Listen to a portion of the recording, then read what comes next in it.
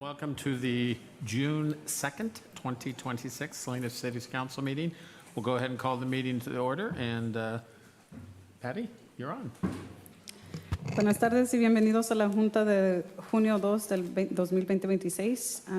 Vamos a llamar la Junta a orden. This meeting is available in Spanish for members of the public in attendance and on Zoom. Translation devices can be obtained in the foyer. Esta reunión está disponible en español para los miembros del público y en Zoom. Las unidades de traducción se pueden obtener en la entrada de la rotonda. Okay. Zoom webinar participation is available for members of the public. The Zoom webinar ID and link are available on the posted agenda on the city website. Let's please stand for the Pledge of Allegiance. I pledge allegiance to the flag of the United States of America and to the republic for which it stands, one nation, under God, indivisible, with liberty and justice for all. All right, let's do a roll call. Councilmember Barajas, absent. Councilmember Barrera. Here. Councilmember Dorigo. Present. Councilmember De La Rosa. Here. Councilmember Salazar. Here. Councilmember Sandoval. Here. Mayor Donahue. I am here. Thank you. All right, and with that, if there are any department directors running around and want to introduce new employees or announce promotions, you can do that. Yeah, go ahead. I'll go ahead and get started. Sorry, Kristen. But I'm excited to let everybody know that Ernesto Lizardo Ramos, he's our new assistant to the city manager position.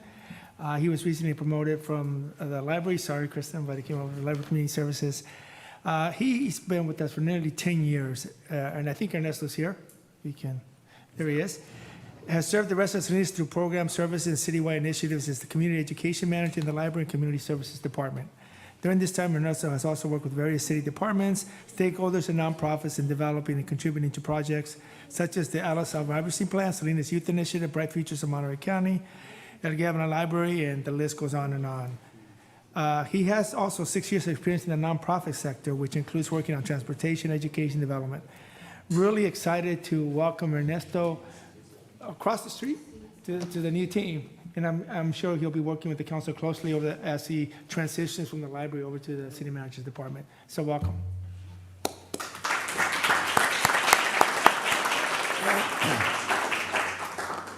So it always gives me great pleasure when we can promote within, and so I do want to recognize one of our park maintenance employees, George Ramirez, who has been working to build his skills, became a certified in backflows and other irrigation work, and so we're pleased to promote him to senior park maintenance worker.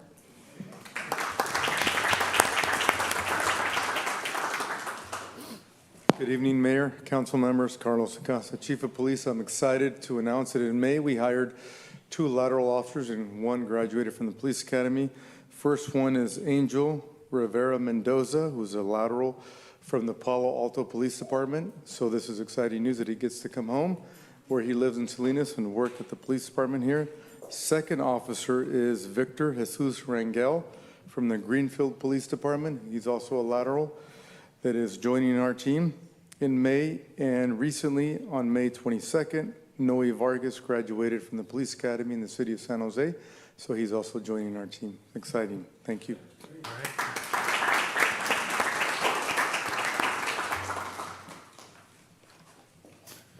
Good evening, Council. I'm pleased to announce that we have 3 new hires at the maintenance yard. We have Marcos Condoza, who's hired as a Public Service Maintenance Worker 1, Jose Ortiz and Corey Pierce, who are also Public Safety Workers 1s. And then we have 2 promotions. We have Merced Rios, who's been promoted to a Public Safety Maintenance Worker 3, and we have Zachary Williams, who's been promoted from a temporary to a regular employee. Thank you.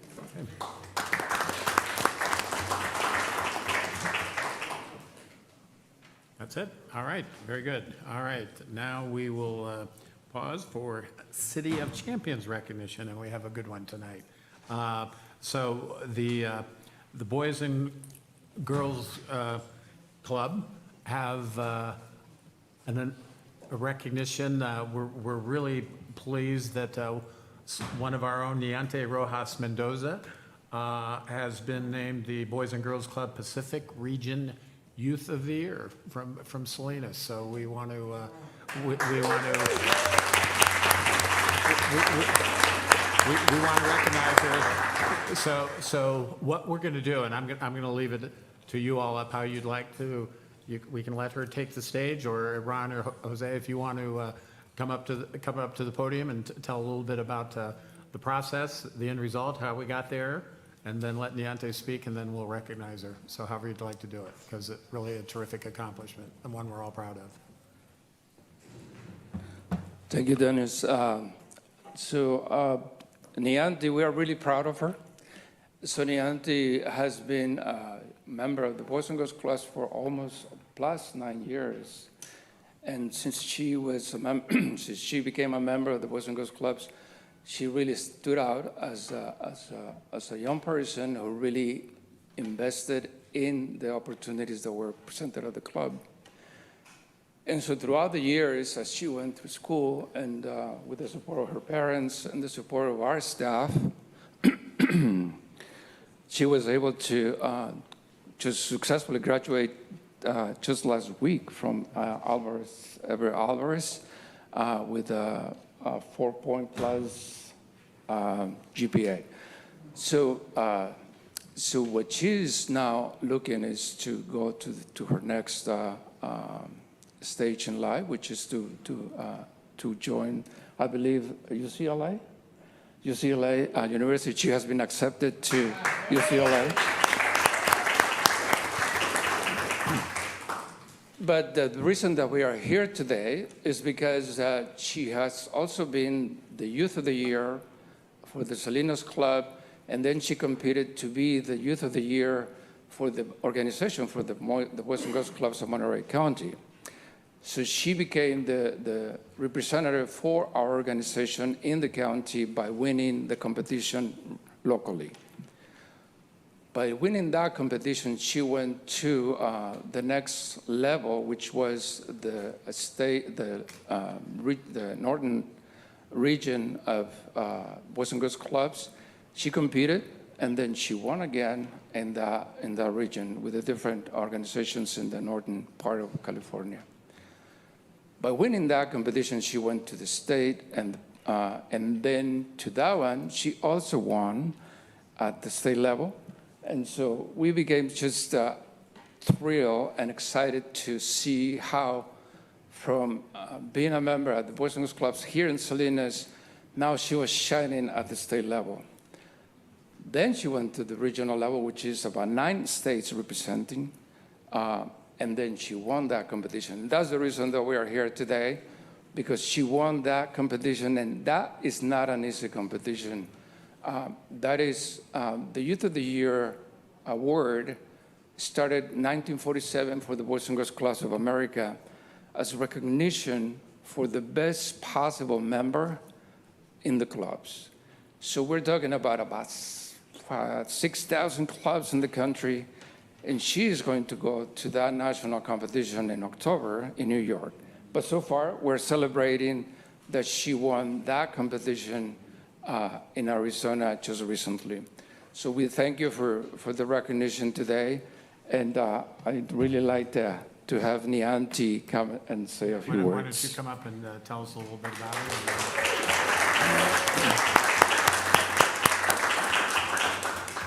Well, thank you for this recognition today. I'm very honored.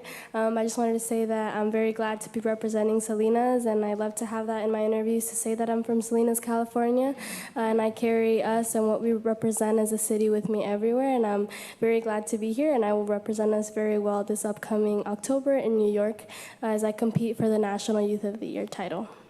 Terrific. Okay.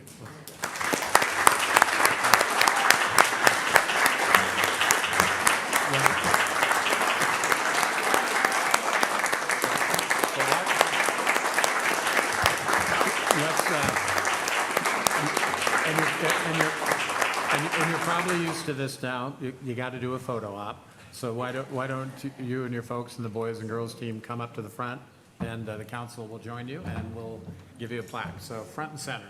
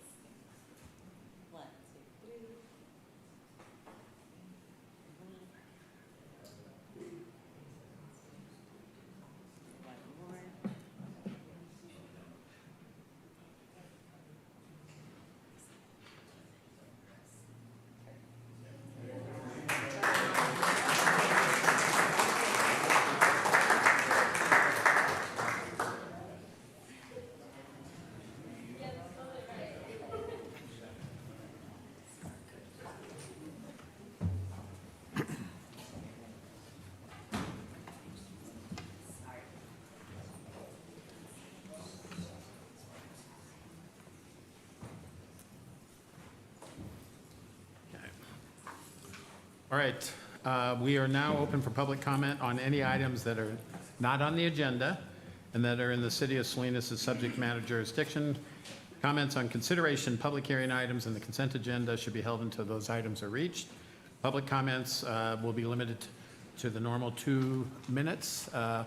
Just a reminder, each person who addresses the City Council during public comment shall do so in an orderly manner and shall not make any personal, slanderous, or profane remarks to any member of the City Council, staff, or the general public. Any person who makes such remarks or who uses threatening, personal, or abusive language or engages in any other disorderly conduct which disrupts or disturbs the meeting may be asked to leave the City Council chambers. And with that, we are open for public comment.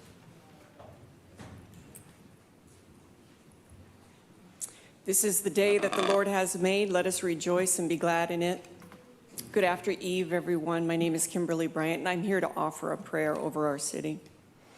Heavenly Father, I ask for your covering. I ask for your divine leadership within our city. Lord, we have wonderful things going on in our city, but we also have violence. We have mental health issues. We have suicidal ideation. We have addiction, and plenty of other issues that our citizens are dealing with across the board. Father, we need your shepherding. We need your guidance. We need your covering and protection. So what I would ask, Lord, that you would open hearts and minds across this city to receive you, to be protected by you, and to be shepherded by you. Amen. Thank you.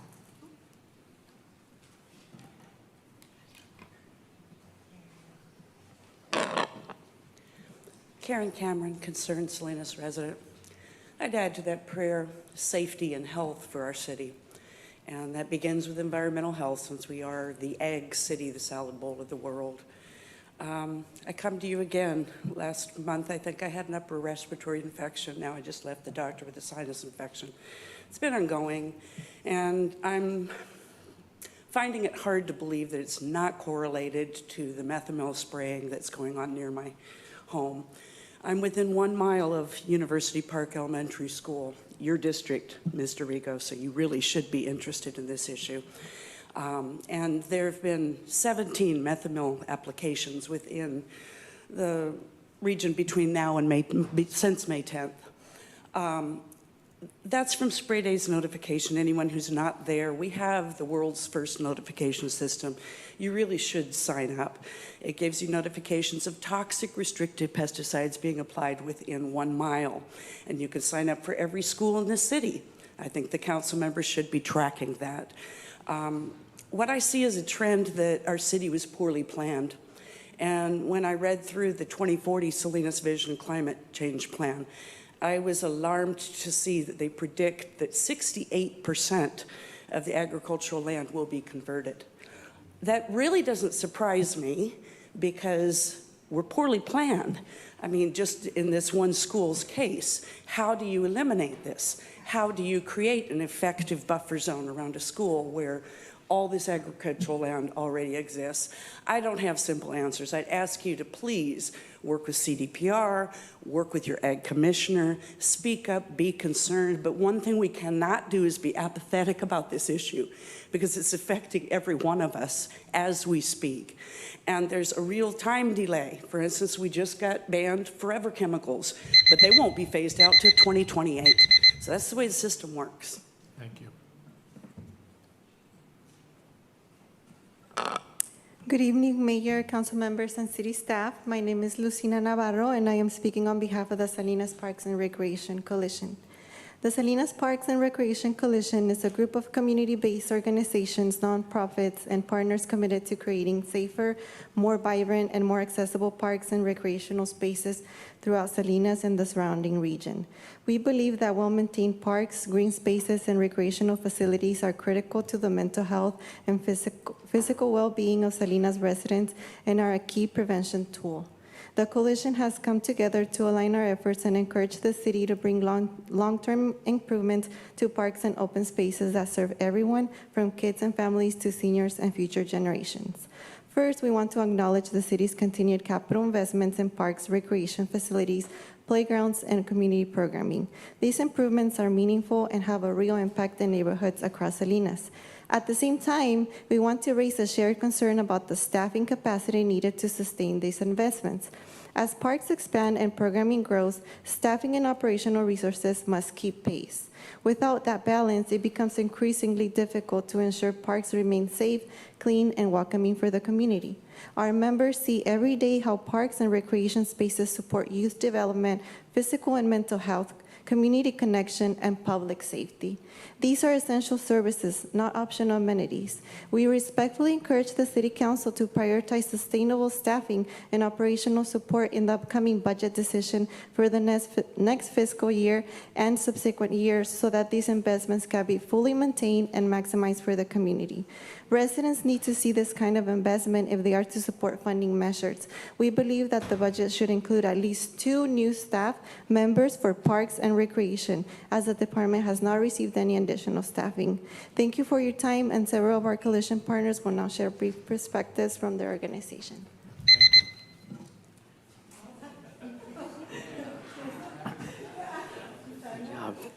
Good evening, Mayor, Council Member, and City staff. My name is Jonathan De Anda, General Manager for the Salinas Regional Sports Authority and a member of the Salinas Parks and Recreation Coalition.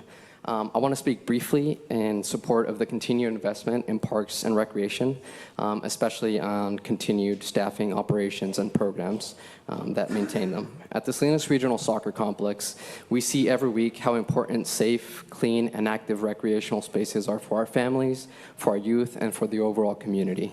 And I want to thank, again, the City of Salinas for your continued investment in parks, playgrounds, and recreational facilities throughout the city, especially because we know that those improvements matter. But as someone that helps operate a high-use facility with over 11,500 weekly visitors, I also know that building or improving spaces isn't the only hard work. We know that the real impact comes when those spaces are properly staffed, maintained, programmed, and kept welcoming for our entire community. I think if you look at some of the stats as some of these programs, nonprofits, part of the Parks and Rec Coalition, as they became to operate their programming, we also saw a reduction in some of the youth crime around the city. So there really is a real correlation there. And as Parks and Recreation, we know that they're not just amenities, they really are prevention. They focus on health, youth development, and quality of life for the city of Salinas. So as the city continues to move forward in the budget process, we respectfully encourage the council to prioritize, operations and support for parks and recreation programs throughout the city of Salinas. Thank you. Thanks, Jonathan. Good evening, Councilman Donahue, city staff, and of course, council members. My name is Megan Range. I'm the new government relations representative for PG&E. Some of you I've met electronically. Councilman Sandoval, you were my very first fix-it, and I was happy to be able to fix it. I also was interested last week. I saw the results of the survey saying that street lighting was so important. I think it was number 2 on the survey results. So happy to continue to work with you guys. I'll reach out to all of you individually. I just want you to know I exist. I replaced Jasmine. Many of you probably worked with Jasmine, my predecessor. So just wanted you to know I'm in the area, and I'll be following up with you all individually. Have a great evening. Thank you. Ms. Megan. Good afternoon, Mayor, City Council members, City staff. My name is Colleen Bailey. I'm the President and CEO of the Salinas Valley Chamber of Commerce, and I am also a member of the Parks and Recs Coalition. I want to applaud the City of Salinas and its leadership for the significant investment made in recent years in parks, recreation, and open space. These investments will pay long-term dividends in public health and in Salinas' reputation as a safe, welcoming community where families can thrive. They also strengthen our local economy by helping attract and retain talent because people want to live and work in places with a high quality of life. However, when I review the city's draft budget, I see a disconnect between the investment in facilities and the investment in the people needed to maintain them. The city will assume at least partial responsibility for 67 new acres at Essen Park, has opened the Hebron Center, and will soon reopen Gloucester Park and the new Sherwood Center where the old pool was. Yet the budget does not add a single staff member to manage and maintain these expanded parks and recreation assets. I believe this is a mistake. I recognize there are many competing demands on the budget, but failing to adequately maintain these facilities will ultimately increase repair and replacement costs. Deferring maintenance is a classic case of being penny wise and pound foolish. I urge you to consider adding at least 1 or 2 positions to the Parks and Rec staff. Thank you so much. Thank you, Colleen. Marianne Worden. I'm here with a little good news. As I was coming back from voting, I went on Skyline or Boulevard, and lo and behold, I had to stop and bless the men that are out there trying out new machinery to fix the potholes. I couldn't believe it. There must have been over 10 of them out there trying that, and I stopped and they came over and told me exactly what they were doing. But I just wanted to let you know that it's beginning to maybe make some improvements out there. So thank you anyway. So anyway, I'm hope that everything comes out okay for the election. No, hey, Marianne, you still have 1:13. Keep going. You still have 1:13. Keep going.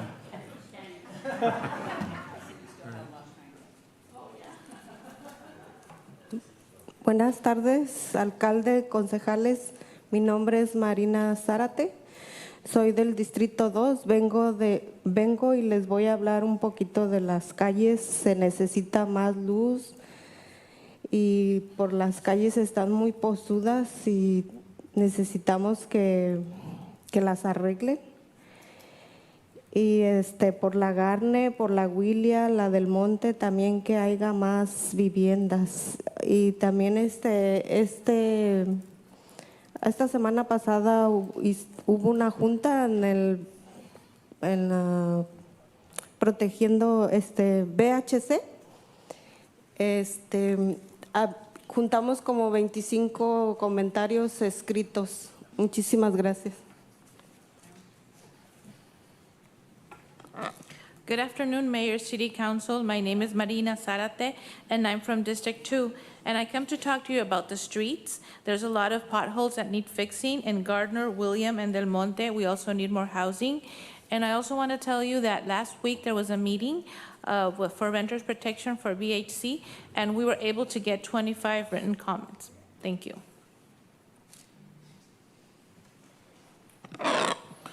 How's it going? Daniel Munoz, East Salinas resident. Got some talking points here. So, Mr. Rene Mendez, they're still spraying poison. It gets worse. It gets worse and worse. Now they're spraying it inside the sandbox at El Dorado Park. There's one weed in there, and they're spraying it with poison, herbicides, in the sandbox where kids play.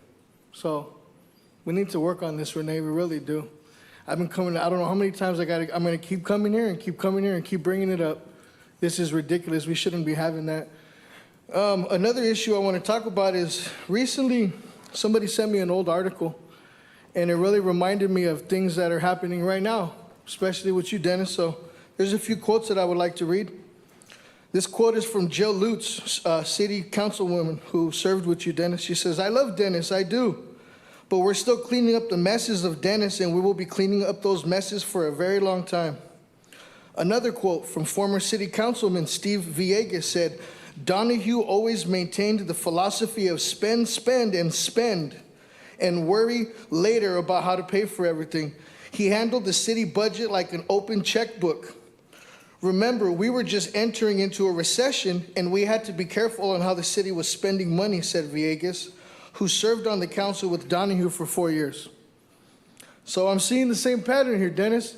Spend, spend, spend, and worry about it later. $500,000 for the Welcome Center, and I'm pretty sure there's something on the agenda that's going to cost us some tens of thousands of dollars here very shortly. So maybe you stop giving money to your donors. I mean, it's obvious, Dennis. The corruption is obvious. It's blatant. You're spitting in our faces. Please stop doing that, Dennis. We're not stupid. Thank you for your time. Good afternoon, Jose Mendoza, District 1. Real quick, I want to point out 2 minutes is not enough for public comment. That doesn't do us any justice. Speaking of corruption, my question for the city attorney, city manager, actually all of you guys, are you guys mandated to attend any types of ethics training? Because I'm puzzled at the stuff I read and hear, the lack of professionalism, the disrespect that you guys give the public. There's something wrong. I know the county has ethics training, mandatory ethics training, so I would assume you guys too, unless you just don't give a damn. As far as the visitor center, I read that the council's considering giving him a huge pay raise. For what? He's in the red. As far as promotions, step increases, it should be merit-based, performance-based. Obviously, he's not doing a good job, so I'm pretty sure many in the public are against you guys giving this individual, probably one of your buddies, a raise. The other thing I'm noticing is it doesn't matter what we tell you guys still go ahead and do it. So I'm just curious to see down the road if this executive director, probably your buddy, if you guys are going to follow through and give him that 70, 80% pay raise. The public is getting tired of it. The other thing, lastly, right now there's a huge push for the sheriff's office to have a civilian oversight committee. Should we need to start those discussions with the city council? Maybe we should. You guys are doing a lot of shady stuff behind our backs, behind the scenes. Thank you. I'm in District 3. Margaret Diarigo is our council person. I finally got her to commit to something. She says, as far as the signs and cracks, those are low priorities to trees, streets, lighting, and sidewalks. Well, all the cracks develop into potholes. So the cracks need to be addressed. The sidewalks, they fix them, and you still can't use them. So you're breaking every ADA rule out there. Your violations, I don't understand. I put them in, next week, I put them in again. Because you do the work, and you still can't. My mother can't walk in this town because in her own neighborhood, she lived for 60 years because the streets are so bad, because the trees that you guys won't get rid of, because they're dead. And they replaced the sidewalk the other day with concrete. They had it down to a base of sand. They could have done it right and not touch it for 50 years. Instead, they put a sloppily made, formed, they didn't even form it, of asphalt, and it's gonna be there for 27 years. And in the meantime, you'll be back there again next year to fix that asphalt. And I send so many pictures. I've done over 20,000 pictures of this town. And I can go back to my very first one, and I bet that street is worse than it was when I wrote it up. Just like Acacia, no, over by, I live by West and East Market. That little section there has been done 6 times in 3 years. You don't take out any of the old stuff. You go right over the top, blatantly. And I'm getting tired of this work. I get a group of 10-year-olds that do a better job than you guys do. And I would give compliments if they were due. I'd be fired the first week if I worked for the city in my day. So I don't know why you guys are letting this work, just because they work for the city, letting them work. And Mr. Mendez is letting it happen. He should have fired Mr. Jacobs or told him to fix his work the first week he got here. If not, he's as blame as everybody else, and the council needs to fire him because he's not doing his job. But you guys all, like he said, buddy, do your job. Fire people if you have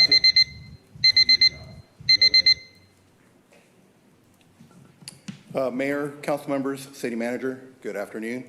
My name is Cesar Zuniga. I am honored to introduce myself as the new general manager for the Salinas Valley Solid Waste Authority. I worked in the solid waste industry for 30 years, the last 25 with the Salinas Valley Solid Waste Authority. I am a lifelong resident of the Salinas Valley, and I lived in Gonzales my entire life. So I want to thank you for the opportunity to be here tonight. I'm excited to serve the residents and the businesses of Salinas and the communities throughout Salinas Valley. As I begin my role, my focus is on building strong partnerships, maintaining excellent service, and advancing our shared goals for environmental stewardship, sustainability, and fiscal responsibility. I look forward to working closely with the City Council, the city staff, and community stakeholders to address current challenges and identify opportunities that benefit our residents. The authority's success depends on collaboration. I am committed to being accessible, transparent, and responsive as we move forward together. I also want to let the public know we do offer a lot of free services to our Salinas Valley residents, such as appliance recycling, mattress recycling, e-waste, metal, rigid plastic, and up to 125 pounds of HHW at our HHW facility at 1104 Madison Lane here in Salinas. Those services are all free to residential customers. Also, I want to give a little plug for our free tire amnesty program that we have going right now. Through the end of June, we are accepting free tires from residential customers for on-road vehicles and trucks. No commercial customers, unfortunately, but you can bring as many tires as you have. And I'll also put the plug out there for the city Public Works. If you have a collection of illegally dumped tires, reach out to us. We'll be more than happy to make arrangements to take those tires from you through the end of June and take advantage of the services that the residents do get for free in the Salinas Valley. So I look forward to working with City Manager Mendez and also my board members here, which are the Mayor, Gloria Aurelio, and Jose Luis Barajas. So I look forward to a long and successful partnership. Thank you.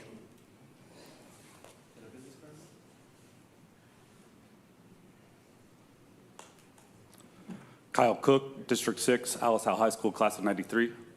Buenas tardes, alcalde y miembros del Consejo. Asistí a la reunión de Neighborhood Watch y me decepcionó la falta de información útil para los residentes. Espero que las próximas reuniones sean más prácticas y productivas. También quiero agradecer al Departamento de Policía por atender un campamento ilegal cerca de mi trabajo. Apoyo la aplicación de las leyes y la protección de la propiedad privada.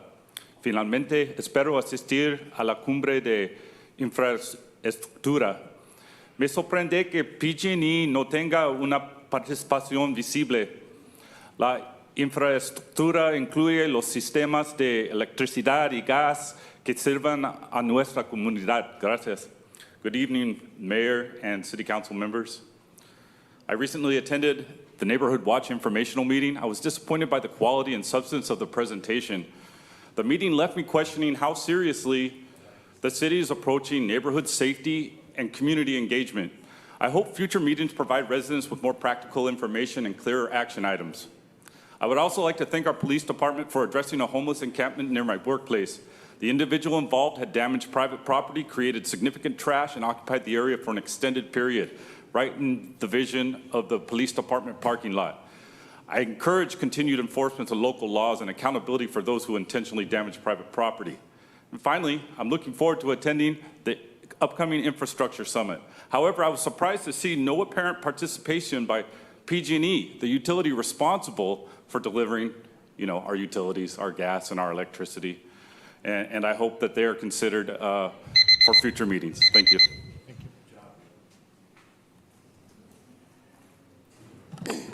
Hello, Wes Weiss, Salinas Monterey County Homeless Union co-president.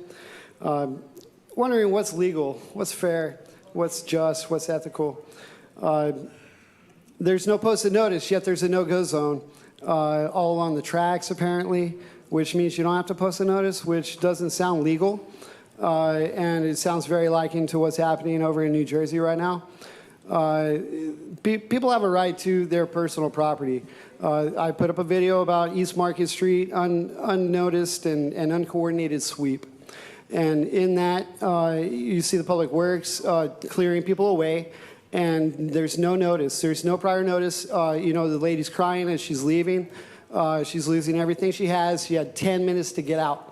And what they say is, we're going to clean up here. You got to go. You got 10 minutes. So that is not fair or just. The casino of this culture is real property over personal property.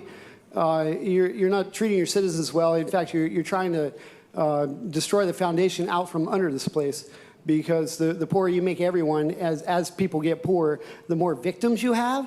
Is that just? Is that fair? Is that legal?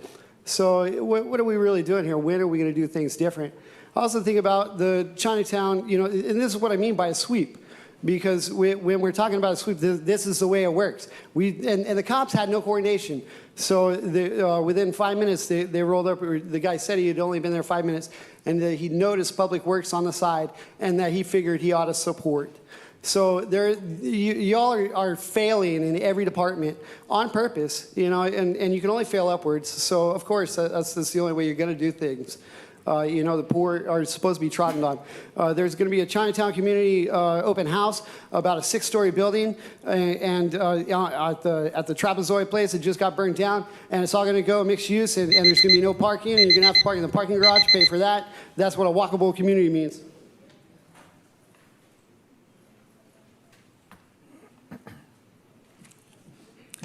So first of all, I would like to say that me standing here right now is really difficult because I have generalized anxiety disorder and I have fear of public speaking. So me being here and gathering the strength takes a lot for me.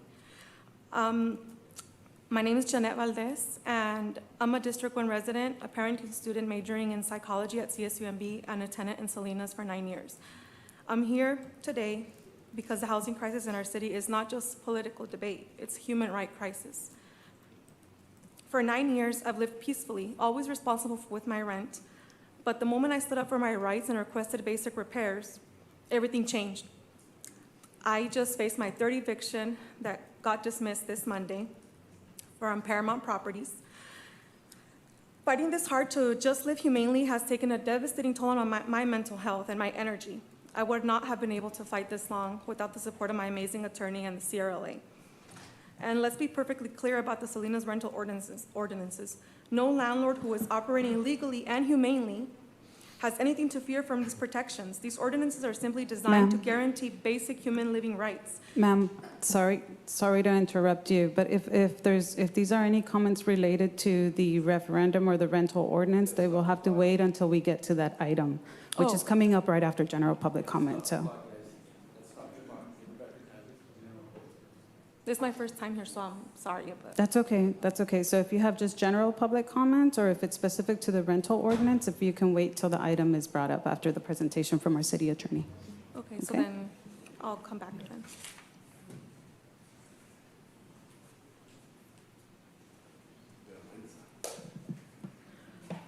Buenas tardes, miembros del concilio.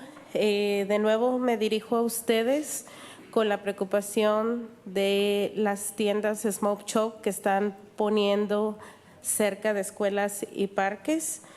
Nos gustaría que si pudieran aprobar regulaciones. No estamos en contra de estos negocios. Lo que queremos es que no estén cerca de parques y escuelas. Menciono esto porque hay una Smoke Shop cerca de la escuela El Puente y Montoro, y hay un parque ahí también.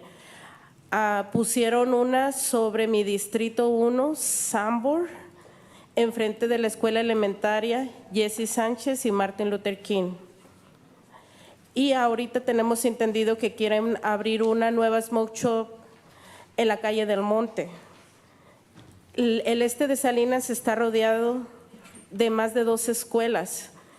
Esta tienda quedaría en medio de todas estas escuelas a menos de 200 metros de distancia.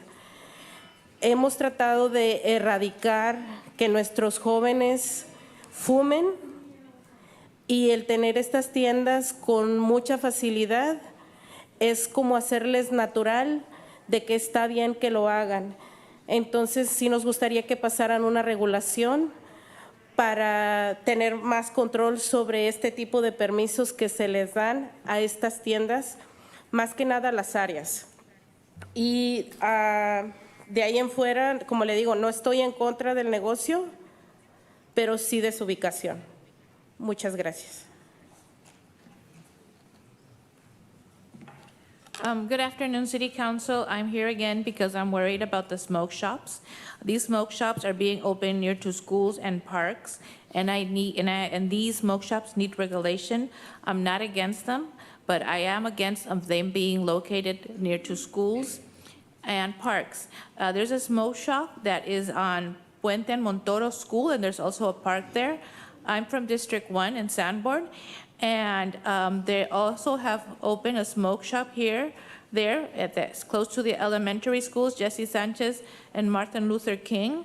There's also talks about opening a new one in Del Monte, And I understand that there's 2 schools less than 200 feet away from that location. So I'm worried about these smoke shops.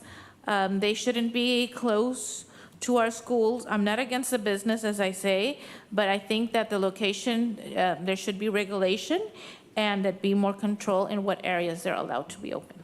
Thank you.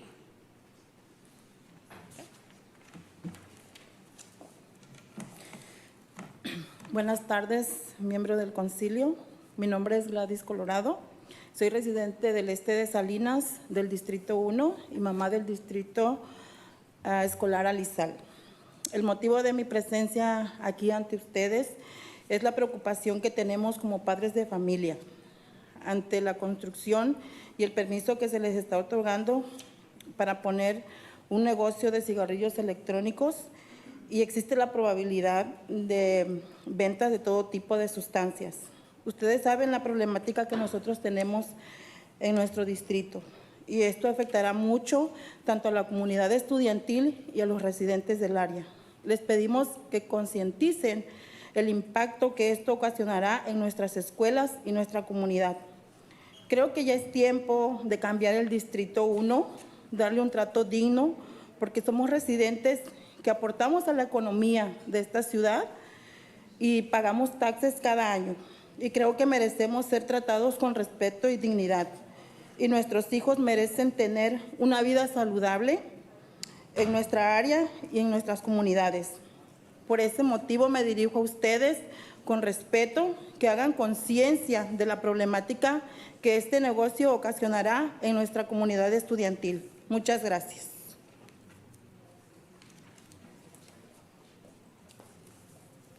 Good afternoon, City Council. My name is Gladys Colorado, and I am also, I'm from District 1, and I'm also a mother from Alisal. And I'm here because I'm really worried about the permits that are being given to all these shops that are selling electronic cigars and other type of substance. This affects the students, it affects the residents, it has a big impact in the community. It is time that District 1 sees a change. We need to be treated with dignity and respect. We also, we work and we pay our taxes, and we also help the economy. So it's time that our children are also respected and they have the right to have a healthy life. And it's time to please stop permitting these smoke shops and allowing us to live in a healthy environment and a healthy environment for the students also. Thank you.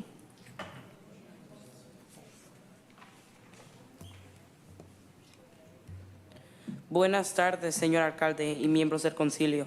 Mi nombre es Mario y estoy en el grado sexto de mi escuela primaria. Y hablo hoy para oponerme a la tienda de tabaco que se planea abrir en la calle Sanborn, frente al Mercado del Rey. Esta ubicación está a solo 2 cuadras de las escuelas, por donde pasan cientos de estudiantes diarios. Según datos de CDPH, el 27% de los jóvenes de la preparatoria en California ya usan cigarros electrónicos, y tener tiendas cerca de las escuelas aumentan ese riesgo.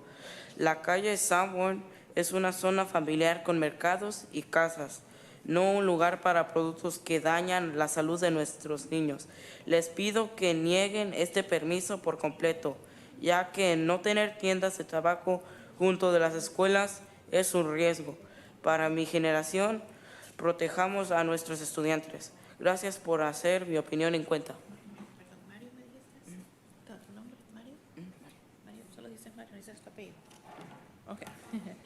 Okay. Good afternoon. So my name is Mario, and I'm from 6th grade, and I'm here because I oppose the permit to open a tobacco store near Sanborns in front of the Rey business. It's going to be 2 blocks from the schools, and 100 students go by that place every day. According to the CDPH, 27% of high school students are already smoking electronic cigars. So opening that type of business in Sanborn is not wise, because this is a family place where there's a lot of shops and a lot of families go there all the time. So we are putting our youth in risk. We should not allow this, and please do not allow the permit in that place. Thank you.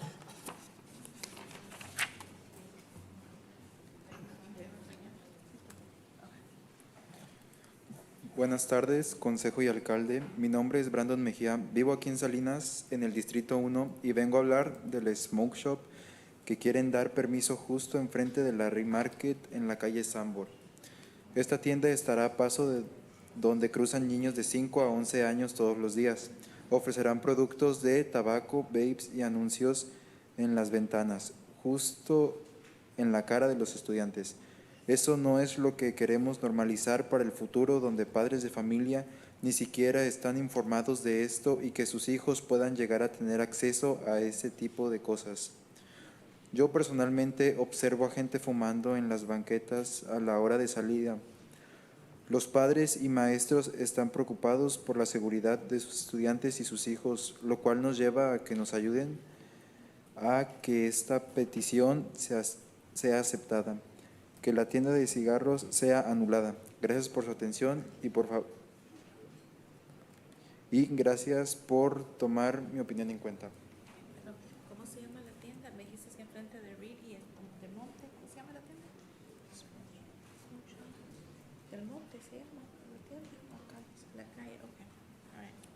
I was just verifying. I'm not sure if I'm understanding well. This is interpreter speaking. It's a smoke shop that's going to be on Reed in front of a store that's called Del Monte. Just verifying. I'm sorry about that. Good afternoon. My name is Brandon, and I'm here from District 1, and I'm here opposing the smoke shop that is going to be in front of Reed and Sanborn. There's a lot of children that are 5 and 11 that walk in front of that store every day, and this shop shows tobacco, vapes on their windows, so this is being put in the faces of all the children. We don't want them to think that that's normal. We want to avoid that. We want them to have a better future. We want parents to know what's happening with their children and that they're not going to have access to all these things. When we get out of school, we see people smoking on benches, and teachers and parents are worried about this. So please do not authorize that store, that smoke shop, to be open in that place. Thank you. Thank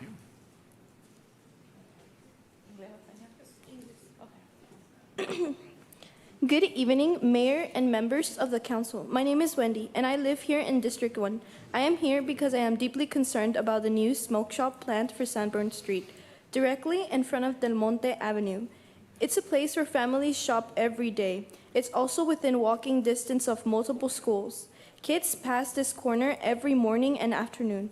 Putting a smoke shop here puts tobacco and vape products directly in their path.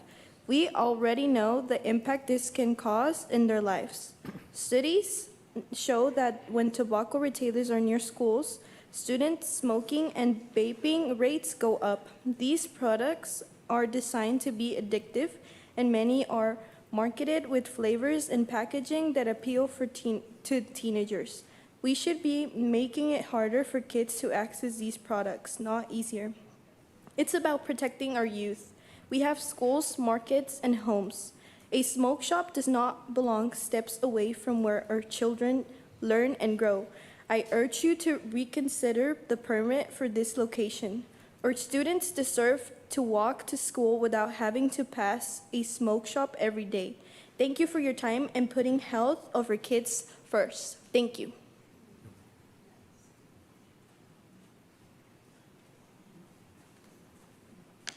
Buenas tardes, mi nombre es María Chávez y vivo en el Distrito 4. Nomás para decir que en la calle 497 Alizal y Madeira, el piso está sumido y una persona se puede caer ahí y tener un accidente. También más adelantito de allí hay una tapa que está quebrada. También a alguien se le puede meter su pie allí y se le va a quebrar. También en la calle Marque y Madeira, donde están las luces, También hay una tapa rota allí. No sé si sea del agua o de qué tapas sean esas, pero las personas pueden tener accidentes en esas tapas porque si están rotas pueden caer allí o sus pies se les pueden quebrar. Muchas gracias por todo. Gracias. Good afternoon. My name is Maria Chavez, and I'm from District 4. I want to say that on 497 Alisal Street and Madeira, it seems to be like a hole in the ground.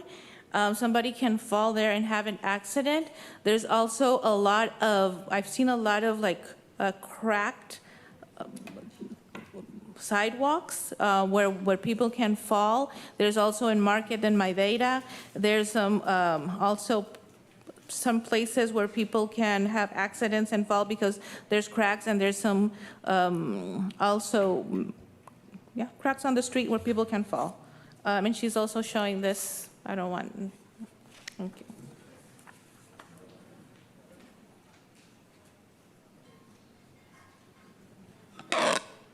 Good afternoon, Oseguera, Montevilla community. I want to say I'm very embarrassed by the city council, by the city manager, by the actual mayor also, city attorney. You guys embarrass me, seriously. All these people ask you for these things every week. Not today, not yesterday, not the day before.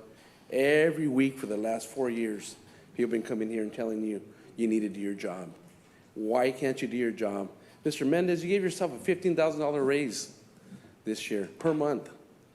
You know how many employees you could hire with that? Three employees in the city that might need work, honestly. And then you give back all this money back to your constituents, the people that represent you. How embarrassing. And you know what? You got caught. You guys got caught. There's all kinds of evidence on that. And you guys have no shame. No les da vergüenza, like I say in Spanish. No les da vergüenza. De veras. Honestly. Tony, you're raza, man. I'd expect you to do better.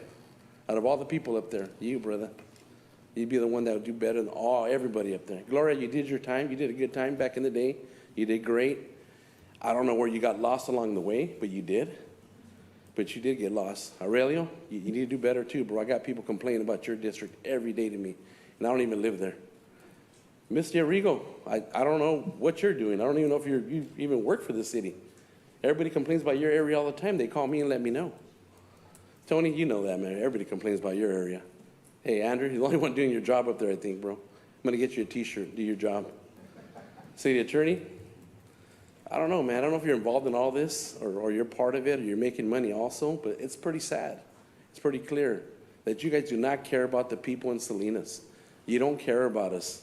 And if you don't, go live with your ranchers and your rich people and get out of the office and let other people run this place the right way. We have to change Salinas. We got to get our city back from you guys. Sad. God bless you guys.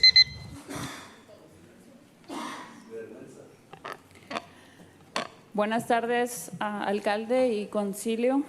Mi nombre es Nidia Soto. Estoy trabajando con BHC como organizadora de la justicia económica. Estamos llevando a cabo un semestre de la escuelita, que es la quinta escuelita en 4 años.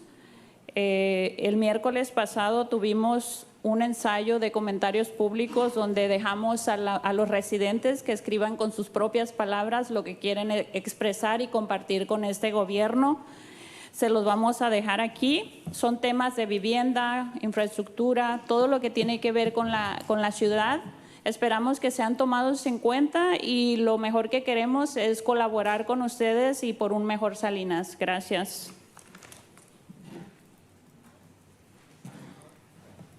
Good afternoon. My name is Nidia Soto, City Council Mayor, and I work with BHC as an organizer for economic justice. We are on the 5th semester of the 4th year of the Escuelita, and last Wednesday, all of the residents got together and wrote their public comments of all the things that they want to express to the government. So I'm leaving here these 25 comments.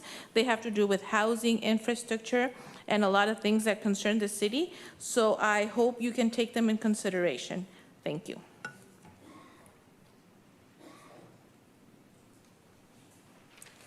Good evening, Mayor, Councilmember, and staff. My name is Jennifer Vasquez. I work for Bixter Land Trust, who is a member of the Parks and Recreation Coalition here in Salinas. We appreciate the city's continued partnership with Bixter Land Trust and with the coalition in uplifting a lot of different parks in the city, different facilities that are going to bring new spaces that act as third spaces for community members to go after work, after school, to get out of homes that maybe have multiple families in them.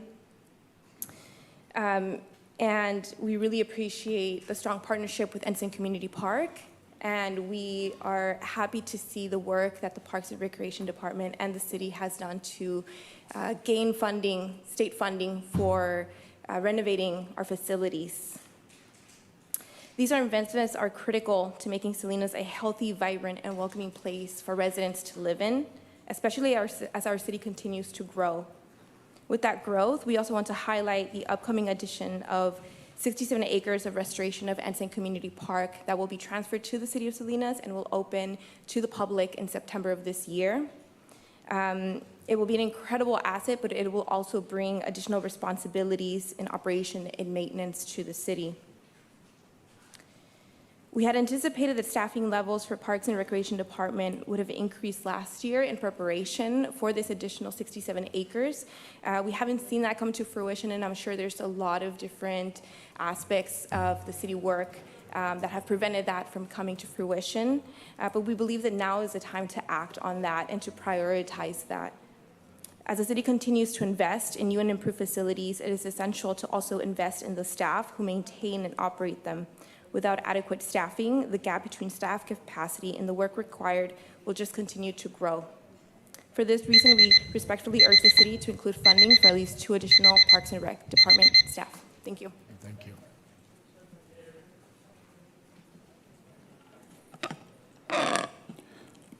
Good afternoon again. As you are in the process of reviewing and approving the budget for this coming fiscal year, the Boys and Girls Clubs of Monterey County, as members of the Parks and Rec Coalition, would like to express our gratitude for your continuous commitment to sustain our city. With the understanding of the difficult task of approving budgetary requests according to available resources, we'd like to collaborate with you to provide recreational spaces, programs, and initiatives that support youth development and wellness, especially after school hours and weekends. A recreational space program is more than just a place or an activity. I'd like to share this poem. Our city grows like a grand tree. It is our home. It is our creed. We also grow, we also dream. A bright tomorrow is a place to be. The restless youth, the hungry mind, define our currency of time. To grow, to be, give them a place, to run, to play, to find their grace. Beneath our city's unhindered star lie the dreams that mend a city's hurt. Let them discover who they are, for they'll become our future's own.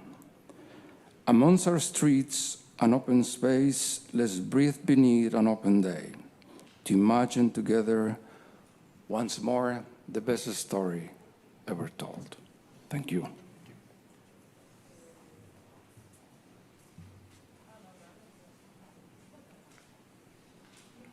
Good afternoon. Name is Eric Peterson. Sounds like you've got some folks with issues in District 1. Too bad there's nobody here representing District 1. Easy enough to fix. Thank you. All right. Any comments on Zoom? All right. Phone 3564, you're on. Good evening. My name is Nina Beatty. AT&T is threatening to discontinue Can't quite hear you. landline telephone service. It also wants to end Lifeline service and its other obligations, and I asked the council to take action to stop this.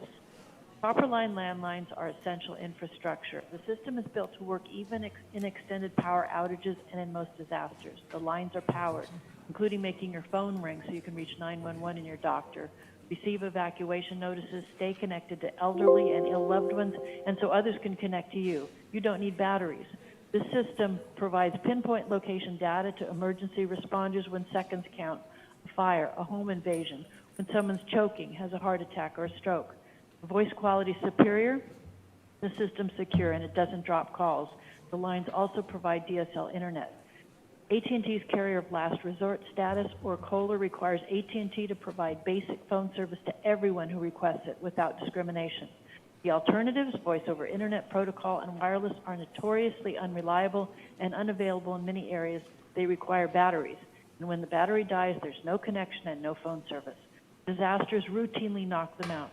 Thousands of people testified to the CPUC about how landlines saved their lives during Northern California fires around their homes after PG&E turned off the area's electricity. AT&T is not maintaining its lines and equipment, and its rates keep increasing, unaffordable for many. AT&T has launched multiple simultaneous efforts to deregulate themselves at the FCC, the CPUC, the California legislature, and in the courts to get out of COLR, lifeline obligations, and landlines. After a recent favorable FCC ruling, AT&T filed multiple petitions May 20th to the FCC to eliminate landlines and lifeline in areas of California, including Salinas and the Monterey Peninsula. Those petitions will be automatically granted by the FCC if the public does not oppose them. Comments are due June 22nd. MontereyBayMatters.org. Thank you. All right, Claudia.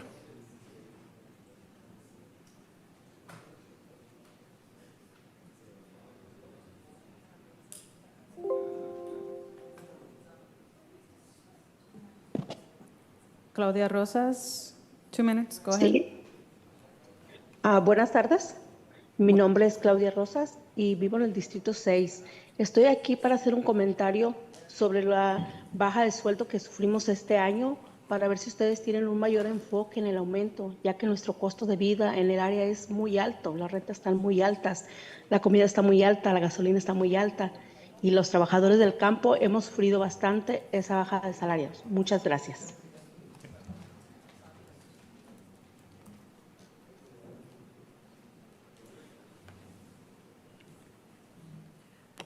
Good afternoon. My name is Claudia Rosas, and I'm from District 6, and I'm here because I want to make a comment. Our rates decreased, and honestly, right now, everything is so expensive. Rents are expensive, food is expensive, houses are expensive, and the field workers are not making enough to make ends meet. So I really ask you to look into that. Thank you. Okay, thank you. All right. With that, we'll go ahead and close public comment. Thank you, everyone. We will jump to a youth council update and comments. And Marisol, I think, are you leading the charge here?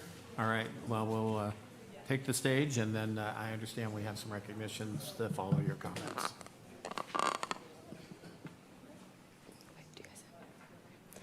Good afternoon, council members and mayor. My name is Marisol Medeiros, and I'm the chair for the Salinas City Youth Council. I would like to provide a few updates regarding some of our youth council projects of this year. For the sidewalk project, we are currently awaiting approval for the city permit before beginning the installation process. Andres and I have been working closely with Artists Inc. for the whole process, and it made a great impact on the Alisal community. Our goal is to complete the project before the start of the school year, as many of our members will be moving this fall. We are looking forward to sharing additional updates in the upcoming weeks. We are excited to bring this project to a close this summer and leave a lasting legacy in partnership with Artists Inc. and the Alisal community. This year, the Youth Council also participated in the Youth Creating Change PSA videos. In May, Maya Cinema hosted a screening that showcased the incredible videos created by youth participants, including members of our council. We are proud to have contributed to this meaningful impact. Additionally, we have continued our efforts to raise awareness about youth violence prevention, which has remained one of our primary focuses throughout this year. Throughout this project and conversations, we have worked with youth voices and addressed issues directly impacting our community.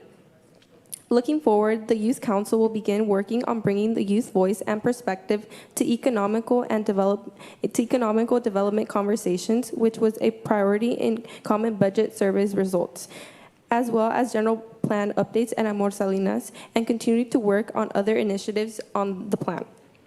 As this year comes to the end, I want to express my gratitude for the opportunity to serve as the chair of the Salinas Youth Council. This experience has opened my eyes to the challenges facing our city and has showed me how meaningful and powerful voices can be in creating change.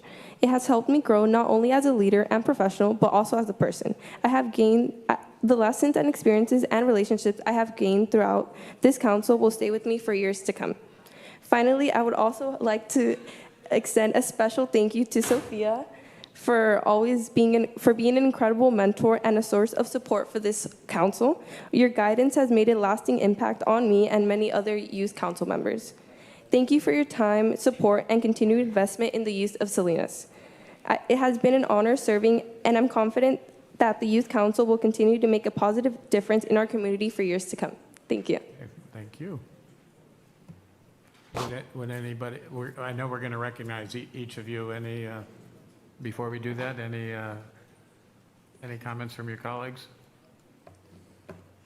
Bashful, huh? Okay, you said it all. Okay, terrific. All right, well, why don't we bring you front and center, and then we've got, could you introduce your colleagues, and then we'll bring them up, and we have these lovely party gifts for each of you, so. Yeah, so there's 4 of us. We're all seniors. This is Sophia. She's from Rancho San Juan. And then this is Ivan. And then over here I have Clark, and he's from Salinas High. Okay. And to your left? Oh, Ivan. Okay. Terrific. Well, come on up.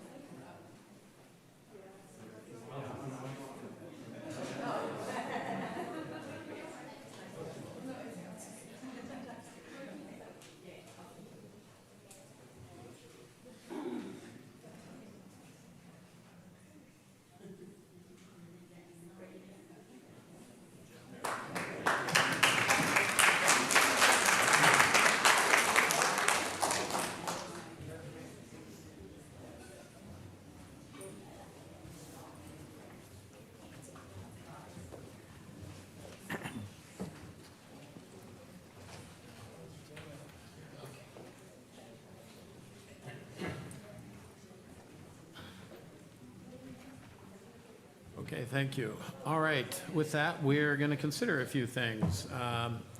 First up, we are going to talk about the referendum, ordinance number 2687, to consider on the general election in November 3rd, 2026. So we will turn it over to the city attorney. So thank you, Mayor and Council. So as a reminder, on June 3rd of 2025, Council adopted an ordinance to repeal 4 rent-related ordinances. That's the ordinance referred to as ordinance number 2687, or sometimes the repeal ordinance. So prior to ordinance 2687 becoming effective, a referendum petition containing a sufficient number of signatures was timely submitted to the city clerk. After considering all of the options related to the referendum petition on September 9th of last year, just as a reminder, This city council decided to submit ordinance number 2687 to the voters at the next regular municipal election, which is November 3rd of this year. So tonight's action is just the next procedural step in a decision that you've already made. It's the next step the council must take in order to have this item placed on the ballot for November. So through this action, what you're doing is formally requesting the Monterey County Registrar of Voters to include this item among the other items to be on the November 3rd ballot. Tonight's action is not about a reconsideration or a rediscussion of the referendum or whether or not it's a good idea. This is not a discussion whether to support the referendum or not. It's not about the repeal ordinance or the 4 rent-related ordinances. There really is no need to have more discussion or comments on that. The only thing we're talking about tonight and asking the council to do is to take the next procedural step and have ordinance number 2687 placed on the ballot so that the voters can decide whether or not that ordinance becomes effective. This is the implementation of a decision that you all have already made. So included with your report are the resolution calling for the election. In that resolution, you can see the ballot question is framed there. The impartial analysis is attached, and the ordinance that will ultimately be considered by the voters is attached. Just wanted to follow up on a couple of questions that the city manager and I recently received. So there's no letter or number assigned to this ballot measure yet. The registrar of voters will do that according to their own schedule. There is no additional cost to the city to have this item placed on the ballot. As you know, there are several other city items already on the November, or soon to be on the November ballot. So any cost associated with item will be minimal at best. So with that, council, we're available for any questions that you may have. All right, that sounds good. All right. Andrew, we'll go ahead and start with you. Any questions, comments? So for the folks who collected the 10,000 signatures, according to your impartial analysis, their position to maintain the ordinance would be a no vote. Is that correct? Assuming the council adopts what's presented tonight as presented, then yes, it would be a no. Okay, and then, as we're considering other items like Measure G, and, we're educating the public to what those measures do, this is also an issue that is going to impact a lot of Salinas residents. Will the city be providing any education or any information regarding these ordinances before the election? We already have a lot of information on the city's website about the ordinances, what they mean, what they do. To the extent that we'll be providing or taking an advocacy position, yes or no, the city won't be doing that. No, not an advocacy position, but I've noticed a lack of information, like on our social media. Or I'll give you an example. The mayor currently has a podcast where he addresses some city issues. I noticed that those ordinances, the benefits to residents, the information available to landlords and tenants hasn't been made public in the way that a lot of other information. So will any of those things be, will any of that information be shared in the upcoming months? So perhaps we can certainly look at what we have already posted and see if there are additional resources and information that we can add, council member. Yeah, I guess I'd like a little firmer commitment that we actually will share some of this information publicly other than going onto our website. As your city attorney, I can't make that commitment, so I'm going to have to defer to the city manager. Yeah, I'll connect with the community development director, we're overseeing this project, and we'll see if we can bolster up the information that's being provided. Right. One of the questions I've had is, for example, the mayor has a podcast, and so my question is for the mayor. Mayor, will you also have a podcast about the benefits of rent stabilization and tenant protections, both to tenants and landlords? So I'm going to jump in on that because to the extent that there's an active ballot measure, the city needs to be very careful that it not even be perceived as campaigning for or against an item. So, I understand what you're asking the mayor to do, but I would caution, not only the mayor, but the entire council that we need to be very careful as we go forward that the city not take a position one way or another on this ballot measure, assuming the council approves it tonight or any other ballot measure. Of course, but just the same way we're doing educational information about Measure G, I don't think there'd be anything wrong with educating about those ordinances. Educational information would be appropriate, yes. Right, so that my question is to the mayor, considering you have a podcast or Salinas Now, will you cover the topic of rent stabilization and tenant protection as an informational item? I'm not sure what you're referring to, but any Salinas Now podcast I do in consultation with the city manager. So he's involved in the process, and if that's deemed appropriate, then I have no issue with that. Okay, great. That concludes, I'll save for comments. Okay, Tony? Thank you. I think what's important here, I think this is going to be one of our most critical issues right next to the budget. And I think I would concur, Mr. Mendez, from here till November, whatever information, we're always talking about transparent, and everybody views it differently. But I think whatever information that we can give that will help, whether you're a landlord, whether you're a tenant, I think information is important. I do have a question. For example, if a landlord or a tenant do call City Hall, is there an individual that answers the phone and responds to their questions? Is that happening now? If somebody calls our office, Yeah. if we can answer the question, we answer it, or we refer them to the right department to answer. So if there's a landlord or renter that's got a question on the ordinances, we will send them over to community development, Yeah, okay. because that's where the program expertise lies. And they're the ones implementing, taking the applications, processing whatever's coming in. I appreciate that. Thank you. What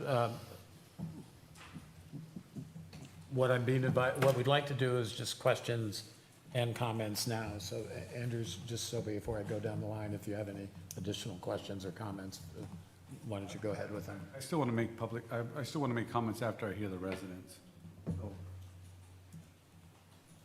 So the time for questions and comments is now, Council. Okay. Okay. I think, Mr. Mayor, just so it can be, I'm going to. Yeah, no, I'm not trying to, I'm just acting on. No, I understand. But I think because this issue, we have to be very careful. We should just roll with it and. No, that's fine. I'm just trying to, No, I appreciate it. no, I'm not trying to cut anyone off. Okay. Thank you. Fair enough. Okay, thank you. Aurelio? No questions at this time. None. Thank you, Mr. Mayor. I just want to kind of confirm that will Aquantis or members of his team and ECHO still be available for district-specific or possibly multi-district educational meetings going forward as they have done in the past? The short answer to the question is yes. We will be still rolling that out. So yes. Okay, thank you. All right. We will go ahead and go out to the public. Good afternoon, Jose Guerra, Montevideo Community. I'm going to say, you know what? I haven't heard any meetings you guys have held to help people discuss this at all. And it's a big issue. Since we're giving money away to everybody, let's help our own residents. That's what we should be doing, helping the community. We're giving money to rich people. Might as well give it to the people that really need it. These people that are out here that can't afford to live anywhere because you won't build housing. And I went to the Planning Commission meeting over the phone. It was hilarious. You guys are trying to now make your garage, you can make your garage bigger, make another ADU to make more housing behind your house to create more cluster in the community. And then now 8 feet from the right-hand side of your front of your house, you could put a slab of cement and build parking. Man, you guys are ridiculous, really. I told you guys the last time I came to that meeting. It's ridiculous what you're doing. It is so sad that you're trying to cluster everybody in one area. Tony, you should be speaking out, bro. You're the last project we had. Montevideo is 20 years ago. That's the last time we built something big in Salinas for people that can afford it back in the day. And that was in 2000. Crazy. Isn't that? Actually, it's 2005, excuse me. That's hilarious that you guys cannot build housing. All our poor farm workers that make billions of dollars for your guys' constituents, for your donors, and you don't care about them. Sad. What about all the health care that they need? Then you're spraying all these chemicals, and I've caught you guys. I sent stuff to Mr. Munoz that he's reported on you guys. You guys are spraying chemicals everywhere without informing the public. So I had talked to Selena from the, I guess, what is it, the landscape, I forgot the name. It doesn't matter. She says, yeah, it's Roundup. It's kind of something like Roundup. I said, is that legal? Well, it's legal to the Monterey County. Wow, did you guys talk to the voters about that? Mr. Arrigo, you live in that area, don't you, where they spray a lot of stuff? You should know. God bless you guys, man. I hope nothing happens to you. Don't get sick.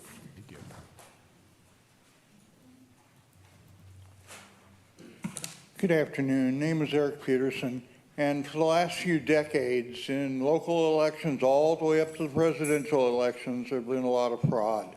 And I would like to suggest that for this, because the issues are so volatile, that the city set up some kind of fact-checking system, because essentially there have been a lot of lies, and that doesn't do anybody any good. Thank you.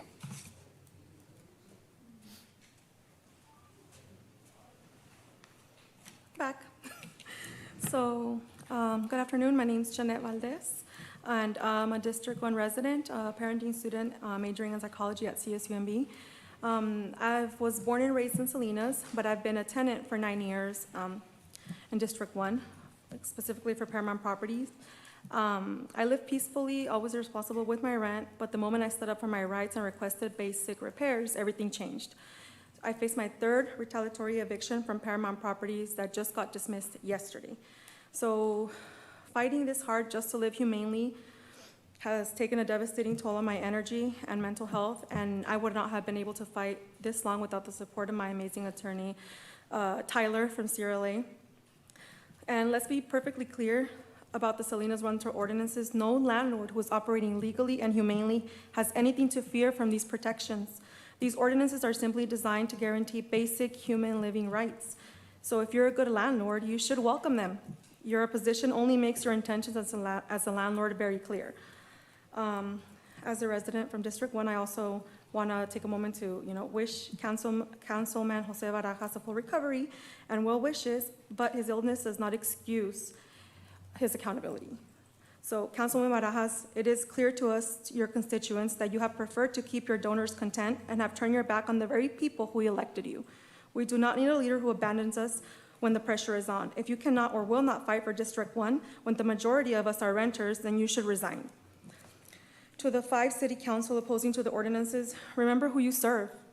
The residents of Salinas pay your salaries. We pay for the roofs over your heads, and it's time you protect the roofs over ours. Do your job, stand with the people of Salinas and support these ordinances. Do not deep pockets of special interests. And specifically, Aurelio Salazar, the audacity you have to spend more time fighting with your constituents online than doing your job. Thank you.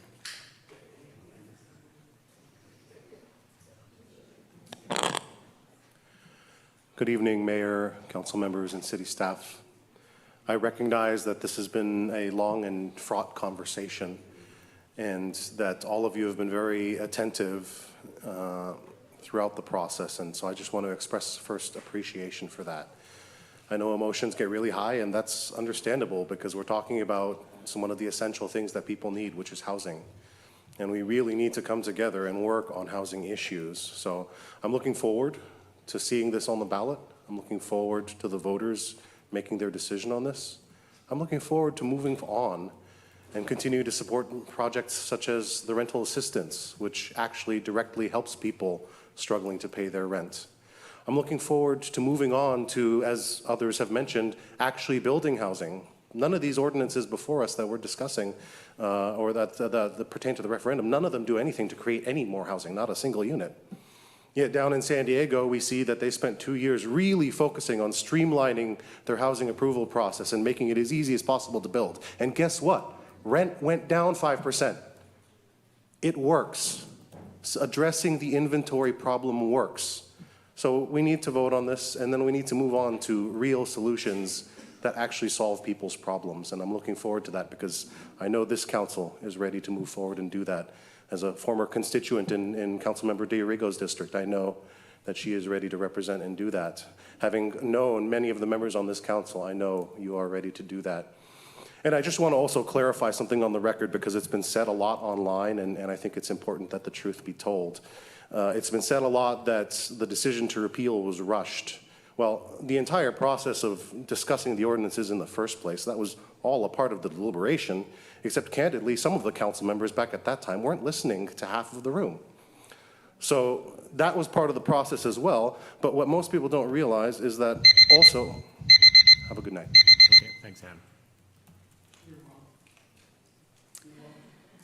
Good evening, Mayor and council members. My name is Amy Salmina. Tonight is not about whether someone supports or opposes rent stabilization. It's about ensuring that voters receive clear and accurate information before they cast their ballots in November. For nearly 3 years, the city has been implementing increasing levels of rental housing regulation.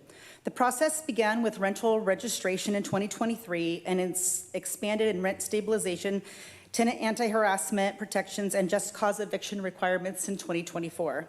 These policies were presented as a way to improve housing affordability and provide relief for renters. According to Zillow, average rents in Salinas are approximately $2,700 per month and have increased by about $163 over the last year. Since the city first began implementing these regulations, rents have continued to rise. These are the facts that voters should consider. If the purpose of these ordinances was to improve affordability and measure where is the measurable improvement?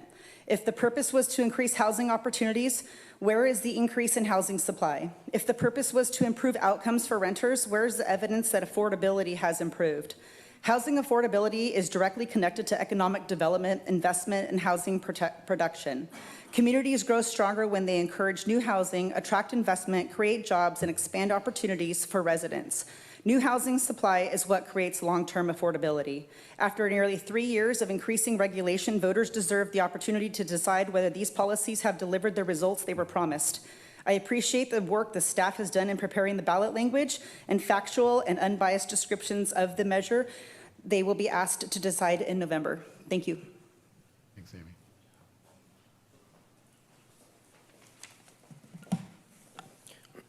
Good evening, Mayor and council members. My name is Ignacio Fragoso, and I'm a born and raised lifelong resident of Salinas. I'm here today in strong support of the resolution calling for general municipal election regarding the referendum against Ordinance 2687. The issue has generated significant public attention and disagreement across our community. When that happens on the matters this consequential, it is not enough for decisions to remain solely within the council chamber. The people of Salinas deserve the final voice through a public vote. One of the persistent realities of public policy is that political incentives are short-term, while the consequences of those policies are long-term and deeply felt by residents. That gap matters. Decisions that affect housing, economic stability, and opportunity should not be insulated from the people who live with those outcomes.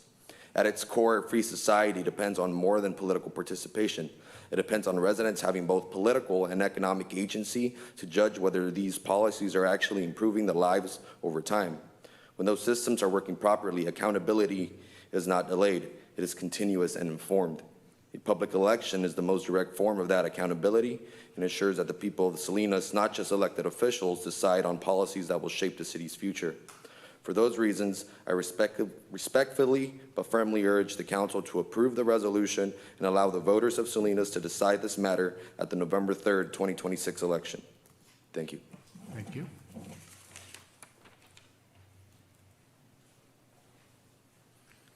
How's it going? Daniel Munoz, East Salinas resident. It's disgusting what you guys did with that rental ordinances, the way you guys shredded it up, disgusting.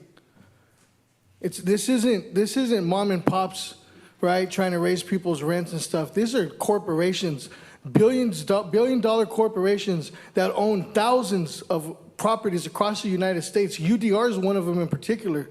They're funding Ignacio right here. Yeah, you're a puppet. This little puppet right here is being funded by those guys. They're not even from here. Why does it matter to them? Why does it matter to them? Follow the money, right? They want to raise rents whenever they want. The reason why I'm even here is because of your guys' disgusting behavior of shredding those ordinances. That's what got me mad. That's what got me involved in local politics, was that move that you guys did. So that's why I'm here. I wouldn't even be here. You wouldn't even know my name if it wasn't for that. What you guys did was disgusting. It's disgusting. How many times I got to say it? It's disgusting. This is not protecting the Constitution and all this stuff. I know he believes in capitalism, free markets, okay, but this is not rent control, okay? There's been rent control in larger cities. This is not that. This is simple ordinances to protect the residents from predatory landlords. I've been made homeless, single parent, been made homeless because of predatory landlords. This is personal for me. This is real personal for me. That's why I'm here, okay? Now, I live in the poorest district in the city, and my representative, Jose Luis Barajas, is not here. And he's getting recalled, right? Because of this rental ordinance thing. This is very serious to me. And I want you guys to understand that you're not protecting citizens, you're protecting corporations, okay? Your donors, that's who you're protecting. Protect the people.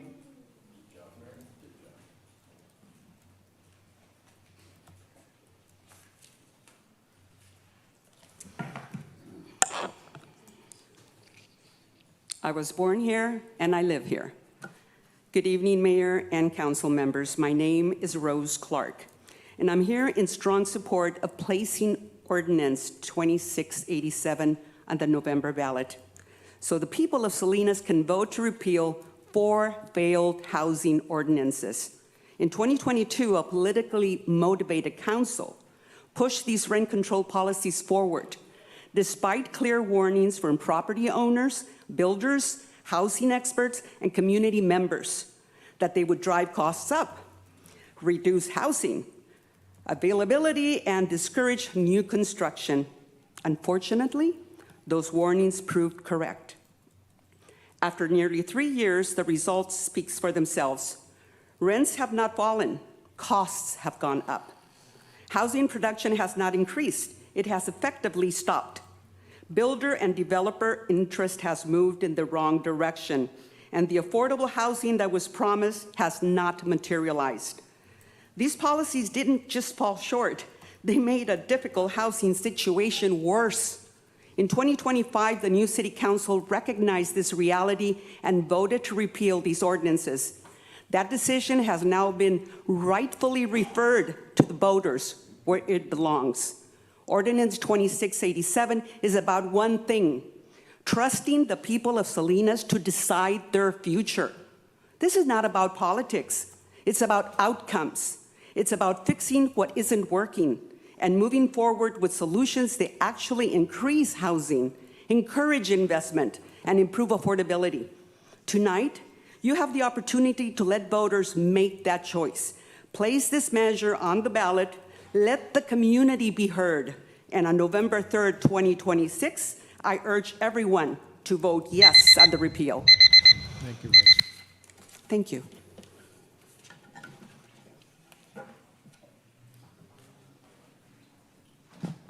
Good evening, Mayor, Council.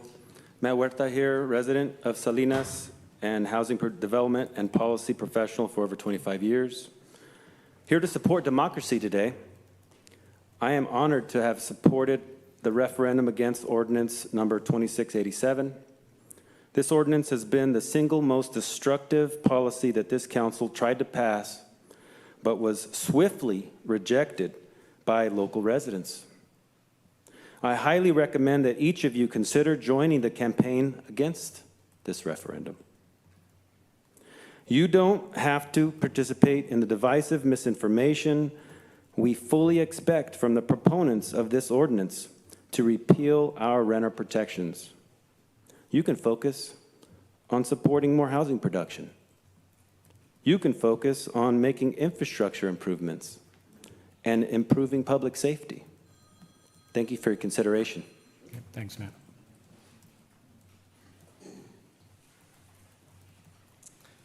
Wes Weiss, Salinas Minor County Homeless Union co-president. Just wanted to reiterate the the reasons for keeping these renter protections in place. 2.7% increase. I heard something about misinformation and you don't want to, but yet she doesn't mention there's still a 2.7 increase. So of course they're making money no matter what. Of course prices are always going up, especially consider the war or whatever, the ambush attacks that are happening by our pirating profiteers. But you got unjust evictions. you know, and that's for the whole city. The rent stabilization is just for pre-95. You got the renter protections, with, you know, there's 4 of them, and those are so needed. And it's amazing how hard you're fighting, so hard to just get it off the books, off the paper, so then that way there's no proof of wrongdoing for the landlord, for the owner. But over 54% of our folks are renters, and some of them are actually without rent. They're paperless. They can't even afford a lease. So look at the way we're treating people. We got to do it different, and we got to do it now. This is actually a time where people should be starting to think about running for office, you know, taking over districts 2, 3, and 5 in the mayor. And between all of them, dude, you know, I mean, we need to bring back community into this space. We had it with our brand new council. Now we've got our fraud 5, and that's not healthy for us. It's just a power grab, all this public money for private interests. Look at the hotel that's going to go up, and the apartment complex is going to go up. Those are parking lots right now. What's going to happen? Well, we're going to have meter parking, and we're going to have to make people go in the parking garage. Pay, pay, pay. You want to live in this city. All right, thank you.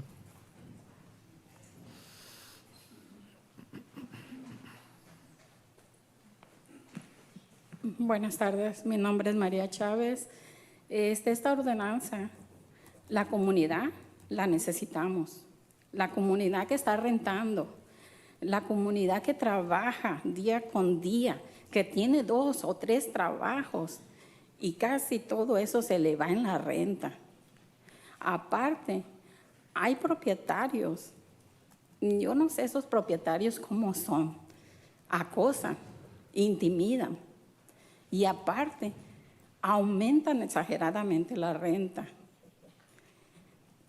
Yo no sé por qué hay propietarios que no están de acuerdo de esta ordenanza. Ellos no van a poner dinero de su bolsillo. Ellos están ganando su dinero. Y aparte, no hacen reparaciones. Nomás quieren su dinerito. Uno les dice, esto está mal, luego lo arreglo. Y el luego nunca llega. Nuestros hijos están sufriendo también porque hay casas húmedas y que hay moho.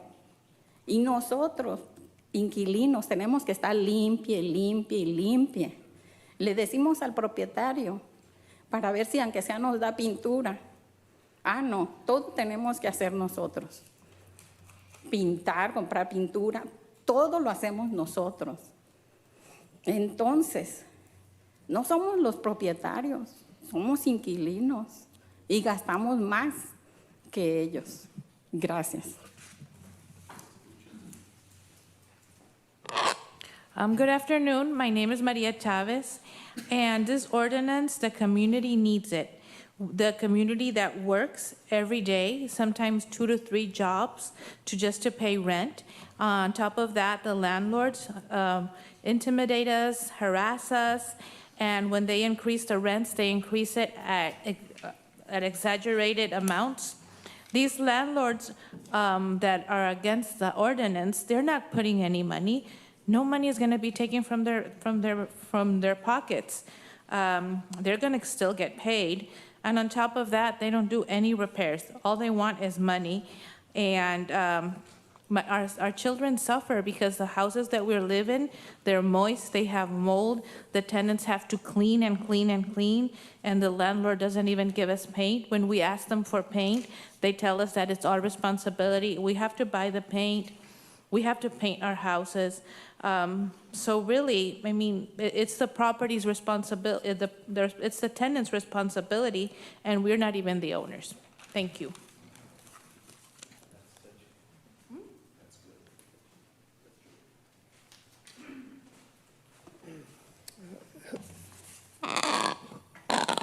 Hello, council members. My name is Jason Pineda. I live in District 3, and I'm calling, or I'm here to just speak briefly on the, what you're voting on regarding the rent stabilization, to put it on the ballot. I just want to ask you to use your best judgment and to make the wording on that fair and factual.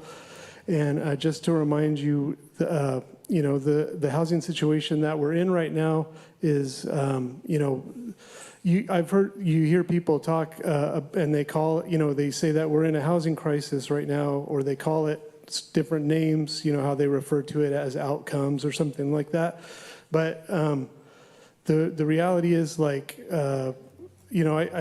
I have a landlord. They don't fix things sometimes, and I live in a nice part of town. I had a conversation with a friend who's like an immigrant here. He's in his 50s, and I'm a low-income person.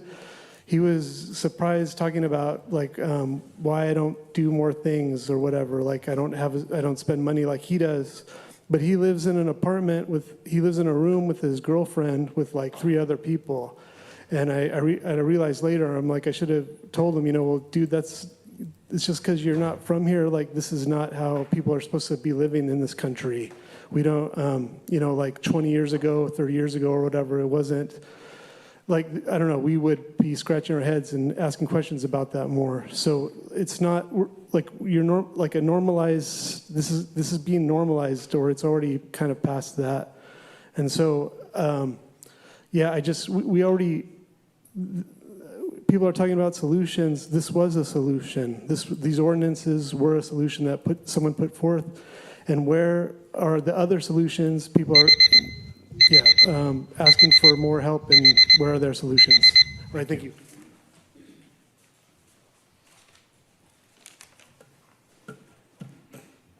Good afternoon, Jasmine Topete, thankfully District 5 resident. Today is an important milestone because the voters of Salinas are one step closer to deciding the future of these renter protections. When residents learned these ordinances could be repealed, our community took action. More than 200 volunteers came together and collected over 10,000 signatures to stop the repeal and ensure that voters, not elected officials, would have the final say. This movement was built by community members who believe that housing stability matters. Councilmember Salazar, I was recently reminded that you said that the support for rent stabilization is based on a romanticized view of housing. But there is nothing romanticized about families struggling to afford rent. There is nothing romanticized about parents working multiple jobs to keep a roof over their children's heads. There is nothing romanticized about young people putting their dreams on hold because housing costs are too high. And there is nothing romanticized about families being pushed out of the city they call home. This isn't about being against landlords. Many landlords do the right thing, but this is about making sure we have protections in place when others don't. And let's remember that rent stabilization only applies to certain housing built before February 1st of 1995. It does not stop future development. This November, voters will decide whether these protections remain in place. 53% of Salinas residents are renters. Not all of them can vote, but all of them will be affected by this decision. So when you cast your ballot, be the voice for those who cannot vote, be the voice for working families, be the voice for your neighbors, and vote no to protect renter protections in Salinas. Thank you. All right, we'll go ahead and see who's on Zoom.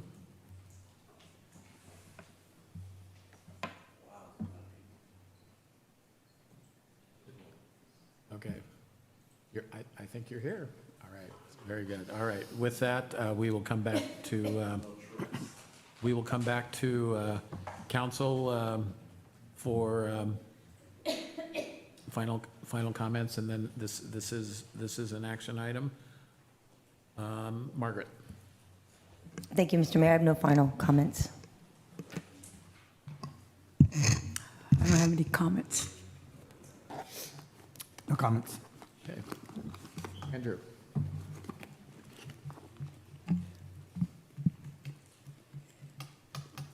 So I pulled up Zillow right now, and the area that I represent, Area 93906 and parts of 93907 showed a reduction in rent of $100 for apartments, which are the ones affected by rent stabilization. Across the city of Salinas, it showed an average of minus $120. For 3 bedrooms, it showed a reduction of $280. I've been monitoring the Californian who tracks rental increases month over month. I think the last 2 months it showed an increase of $50 from last year, but the previous 2 months, it showed a reduction of rent by $50. There's a lot of data that's going to be flying around, a lot of misinformation. I also want to talk about some scare tactics that have been used around rent stabilization. And, there's these arguments about property owners and their privacy rights may be violated. You can go down to the county assessors and pull up property profiles for people's properties and see them. So that information already exists publicly. When I remember sitting here in March of last year when we were getting a presentation on housing, and then all of a sudden, my 5 colleagues, all of a sudden, in some coordinated effort, said we need to repeal these ordinances. And I think there was like 8 people who spoke during public comment, and I thought, wow, these 8 people must have a lot of power to influence these 5 council members. I was in shock. And just like that, the #1 priority became repealing rent stabilization and tenant protections. I remember the mayor said, we need to focus on education. There's all these protections. And since that day that he said we should focus on education, the mayor has done 0 education, 0 community outreach. I remember that there was going to be a big push for these eco housing workshops. I think to this day, the only 2 people who have not had these workshops is 1, the mayor, and 2nd, Councilmember Salazar. So I think there's a lot of disingenuous conversations going around. I remember that when they repealed it, they said, well, we need to focus on rental assistance. And there was these promises made about a sustainable long-term partnerships and coalitions, and now we're funding rental assistance out of our general fund. I don't know how long that's sustainable, but that didn't happen. So there's a lot of misinformation floating around. I want to talk about this claim that rent stabilization and these tenant protections inhibit new development. I sit on the Housing and Land Use Committee, and when we meet, that's when Councilmember Salazar decides to show up.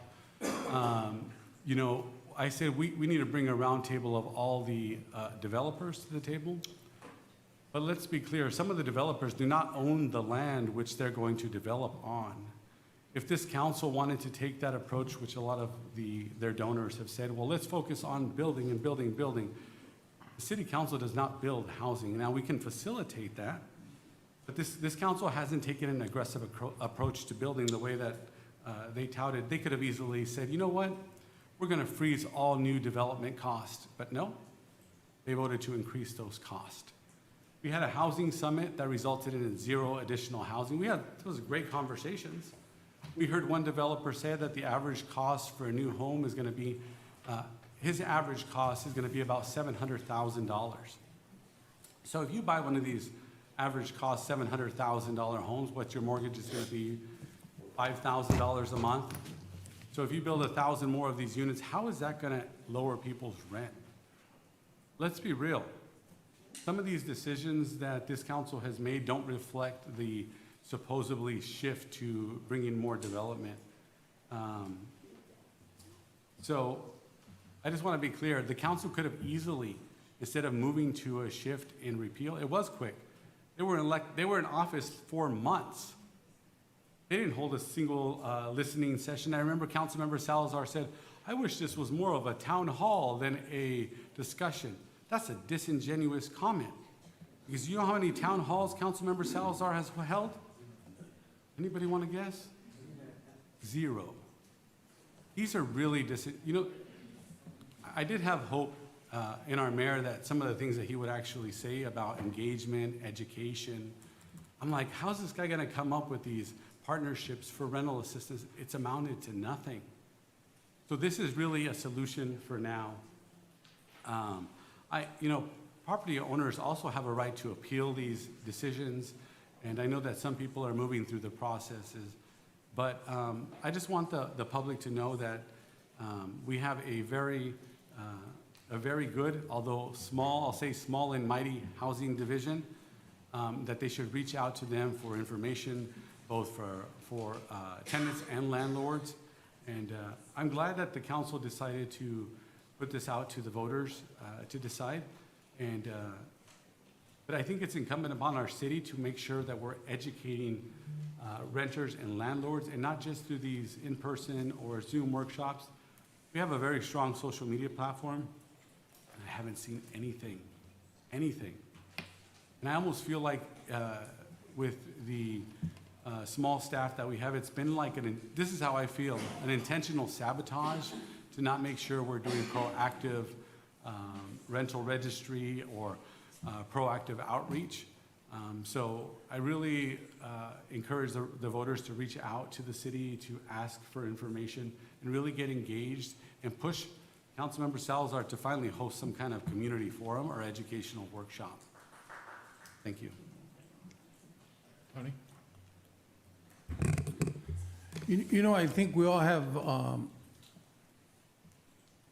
very maybe business ideas. The numbers don't match, which I would agree with you on certain developments. There's a lot of money involved here. I do believe there's a lot of landlords that if they don't get their rents, they don't get to keep their properties. I know some of them. I know corporations. And I do know that as a council here, we all work for you, whether you believe it or not, but we are here at your pleasure. I'm going to put myself up there because I do believe in public service. To me, politics has always been secondary, always. Because every decision that I make up here and I vote is going to impact somebody's life. I'm up for re-election in November. This seat belongs to the people of District 2. It doesn't belong to me. Anybody that qualifies in District 2 and believes that you can do a better job than your public servant, you're invited into the ring. And I mean that heartily. The beautiful thing about Salinas is that we can start working on solutions. I just met some people from Guatemala and Honduras that are coming to work in the fields of Salinas Valley. Imagine that. Look where they're coming from, because they're being told that there's a better life in Salinas. And let's be realistic. Our multi-billion-dollar industry, and I'm not putting it down because we need it to survive, it creates poverty as well because the wages are not there. However you want to interpret that. You can be making great money at the office in a farm industry because you're educated, you went to college, you understand the technology, but the person that works out in the fields in the same company, the checks are not the same. Now, a lot of people call it unskilled labor. Try to go out in the fields and try to do that work. You're going to find out you need a skill to be able to do that work. We've had, since I've been a council member, we've had 3 police officers, we've had 6 teachers, and we had several high school students that have said we can't afford the rent here. Students here that have told us we have to stop our education so we can get a job and help pay the rent. That's the reality. Can you imagine we have police officers that are making over $100,000 and they still live there with their parents because they're saving money for a house? That's the reality. I think if we're going to complain and argue about each other or try to discourage or somebody's not doing their job, I think of 7 up here. We were elected by the majority, and we need to come up with solutions. And to some of you that are saying we're not building housing, we're getting ready to start building housing in about 3 or 4 months. It's a big project, housing. We're building senior housing. And you know what? It's been difficult. It really has. But let's not minimize these 10,000 signatures. You know how they got here? Imagine the work that it took for some of these hardworking people. Don't minimize that. Imagine what was created there. And yeah, you know what? With Mayor Donahue, whether we agree or disagree on politics, we do agree that we need to do a better service for everybody. I believe that. So I'm going to ask, whatever the city council decides on doing to take this to November, there's going to be a lot of people either putting big money into this or a lot of people doing a lot of door knocking. But let me just finish with this. Don't minimize the tenants. Tenants are having a very difficult time. However you see it playing out. I heard this one gentleman, if they can't afford the rent, let them get the hell out of here. Well, it's easy for him to say that. He's got his home. These people are here because this is their home as well. So I do hope, 70% of District 2, 70% District 2 from this seat, they're all renters. I have 3 parents in the last week and a half that came to my house. They actually come and visit me, and they're trying to figure out how to build a room or something because the kids that went to college are coming back home because they can't afford a good job to be able to buy their own house or rent their own house. That's the reality. So please, let's try to be civil today. Wherever I'm at politically, I'm not going to go against you because you're against the way I believe. We got to come up with some solutions. We really do. And a lot of people are having a very difficult time, whether you want to believe that or not. So some of you that come up and say the numbers don't match, well, yeah, but lives matter. These children that are stopping their education to help mom and dad to pay the rent, that's the reality. I hope you see that. So, Mayor, I think we have a responsibility here, whether it's, and I think we're all in agreement. Hopefully, we will start getting to the point where we start building more houses and figure out how to make this city better. Thank you. Mayor, I'd like to move to approve a resolution calling for the holding of a general municipal election to be held November 3rd, 2026. Second. Okay, thank you for that. Just a few comments. Obviously, there's been different thoughts on this issue, and I genuinely believe folks were coming from a place of goodwill, trying to make the city better. Clearly, there have been different thoughts. And I would take exception with some of the things that have been said in terms of how, just speaking for myself, how I think or how I characterize things. What I think tonight needs to be about, and I think what we've heard is, and I appreciate your comments, Councilmember Barrera, is let's come together on the thing that we all agree on. That. And I happened to go to the Panetta Institute last night and the conversation about democracy. And I think the one thing we can all agree on is the people need to have the final say.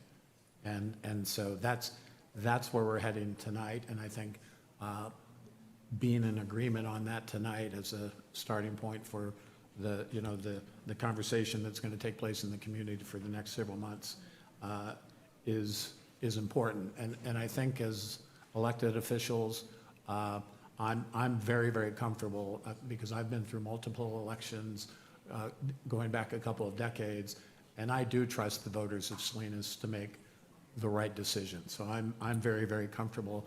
Let's put this in the community's hands, and one of the things that really just became very apparent in this process, when I became the mayor the first time, it was the lowest per capita income versus the highest per capita housing costs several years ago.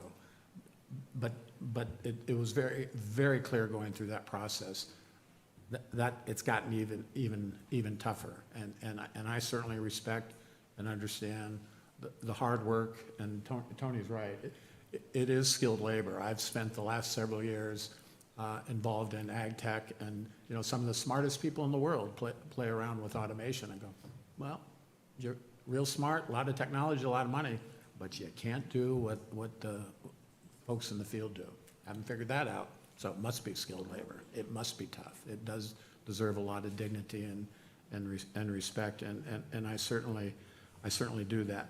I do respect that. I think, you know, the one thing I would want to say, and I think this council has been consistent on this, when a decision was made to, and I agree with Tony, that, I mean, it's just very, very impressive, the work that was done in the community to get the signatures, that from my perspective, it became very important to respect the ordinances that were in place. And, you know, so to make sure, and, you know, I've attended a few meetings in the community with ECHO and that sort of thing. So I think the city and this council has operated in good faith on the ordinances that are in place. They're in place, and we want to make sure the city performs well, and then the community will have the conversation. And as I say, I trust the community to make the right decision, whatever decision the community makes. Speaking for myself, I certainly will respect that. And then, you know, and then I'll pick up on what Matt Huerta said. Regardless of the outcome of this conversation, we're all interested in the future of this community, the opportunities we hope that we will all have, and that does require keeping our eye on the ball in terms of economic development, infrastructure, and the things that make that future that everybody's working so hard for. You know, so I'll just close by reiterating, I've been through multiple elections. This community has always made the right call, and I'm confident and comfortable they'll do that again. So with that, we have a motion and a second. Let's go ahead and call for the question. Motion made by Councilmember Sandoval, second by Councilmember Salazar. Councilmember Barrera? Yes. Councilmember Del Rigo? Yes. Councilmember De La Rosa? Yes. Councilmember Salazar? Yes. Councilmember Sandoval? Yes. Mayor Donahue? Yes. Motion passes. Okay, thank you for that. All right, thank you for that. We're considering ballot opportunity number 1, and now we go to number 2, and we're going to talk about Measure G, and I think, Patty, we're looking for you as the city clerk. Thank you, Mayor, members of the council, and the public in attendance. Just want to provide a brief overview on the Measure G transaction and use tax renewal. We have had numerous discussions about this item, both here and at the community, but in general, the ballot measure polling, public outreach, and education related to placing the renewal of the Measure G on the ballot this November 3rd, 2026 has been an ongoing effort since 2024. For those of you that have been around through this process, presentations have been provided to the Finance Committee, City Council, Measure G and Measure E committees. We've held community meetings and shared information to stakeholder groups regarding the revenue, expenditures, projects, and city services related to Measure G.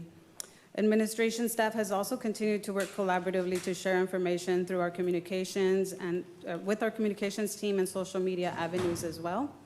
Additional educational information related to Measure G is available on the city's homepage with a number of resources for the public as well.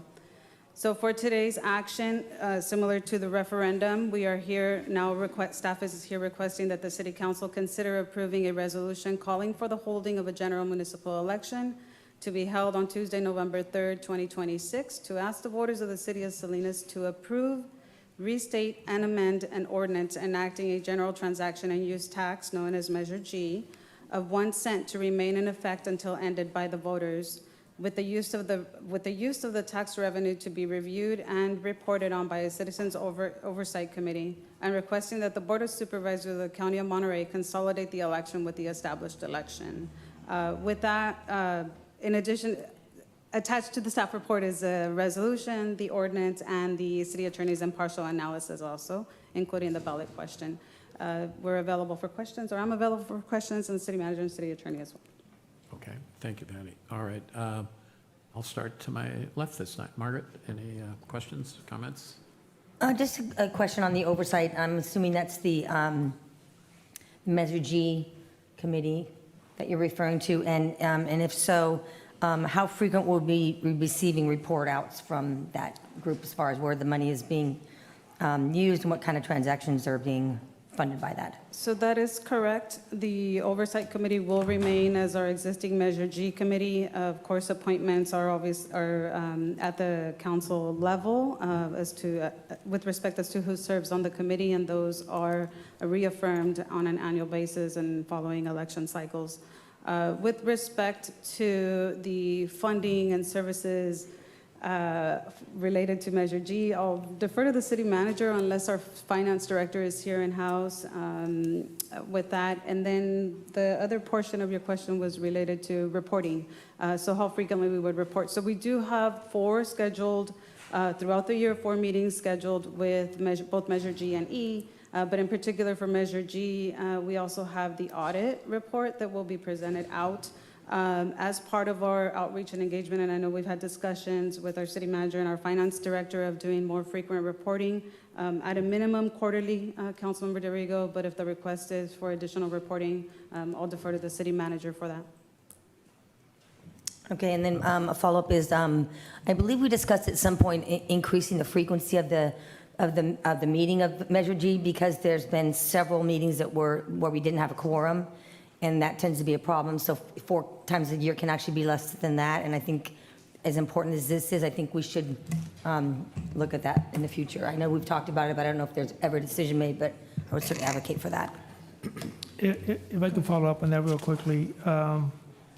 Noted, and we actually have had more meetings the last few months so we pivoted to an additional couple of meetings to report out, and we are struggling with the quorum, but we continue to kind of make that work. And talking to the committee itself, they did express an interest to have more frequent meetings that we can have quorum. So we have pivoted to that, but I just saw our finance director step in as well, and I know I wasn't able to make the last meeting, but she held the last update with the Measure G committee, so I don't know if she's got anything to add. Councilmember, we did go from 3 meetings to 4, and like the city manager noted, we have had a couple of extra special meetings with both Measure E and G. Good afternoon, council members. Selena Andrews, Finance Director. So I believe the question was, will the Oversight Committee remain to receive the similar updates? And that has been the case. And we have on occasion added additional meetings at their request. And of course, we do provide quarterly updates on all of the expenditures as well as revenues. And we try to format the information in a way that is well received. And we've gotten quite a bit of feedback. And I think we continue to adjust as necessary and really listen and figure out how to best provide the information at every meeting, at every quarterly meeting. Okay, Gloria? You've kind of answered my questions, because my concern was when I was seeing that when we were having meetings, you didn't have a quorum, and I was very concerned about that. But now I feel better now, okay? Because we really need to have these meetings, you know? Yeah. So anyways, you answered everything I was going to ask. Thank you. Thank you. Aurelio? Yes. Relating to the Measure G transaction and use tax renewal for the November 3rd general municipal election, I recall, God, it's been a while, volunteering for the Measure G, Measure E, and I think at that time there was even the SOS campaign, the Save Our Services. I try to remember exactly what year that was.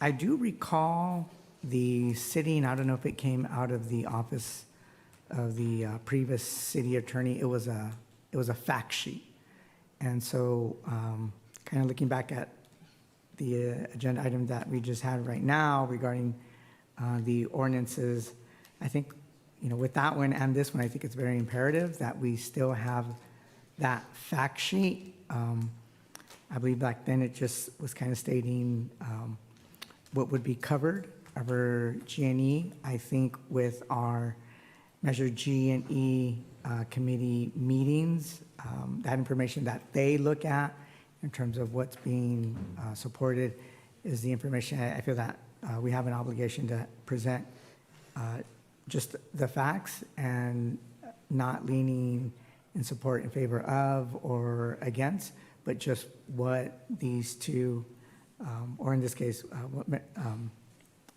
thinking, I'm looking at, as I'm looking at Measure G,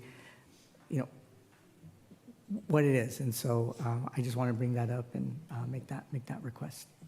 And it was just a simple, I believe it was a simple, it was 4 pages, 2 pages front and back printed, and I recall it being just a fact sheet. Thank you. Mayor, I don't have a question, but I have a comment for my colleagues. Okay. One of the things that makes it difficult for staff is when we're, as electeds, if we're not finding out if our representatives are showing up, we're the one, us up here, we're the ones that create a no quorum. And then I've noticed staff is running around trying to find out, hey, are you coming or not? Or I don't think it's fair for the staff. I think it's our responsibility. In District 2, if they're not showing up, I talk to them and, or we get somebody else. But some of my colleagues, some of your representatives haven't been showing up, period. So we need to, whether you want more meetings, which is difficult, but why have more meetings if we're not going to have a quorum? We got to stay on top of that. And Mayor, if some of my colleagues aren't doing it, I think the mayor is responsible to make sure that there is a representative, because it's sad to come to a meeting, and I'm talking about myself as well. So don't take it as criticism. I'm just trying to support the staff, because they show up and they have to report out, and then just to find out they're not going to have a meeting at the end. Thank you. Andrew? There's our finance director, our city manager. Can you share some of the positions that are currently funded through Measure G?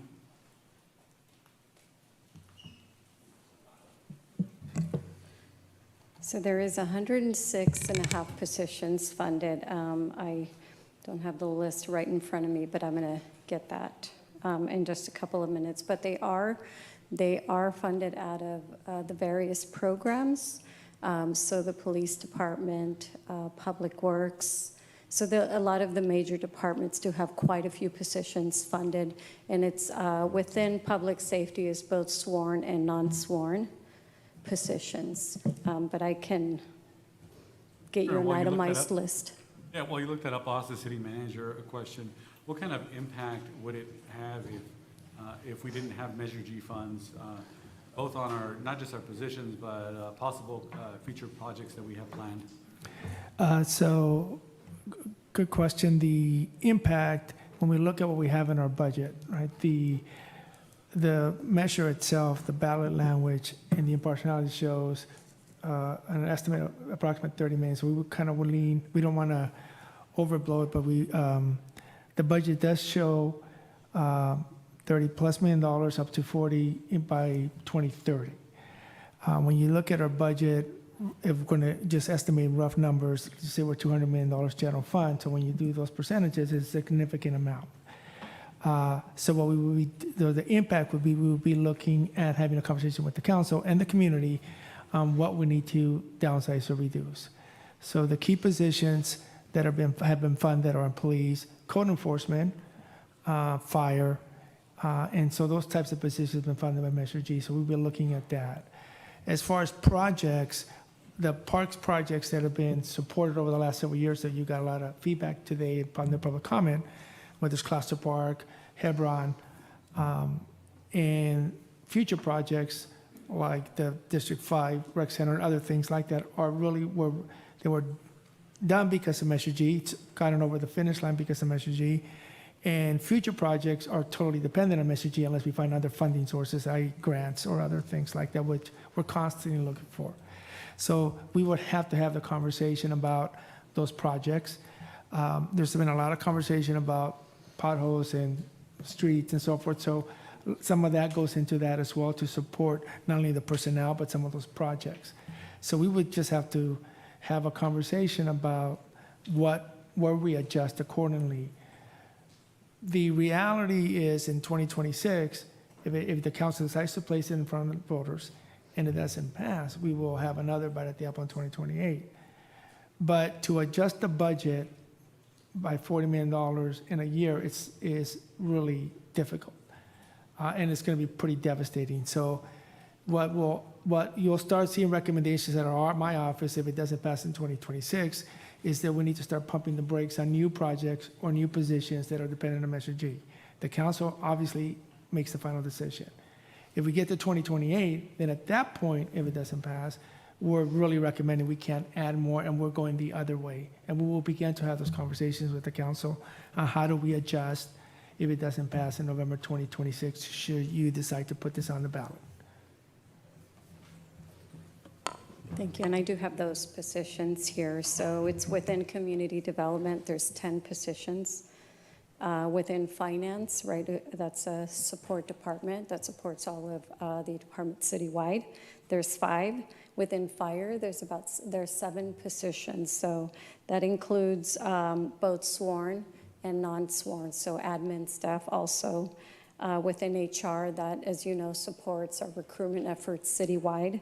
Library and community services, they have a lot of rec positions funded, and park maintenance positions funded by Measure G. Within police, there's 29 positions, both admin, a couple of admin, but most of them are sworn positions. And then public works, there's 38 positions. So it's across the board, maintenance workers, engineering, so various departments. So as you can see, this is a critical component of the city's general fund in providing those core services.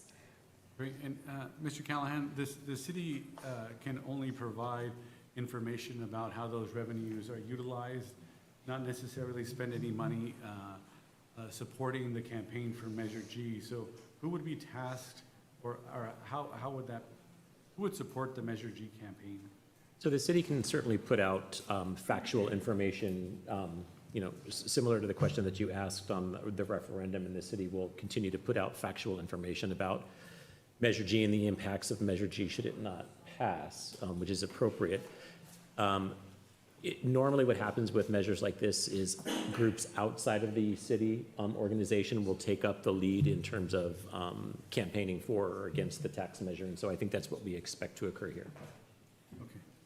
And I know I've seen that there's been some discussions that, that roads could still be repaired without Measure G, or things could still move along, but the reality is that Measure G supports also public works staff in those projects. Is that correct, City Manager? That is correct. And as we know, most road projects have multiple funding sources. So not only does it support construction, well, whether it's SB1 funding, Measure X funding, the TAMC, and then the regional transportation, and then also our funding sources. So it's kind of a dual. It supports the engineers that engineer those projects or manage the contracts that support those projects, and it supports our staff that's actually doing some of those projects. All right, thank you. I'll save my comments after public comment. Thank you. All right. All right, we'll go ahead and go out to the public. Hi, good afternoon. Sega Remonte Bay community. I really want to support Measure G. I know we need it to pass, but what will happen if it doesn't? What would happen to all these jobs that we've created, that we've ghost jobs in some areas? Ghost jobs are jobs you guys have on the books that are not funded until they're hired. What happens? What happens if we stop letting you spend all the money the way you do? Why haven't we pumped the brakes now, Mr. Mendez? Let's pump them now. Let's not wait 2 years, 4 years. Why? Let's do it now. Why do you put us in that predicament? Why do we try to fund stuff we can't afford? And our infrastructure is failing, and I don't see anything, none of that stuff said infrastructure. I know you get, money from the state, federal government to help you with some projects, but now you want to put roundabouts everywhere, and those are expensive. We don't have the money for that. There's a lot of things that you guys are just spending money you don't have to. It's not an open checkbook. This is our taxes we pay. And District 2, no disrespect to anybody else, and our rails district also, we pay all the taxes in the whole city. Pretty much. Pretty much. $12,000 a year in income tax. I'm sorry, in property tax, excuse me. That's crazy for a house I bought 20 years ago. Think about that, guys. 12 grand. And where's the money? What have you done for Montebella? Mr. Mayor Donahue? I mean, you came over and said, oh, I'm going to fix this and this and this. Nothing. You have done nothing, Mr. Donahue. You just acted like, oh, yeah, I want to do this and that. You're not telling the truth, Mr. Donahue. And honestly, I will not reelect you, sir. You will not be reelected, not by me. Thank you. God bless you guys, and good luck to all you guys. If I could elect all you guys, I'd fire all of you.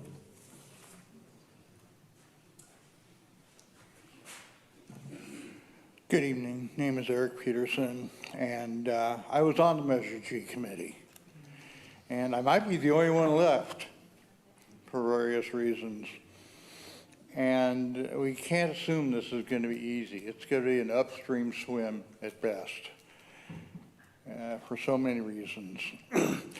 I also was involved in Measure K that's got 39% of the vote. So we got to remember we can have catastrophes like that too. One of the flaws of Measure G that we discovered when we read the fine print after the election is apparently, and correct me if I'm wrong, but apparently one meeting is required for the oversight committees per year. Everything else is staff doing a good job of doing more than required. We really need to have more meetings required just in case someday we've got a staff that doesn't want to call meetings. Another thing is several of you mentioned attendance. We started going to the meetings. We showed up for one, no quorum. One of them, we haven't seen the chair of the meeting, of the committee yet. She could make it here tonight, but she can't make it to the committee she chairs. Bottom line is, please don't make any assumptions on this. This measure really needs to be rewritten to have any realistic chance of passing. And it's going to be a lot of work. We had a lot of work from firefighters in every measure we've done, which has been great. But it's really tough to get people to go out and do human billboarding on a regular basis or knocking on doors on a regular basis or anything else like that. Thank you.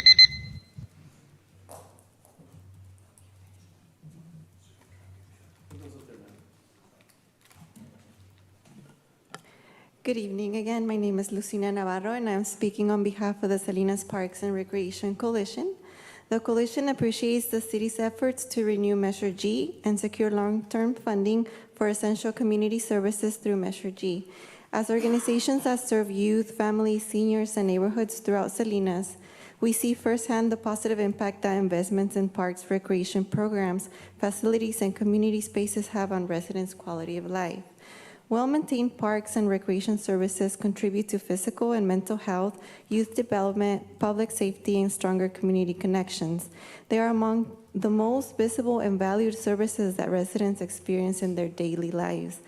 As these investments continue to expand park facilities, programming, and community use, it is critical that operational capacity keeps pace.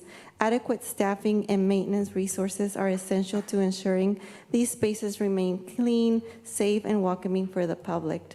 As the city considers the future of Measure G, we encourage continued transparency, accountability, and sustained investment in services that directly benefit residents and strengthen our community. This includes ensuring that funding supports both capital improvements and the staffing needed to maintain and operate these assets over time.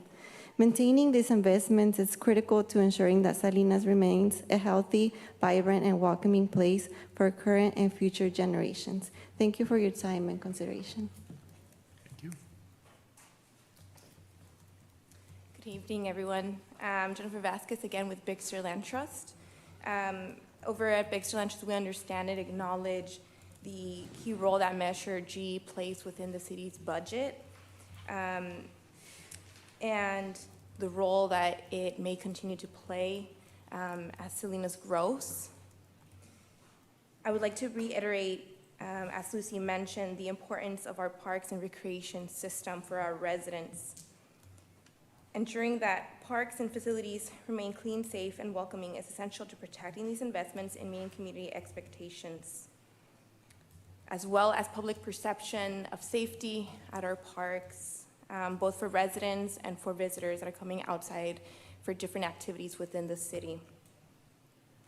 As the city works to ensure long-term funding for these essential services, we recognize the importance of careful planning and responsible use of public resources. And we encourage consideration of how funding mechanisms like Measure G can support not only the development of these spaces, but also the staffing and long-term maintenance needed to sustain them over time. Thank you. Thank you.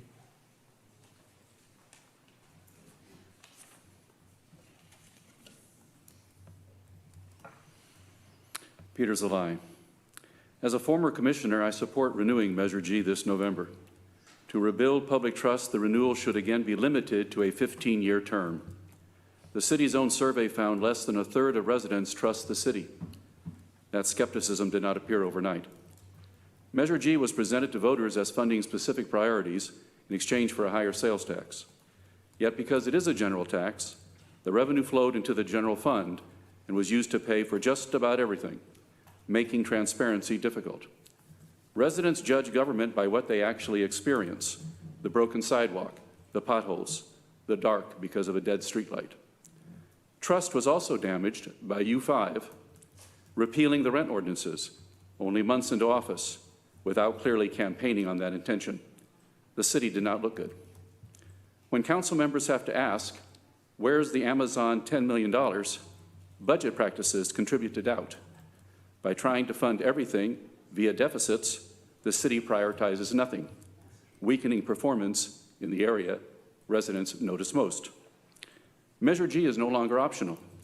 Without renewal, police response times will worsen, infrastructure work will slow, and parks and neighborhoods will deteriorate. But renewal alone is not enough. The city must restore trust by focusing Measure G dollars on the visible core services residents rely on every day, and by demonstrating greater transparency and accountability. Salinas taxpayers are willing to invest in their city. They simply want proof their money is being spent wisely. And that is why I support renewing Measure G for another 15-year term. Thank you.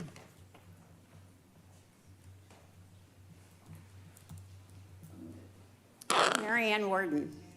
I fought for this G, as you well know. We did get our police station. We did get our fire station, firemen.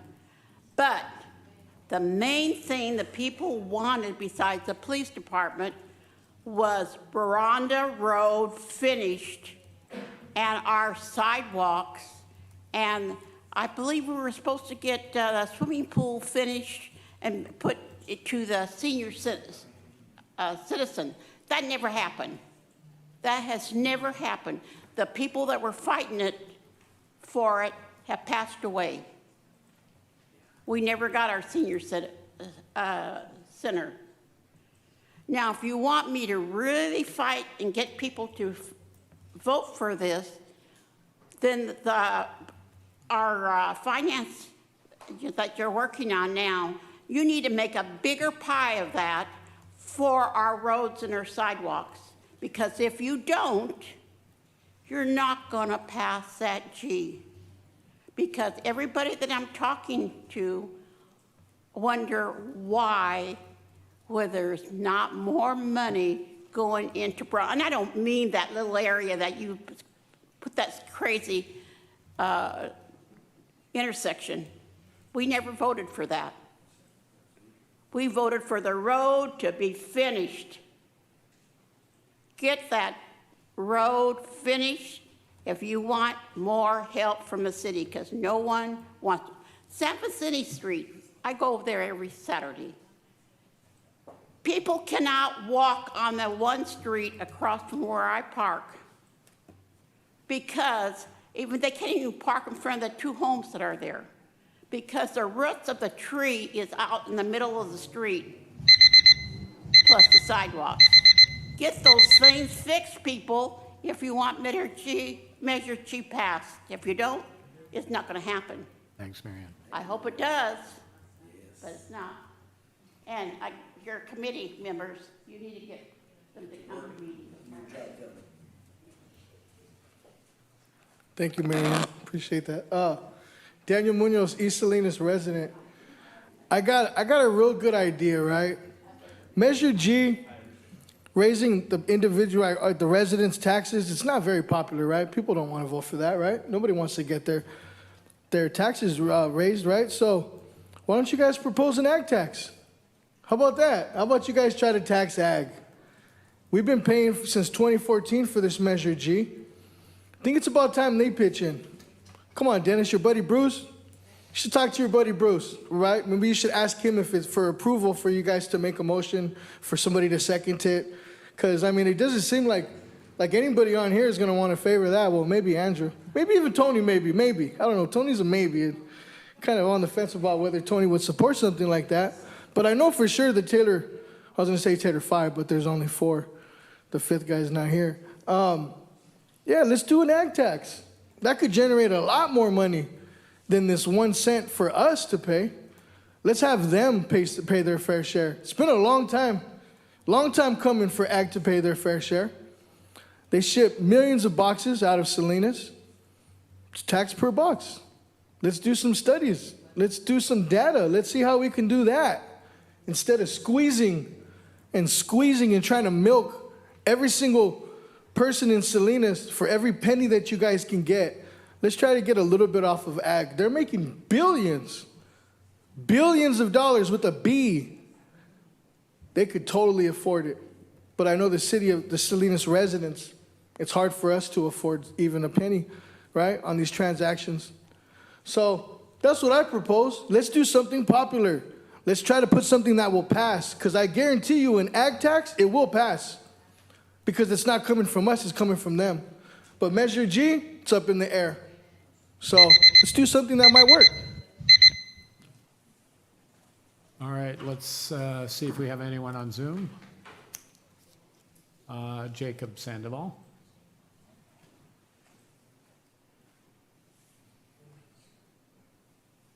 Jacob, are you there? Can you hear me? Yep.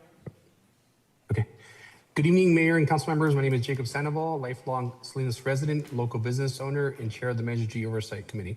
I'm here to support the resolution to place Measure G on the ballot and continue the conversation about the future of our city. Measure G helps fund services residents rely on every day, including public safety, neighborhood improvements, youth programs, and other essential city operations. Maintaining this funding helps the city continue providing these services and plan responsibly for the future. I know some members have suggested that Measure G should include a sunset date. I respectfully disagree. A sunset provision creates uncertainty and takes long-term planning more difficult. If residents have concerns about spending priorities, accountability should come to the democratic process. Election gives the voters the opportunity to choose council members who reflect their values and make responsible decisions about public funds.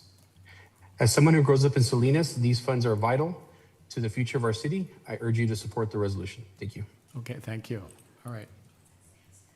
All right, it looks like that concludes public comment, and we will come back for final comments, and this is also an action item. Andrew, I'll start with you, since we'll keep it in the family. Sure. Well, first, I want to thank my Measure G commissioners who have always attended meetings. So thank you, Peter, and Ms. Carvette. And yeah, I do think that it's incumbent upon the council members to make sure their commissioners are attending those crucial meetings.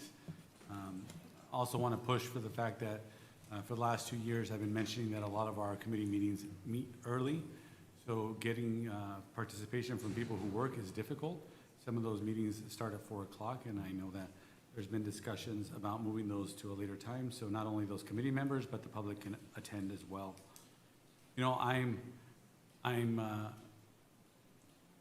I'm in support of putting Measure G on the ballot, but as a council member who represents District 5, by the way, District 5 probably produces the most tax revenue in the entire city. We have big shopping centers like Costco, Westridge, Walmart, the auto dealers, and we are finally getting some significant investment in District 5. So finally, some of our roads and sidewalks are being addressed, as well as more rec services. It's really difficult for me to tell taxpayers to continue supporting this measure that was meant to repair streets, sidewalks, public safety. Don't get me wrong, we're probably doing more this last 2-3 years, 4 years than we have in many years. But when I have streetlights that I can't get addressed on Cherokee, or this one street line on Tulane, or having to wait 3 or 4 years for some red zones painted in, for some of these people who have advocating for them for 10 years, it's really difficult as a council member to say, yes, continue funding this because it's going to repair your streets and sidewalks, and I can't get potholes addressed when I can't get them addressed the right way. You know, I've been trying to get potholes addressed on North Davis for the last probably year and a half, and it's really difficult for me to sell that tax measure to residents. I recently did a ride-along with a resident on Colton Drive, and apparently those sidewalks were only reported in like 1998, and maybe I'm mistaken on the date, but we're barely addressing sidewalks, and those are still like 10 years out. And I know we're going to be taking some innovative approaches, but I've seen the city of New York City, in the last 3 or 4 months, take a really aggressive approach on potholes. And I know that we have a big backlog of CIP projects in the millions and millions of dollars. And one of the things I've been pushing for is to get more assistance in project management so we can move some of these projects. I think it would be beneficial if we took a real aggressive approach on fixing potholes in our city, an unprecedented approach to fixing sidewalks and potholes in streets would go a long way to showing residents that we're really serious. I know we're only 6 months out, so people may say, well, now they're doing things. So I'm just struggling. I'm struggling. We need to be providing our residents a better quality product, and I'm in full support because the reality is we need to Measure G. I asked some of the questions so the residents can understand the importance that this has on our public safety, our infrastructure, our rec services, our code enforcement. So it's definitely a necessary thing, and I hope the residents can see that. And as always, make sure you reach out to the city of Salinas. It's also disheartening, Peter said statistics that only 1/3 of the city trust our government. It's really difficult, and actually this speech almost aligned with my public comments because it's really difficult for residents to trust us when the mayor has consistently cut public comment, disrespected residents. It's really difficult when we made decisions to hurt our residents, like repealing rent stabilization, which affects their bottom dollar, and then we want them to support a tax measure. It's really difficult. It's really difficult when we see funding allocations to the Welcome Center or the whole arch thing that was going to come before the council. It's really difficult for people to trust us. So, I asked the council to really reconsider some of their decisions they made in the past. I know Matt Huerta said maybe you can consider jumping on supporting the rent stabilization issue, but there really needs to be a shift to the way the council does things and what initiatives they're supporting. I want to help a lot of organizations. I want to support a lot of nonprofit. I do, but our budget is showing a deficit. So, I heard Daniel Munoz, I don't know if he's still here, speak a little bit about the mayor's spending habits on his previous thing. And we want to say yes to everybody, but the reality is we also have a fiscal responsibility to make sure that we're being fiscally responsible with our budget and we're honoring the promises that we made to residents. So I'm going to support putting it on the ballot, and I hope residents get engaged and ask the city questions, but I also hope that there's a big shift in this council to prioritize the residents' request. And to the folks pushing for more staff for our parks. I agree. I really agree, because you know what? It was a good reminder for me as well, that, and I think the $500,000 we gave to the Welcome Center could have easily funded 2 or 3 positions for our Parks and Rec department. So if the council wants to make a real change, they could take that funding back, and we got a solution right there. It's $250,000 annually. That's probably enough, fully loaded, for 2.5 positions for our parks. So I hope our city council makes the right decision on that, although I'm not optimistic that they will. But to the residents of Salinas, this is a really important measure for our city to even continue providing the basic services that we need. Thank you. All right, Tony? Mr. Mendez, I've been hearing positive comments about things are finally getting done. And I know we have a ways to go, but I want to say thank you to you and your staff. The best message we can give if we want to pass Measure G is that we keep doing what we're doing out there, where people can visibly see that we are working on the important thing, which is the infrastructure throughout the city. It's getting done. And I know we have a few people that say we don't do anything, but there's a lot of things that get done. And I really appreciate, I don't know if Mr. Peter's still here with us, but I see value in his logic, but sometimes as well, we have to put things in perspective. When you're in government, and if some of you folks ever run for city office up here, you're gonna find out from the seat, you say, how come you guys aren't doing this? Once you sit up here, you're gonna find out how easy it is. There's government on top of government within government. And there's money that you may feel that should be spent on this, but it can't be spent on that. It has a certain place for it. So there's a lot of things involved. Sad thing about government does move slow. And I think, yeah, to some of our comments that we heard from the people that we serve, we gotta get out there where they can see that we are doing something. And with that, I am going to make a motion to support Measure G to go and use tax renewal to go on the ballot on November 3rd. Second. Okay, we have a first and a second. Thank you, Tony. And Aurelio, I'll let you take it from there. Yes, I'll be supporting the motion to put this on the ballot. You know, I have my personal beliefs about Measure G. I know how important it is in terms of providing and supporting programs and services in the city of Salinas. Like our other election item for this November 3rd, really leaving this decision up to our voters in terms of how they feel. I think it's very important for residents to continue to come back to us and continue to remind us what our priorities need to be. So as I hear things about fixing our streets, addressing our potholes, fixing broken sidewalks, all that continues to be vital information to us as we lead and prioritize our city needs. You know, part of me, does want to take a position on this as a council, but I know that we can't. We're limited. But I feel and trust and have my confidence in the democratic process that our voters will make the best decision as it relates to Measure G and the services that are covered under, in this case, the tax renewal. Concludes my comments. Okay, thank you. Gloria?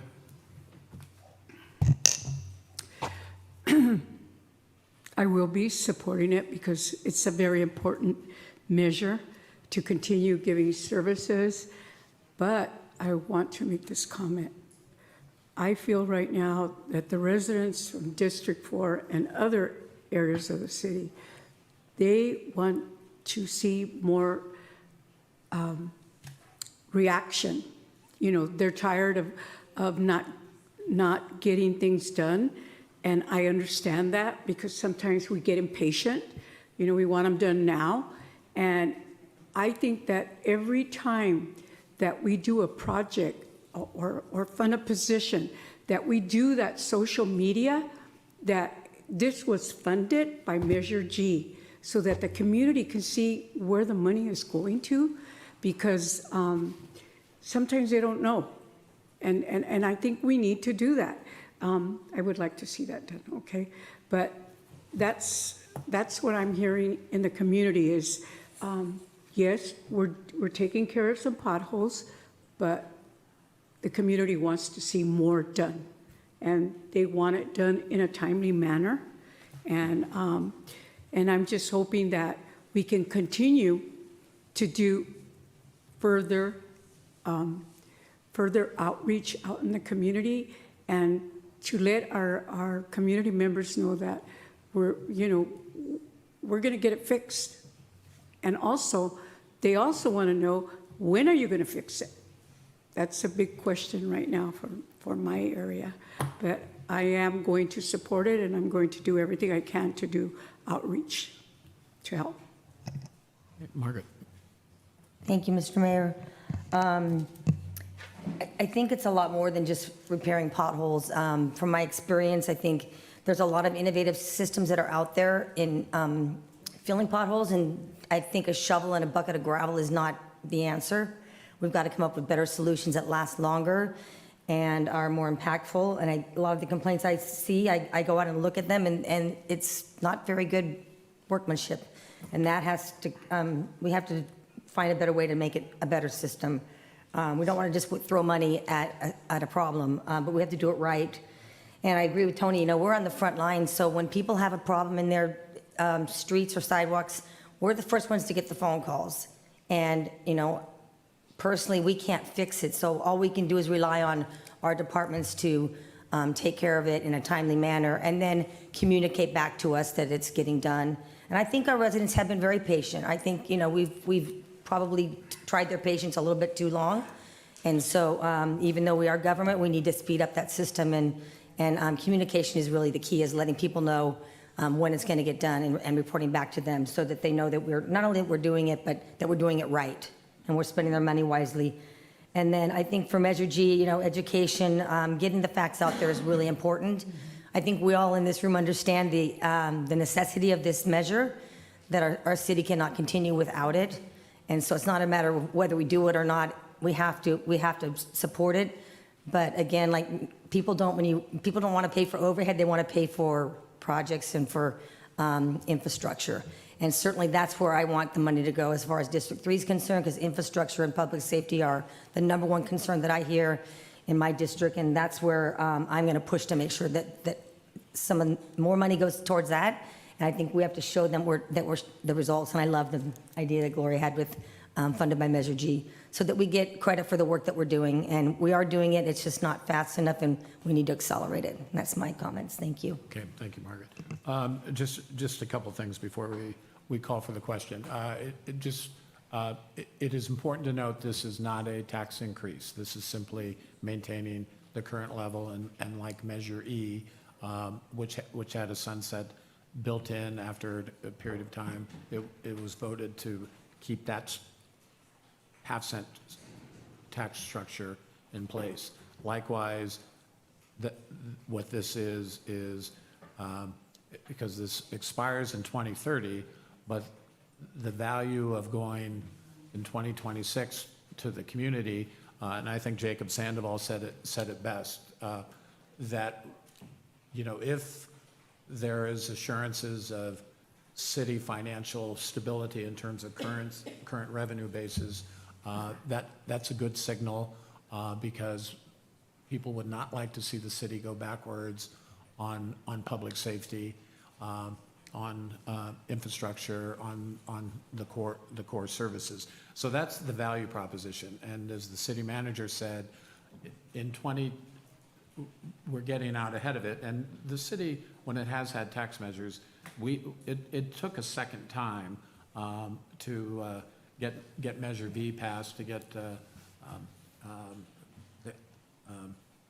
that stabilized. So So we do have the latitude also of 2028, but hopefully the sunset gets removed in 2026 because that makes sense. But,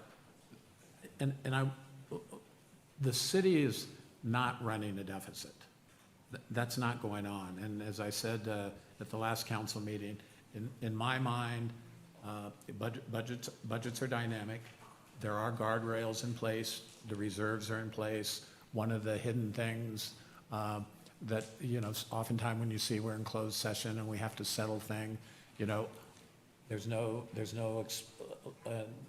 liability per se near term in terms of settling things. So the things that provide guardrails as the city moves forward, until we hear otherwise for the voters, and as we said in the earlier consideration item, I certainly have confidence in Salinas voters when they're given the facts. I think they're going to be there and say, hey, let's keep moving forward. Let's do what we need to do for public safety. And Salinas, in answer to Andrew's questions, what's the breakout? We all understand that a police officer is the service, but likewise, so are public works folks. Multiple funding sources contribute, but you do have to have crews to do the job, and no a police officer doesn't show up on the streets in a vacuum. There's administration and supporting elements to that, and likewise in terms of public service. So if you look at the positions, 29 public safety, 38 public works, I think it's fair to say that the emphasis of public safety, public works has been addressed, and there's been year after year multiple oversight committees and councils. So I think on balance, now this council recognized when it passed its last budget, hey, we need to lean in as much as we can on public safety, on increasing infrastructure expenditures, and then also community development, which does contain, there's been a lot of concern about permitting, which is part of the process of how we support housing and business development, but it's also where code enforcement lies as well. So the council has been leaning in to the degree we can. So from my perspective, I think it makes sense to go out to the voters early and say, let's get this settled. That'll be a confidence builder to ourselves, to our residents, to the folks who work for the city, and for folks who are considering investing in the city. So I'm certainly supportive of let's take this out to the community. And as Andrew asked the question, we can simply educate. Typically, groups come together, form an entity because somebody's got to raise money to buy the signs and do those sorts of things. So as a city and as a council, we can put this on the ballot, and then the community takes it from there. I hope they will. I believe they will. So with that, Patty, let's go ahead and call for the question. Motion made by Councilmember Barrera, second by Councilmember Salazar. Councilmember Barrera? Councilmember DeRigo? Yes. Councilmember De La Rosa? Yes. Councilmember Salazar? Yes. Councilmember Sandoval? Yes. Mayor Donahue? Yes. Motion passes. All right, very good, thank you. All right, we are going to take a 10-minute break and then come back, and then we are going to do 2 public hearing items. Public hearings, and we are looking for Orlando to talk about, update us on U.S. Department of Housing and Urban Development Plan for 26-27, and there he is.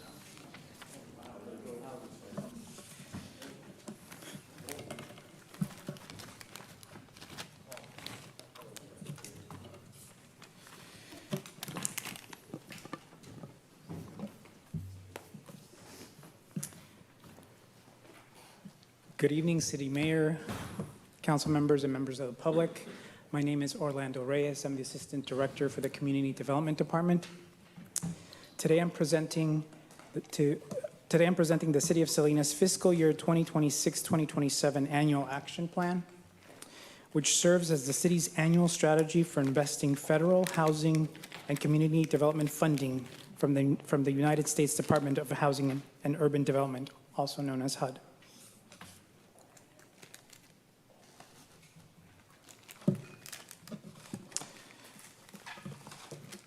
The annual action plan represents the second year of implementation under the city's 2025 through 2029 five-year consolidated plan. It outlines how the city intends to utilize Community Development Block Grant, or CDBG, Home Investment Partnership, HOME, and Emergency Solutions Grant, ESG funding to address some of the community's most pressing needs. This plan is a result of coordination with residents, nonprofit organizations, affordable housing developers, regional agencies, public service providers, and other city departments throughout the development of the consolidated plan, which this annual action plan is a part of. It reflects both the community's priorities and the city's long-term strategic goals related to housing stability, neighborhood revitalization, homeless response, economic opportunity, and quality of life improvements. The annual action plan is required by HUD in order for the city to receive and administer federal entitlement funding. The document identifies proposed projects, funding allocations, anticipated outcomes, and compliance with federal objectives related to housing, suitable living environments, and economic opportunities. This year's plan continues to align with several adopted city initiatives and planning efforts, including the strategic plan, the housing element, the Chinatown Revitalization Plan, Alisal Vibrancy Plan, and the Parks and Recs Library Master Plan.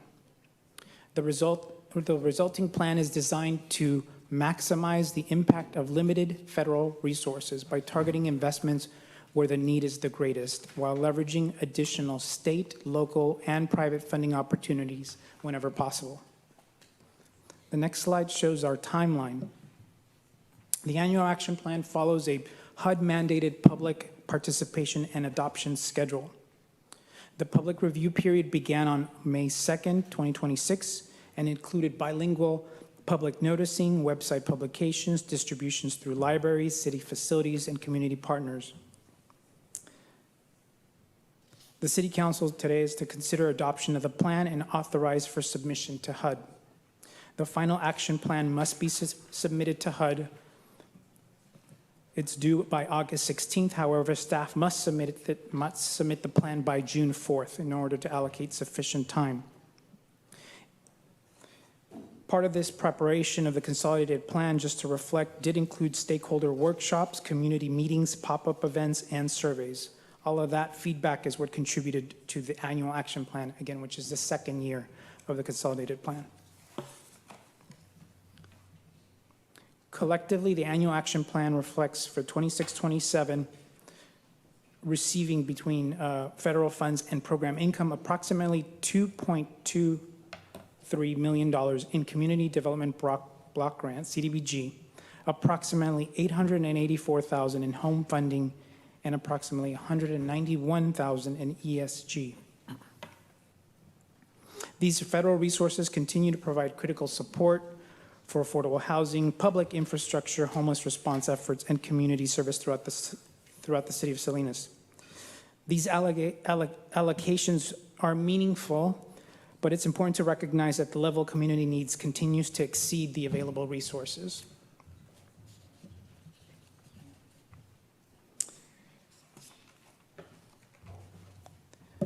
Slide on the screen is focusing on CDBG and our funding recommendations. The proposed CDBG funding recommendations focus on four major priorities.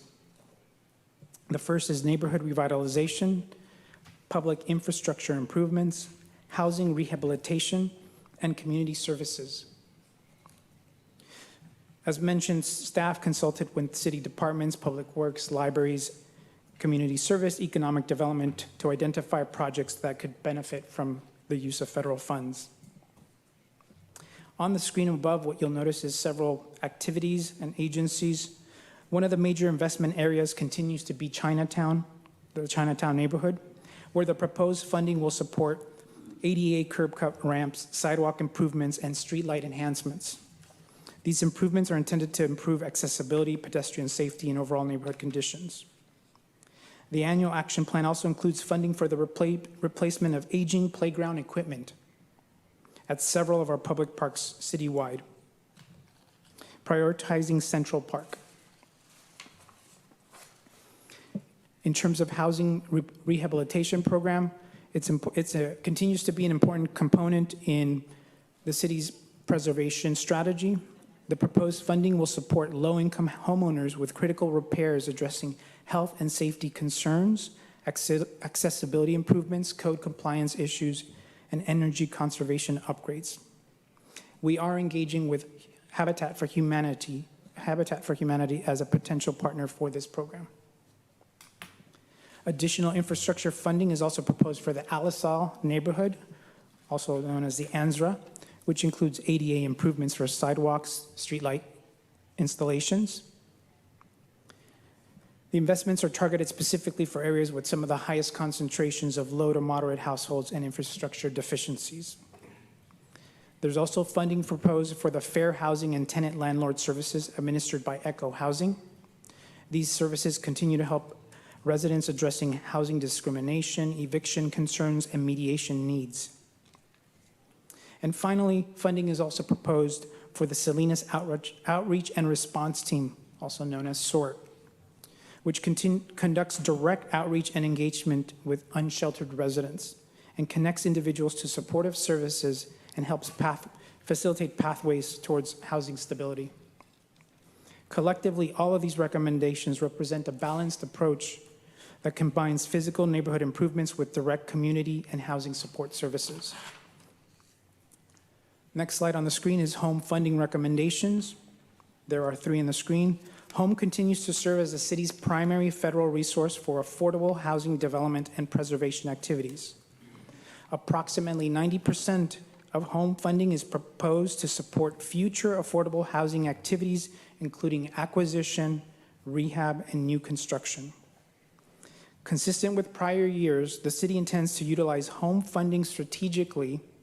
Look, we could see by the amount, $884,000, we have to be strategic on how to fill financing gaps and leverage what we can with affordable housing developments and the partnerships that we build to promote housing. The action plan also includes a required community housing development organization, or CHODO, set aside. This funding supports community-based nonprofits with demonstrated affordable housing development capacity and neighborhood engagement. So within the home category, there's a section that is set aside for CHODOs.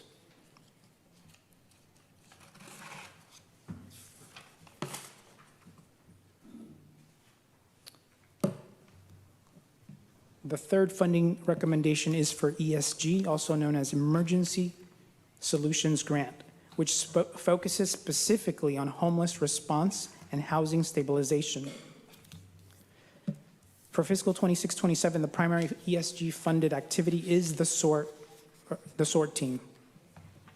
This program will continue to provide direct rental assistance combined with housing navigation, case management, and stabilization support to individuals and families experiencing homelessness. We continue to also work closely in coordination with the regional continuum of care and other homeless service providers to ensure alignment with the regional homeless reduction strategies.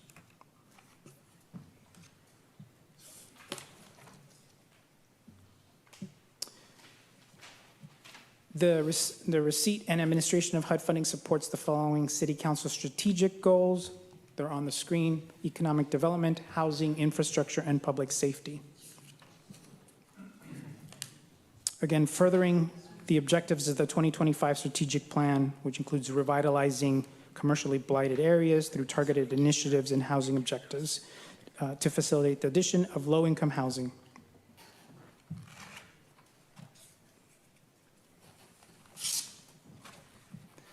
The City of Salinas has determined that the proposed actions described in this presentation is not a project under CEQA.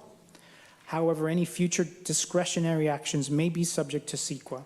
All projects projects and activities funded with CDBG will be subject to the National Environmental Protection Act, or NEPA. In terms of fiscal and sustainability impact, there is no general fund impact associated with this agenda item as available to the City of Salinas as an entitlement fund will be used to support these allowable projects. Staff's recommendations are on the screen. There are 4.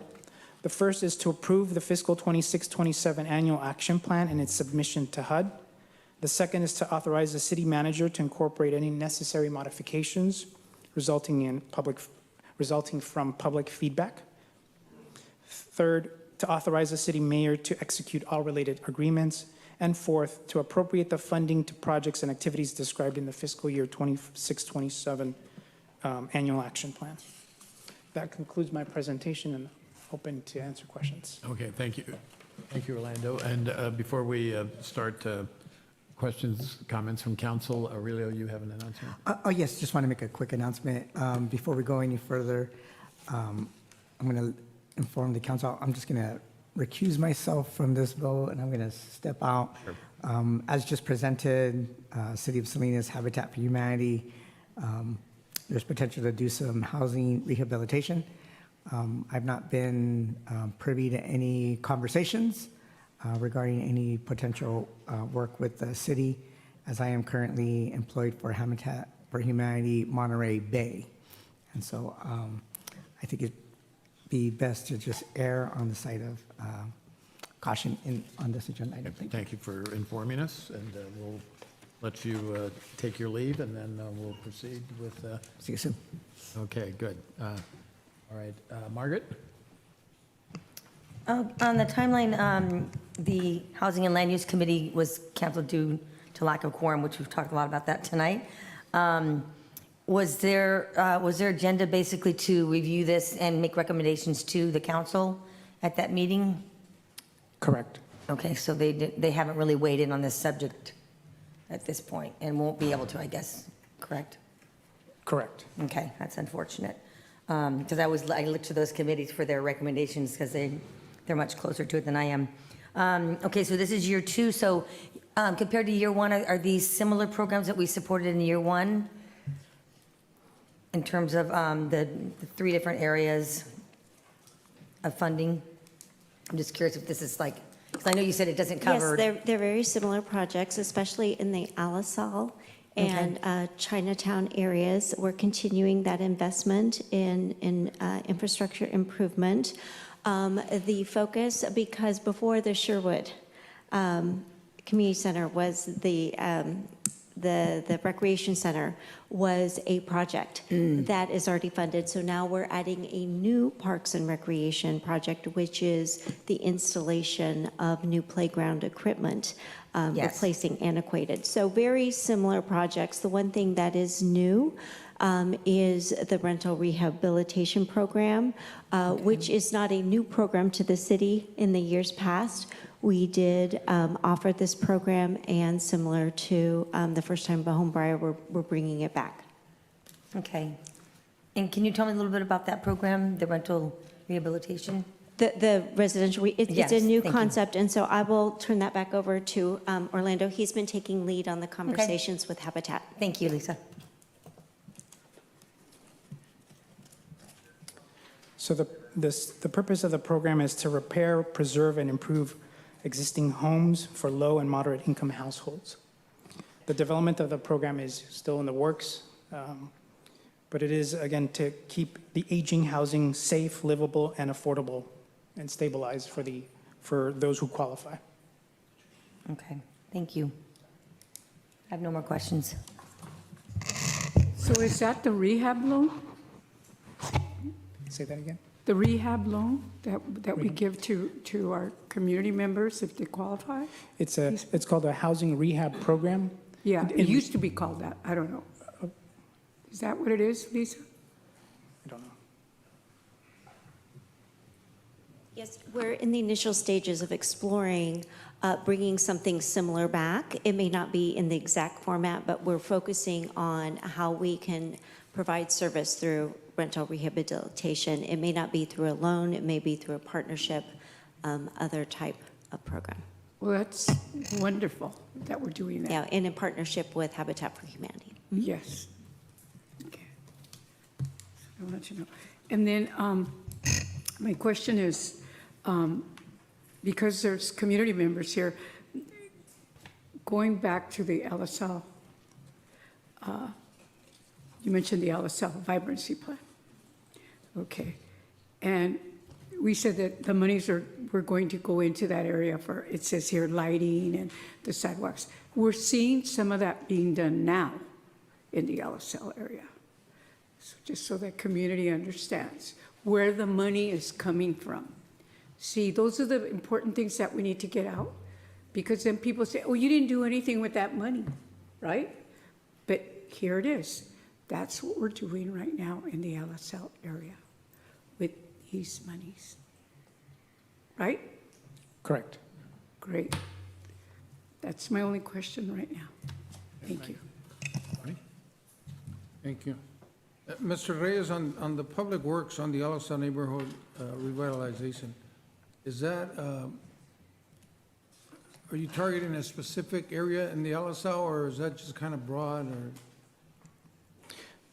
There are mapped out locations where these improvements are taking place. So there's been a study, and from that study, there are locations that identify both the ADA, the new street lighting locations. Great. And you know what, being that we're mentioning streetlights, you feel we're doing pretty good now in we're fixing all the lights now? We're working on it. Yeah? I mean, when we're working on it, do we still have several neighborhoods that are black? So what we've been doing in partnership with Public Works is we're coming up with a strategy. So we did a lighting needs assessment for the entire ANSRA, which covers East Salinas, the Alisal area. Yeah. And we are coordinating with them to be strategic and aligning budgeting with projects so that we can move forward throughout the entire area to address lighting needs. And we're going to be taking a similar approach of creating a master plan, as he said, identified areas of need improvement for curb cuts, sidewalk repair, et cetera, in both Chinatown and the Alisal, so we can be queuing up our CDBG budget to align with projects and be completing them within that fiscal year, demonstrating progress. Mm-hmm. Also on the Salinas Outreach and Response Team, under CDBG funding, how many people are on your team on the SORT? So currently, there is one SORT coordinator and 8 SORT team members that conduct the outreach throughout the city and support housing navigation and services to our unsheltered community. Okay, because I know on the other funding source, the ESG, you also have the SORT, but it's called a Rapid Rehousing Program. Is that different? Correct. And so the cost of the SORT program and providing the housing navigation services, which can include deposits, storage, even acquisition of some basic furniture for them to then move into a new home, is all factored into the SORT budget. So it's not just straight salaries. And you know what, to some of our critics, because there are some people who say that we're just going after the unhoused and making their life miserable, it sounds like we're being progressive as far as trying to assist them as best as we can. Correct, we are. That is the connection to resources and housing navigation is a priority for those that are ready for that step. The SORT team, when they're working with the individual, they try to connect them with the resources that they're ready to receive. Yeah. Thank you. Andrew? What would it take for next year for us to consider applying for funds for like a tiny home village?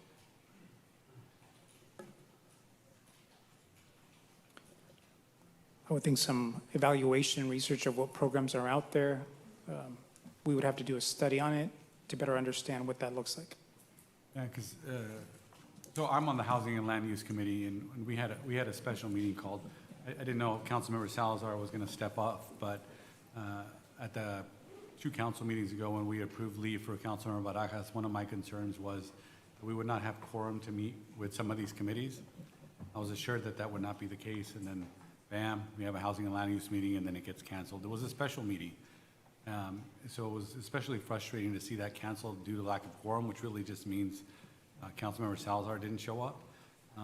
Because some of my feedback and questions related to that would have been, I'd like us to look at tiny home villages, or the discussion for a sanctioned encampment has been discussed for many years and properly requested to be on an agenda. So has tiny home villages. And for the playground equipment replacement, was that for Central Park you mentioned? Correct. And is that project in line with our Parks Master Plan? As far as our priorities? Yeah. I do not have the Parks and Master Plan in front of me, but we did coordinate with Director Lundquist on the selection of parks. So we did coordinate, and so I am working under the assumption that she, working through the master plan, identified those parks that were in need. Yeah, and I only mention that because I know that I've had requests about improvements to Sherwood Hall and other parks, and I'll give you an example. One of the things I've been asking for is ADA compliance for, a park in my district. And so, there's needs across our city, right? But I just want to make sure, and I'd like to get some clarity if that is in priority order to our parks plan. And then for the Eco Housing, I know we're going to be applying for an additional $100,000 for those tenant right and tenant landlord services. One of my previous questions was, have we utilized all their services for this last year? I know that, they were supposed to do district-wide meetings. I know Salazar hasn't had his. I don't know if we were also entitled to do a mayor's Eco Housing citywide. So do we know if we've exhausted those services for this year? Or do we still have credit for those services? In terms of credit, I'd have to get back to you. We are actively using their services now. Again, the purpose of this is to continue helping both tenant and landlord service administration. It is part of their added scope that we're recommending this use. Right, I mentioned that just because I want to make sure that we're utilizing all our funding that we have allocated for that. Can you speak a little bit more about the housing rehabilitation and specifically what that program is actually going to do, and the scope, and a little more information for residents, because the information you provided was just a little vague. I don't think the average person would understand what that entails. Sure. As Director Britton mentioned, again, it's a program that the city has had in the past. It is a program we're looking to launch again in the current. We are evaluating what that program looks like. In essence, though, again, the initiative is really to help those that income qualify for these health and safety repairs that preserve, improve their aging housing, provide livable conditions, helps stabilize their homes. So as we know, there's in many other cities, as one example, again, the program is still being developed and formulated. Some cities tend to use these programs for those on fixed income, seniors, for example, whose homes may have some conditions of deferred maintenance that they have no means to address. So these programs can be focused in that direction, or they can be focused on a family direction, all again in the context of being able to income qualify, and that they're, due to their limitations of funding, they're unable to address the life safety issues that are prevalent. And Habitat for Humanity would be the facilitator of this program, or? That is the conversation. Sorry, I didn't catch the last part. So Habitat for Humanity would be the facilitator of this grant funding, or I didn't understand the correlation.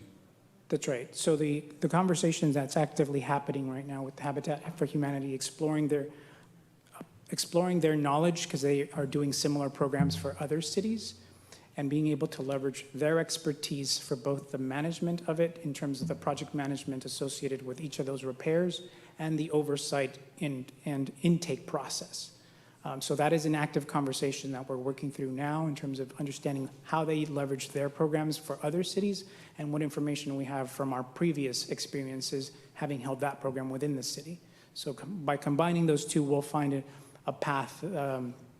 We'll continue to explore a path on how that gets developed, but the intent is to have and lean on their expertise on this deployment. We don't have a framework or an exact, like, did they give us a proposal? I mean, we're applying for funding, we're applying for funding, and then if we get the funding, then we'll allocate it to this, but we don't have a full proposal, what that will look like. That's part of the conversations that are taking place now. They've begun to share some of the material of how they framed the program in other cities. I think it's Seaside is one of them. And between that and our program from the past, we're looking to see how we can merge those two to better outline the program.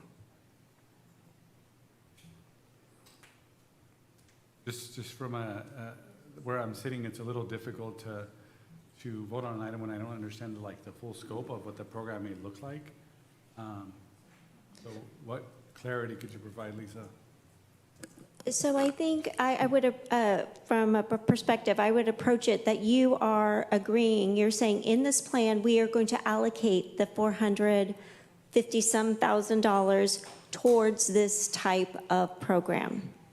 We will be, you're not blessing the program, you're not approving it at this time. We will be coming back to you when we have a program in place for your consideration and approval. This is just saying, yes, this is a program that we want to fund, an activity we want to undertake, and we're going to allocate X dollars towards that activity. Okay, thank you for clearing that up. And then would it be possible to get an answer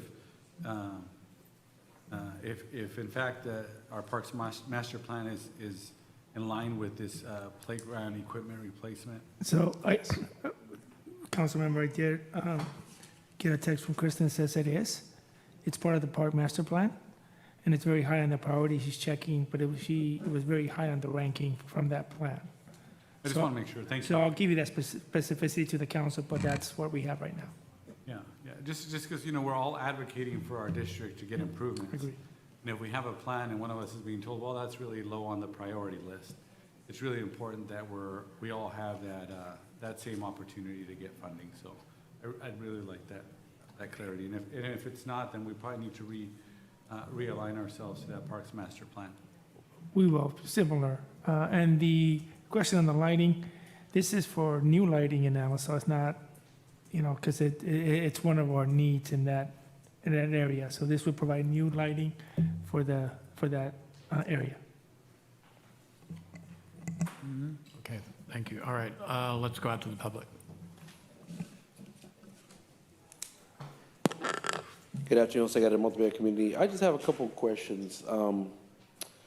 So the LSL vibrancy plan, so do we resubmit everything to Salinas City Connect to get proper items repaired in that area? How does that work?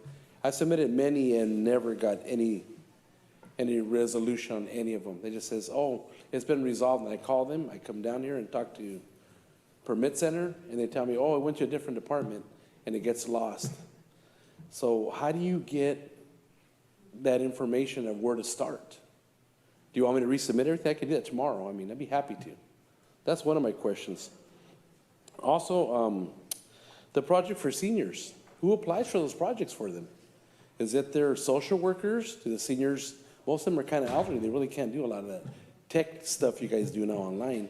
So who helps them with that? Good question, huh, guys? Nobody asked that.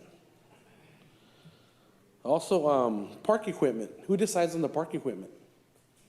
People that don't live there? Have you guys asked the community what they would like for their kids there? Is there any community involvement?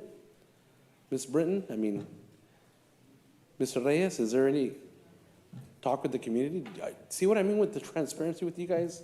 You guys don't reach out to anybody. This is why nobody trusts you. Don't take it bad. It's not disrespectful.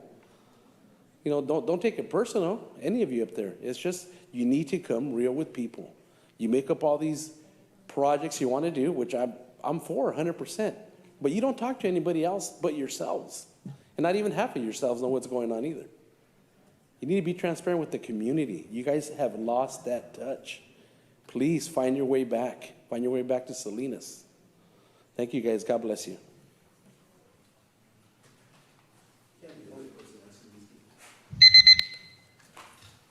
Buenas tardes, concejales y alcalde. Mi nombre es Marina Zárate. Vivo en el Distrito 2. Me gustaría poner de su atención en la situación de vivienda en Salinas. Tenemos una situación difícil donde la economía es difícil. Si pudieran considerar en proveer terrenos asignados para construir viviendas para bajos ingresos, donde la ciudad apoya con terrenos con precios accesibles para comprar y construir, para nosotros poder comprar y construir con la ayuda de la ciudad, donde hay ganancias para ambas partes. El residente de Salinas se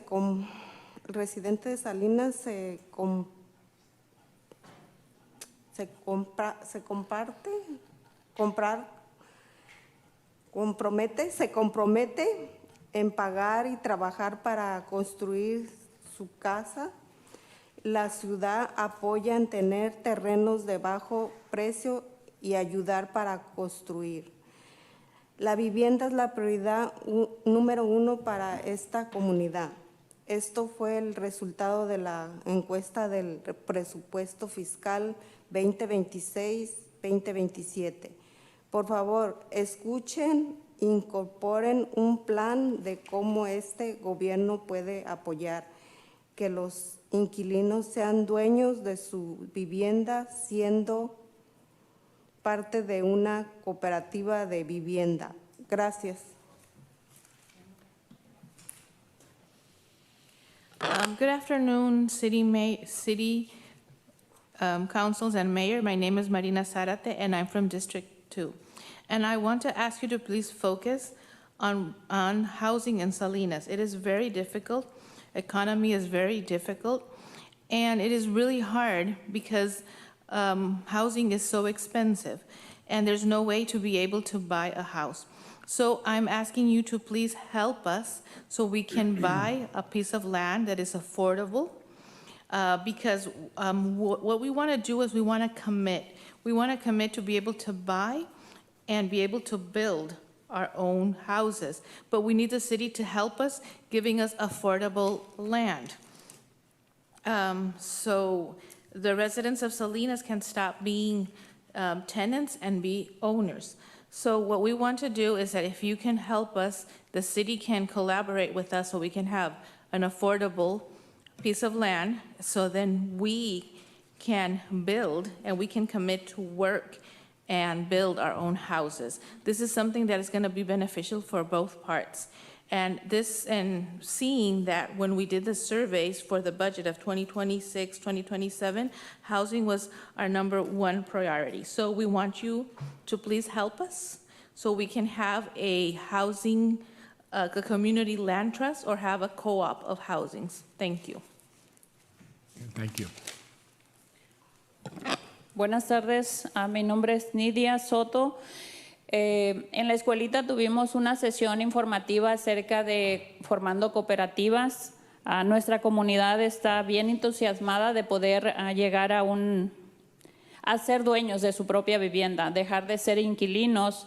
Sabemos que participamos duramente y persistente en la encuesta del presupuesto y, como dijo Marina, vivienda sigue siendo la prioridad número 1 para nuestra comunidad.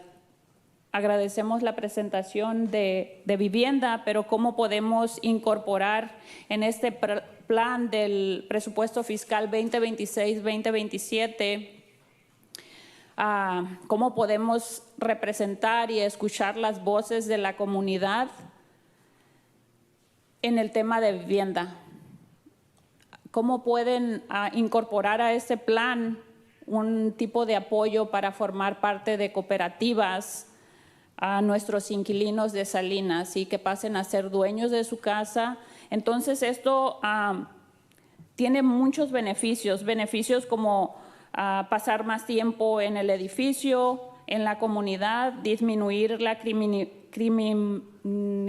criminalización en el barrio, el vecindario en las cooperativas permanecen más tiempo, miembros como muy comprometidos en formar parte de la toma de decisiones, entre otros, pero tienen muchos beneficios. Entonces, ¿cómo podemos hacer valer esta voz de la comunidad en este presupuesto? Vivienda es el tema número 1 y escuchamos las ordenanzas, escuchamos las rentas están muy caras, pero ¿cómo podemos dejar de ser inquilinos y pasar a ser dueños? Gracias. Good afternoon. My name is Nidia Soto, and a few days ago, we had a training about housing co-ops. The community is very excited with that prospect, the fact of stop being a tenant and now being an owner. So we want to know how we can help, how you can help us so this can be part of the budget. As we said, and Marina mentioned, when we did the survey, housing was the #1 priority. So we were thinking, how is it possible? We appreciate the presentation that they gave about housing, but we want to ask you in what way you can incorporate in the budget 2026 so that we can have a co-op of housings and we can incorporate this plan so you can support Salinas. This brings a lot of benefits to Salinas. First of all, we would stop being tenants and we would be part owners. It would be a building where people would last longer living in these buildings. Criminalization goes down. Neighborhoods are more stable and people are more committed because they're part of the decision making. So this brings a lot of benefits. So I would like to see how we can incorporate this in the budget, seeing that housing is our #1 priority.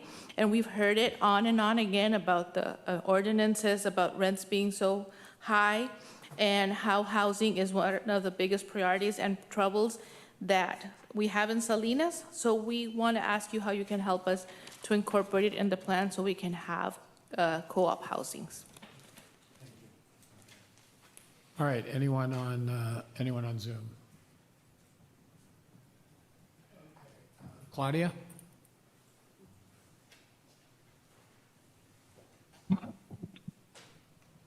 Buenas tardes, mi nombre es Claudia Rosas y vivo en el Distrito 6 y soy parte de la base de vecindarios prósperos. Quiero hablar de la importancia de que nuestra comunidad sea tomada en cuenta por este gobierno y que basado en los resultados de las encuestas del presupuesto 2026-2027, número 1 es la vivienda. Mi familia y yo fuimos desalojados y ahora enfrentamos grandes desafíos por los requisitos para calificar para rentar una vivienda. Es muy, pero muy difícil. Es por eso que este concilio debe de tomar en consideración las encuestas. La vivienda continúa siendo la prioridad número 1. Que agreguen a este plan de vivienda cómo los inquilinos podemos dejar de ser inquilinos y podamos ser dueños de nuestra vivienda formando cooperativas de vivienda. Sabemos que esto podría apoyar a muchas familias que no podemos comprar vivienda por sí solos. Por favor, esperemos tomen en cuenta nuestra participación en la encuesta del presupuesto. Muchas gracias. Thank you.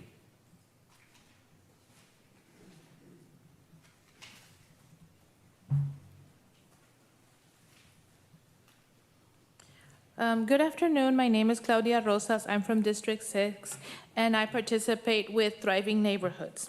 It is very important for our community and for the government to hear us. We need to let you guys know that you have to take in consideration what we say and also listen to the results of the survey. that was done for 2026, 2027.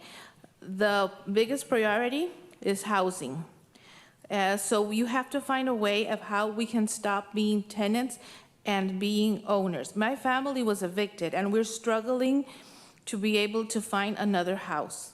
So the city council has to help us because we need to have a solution to this housing issue, and add a way that we can become owners and have a housing co-op that will help us have a more stable home. Thank you. Okay, thank you.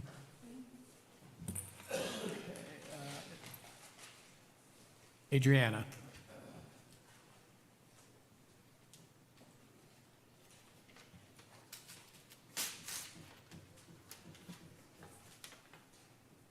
Adriana, you're on mute.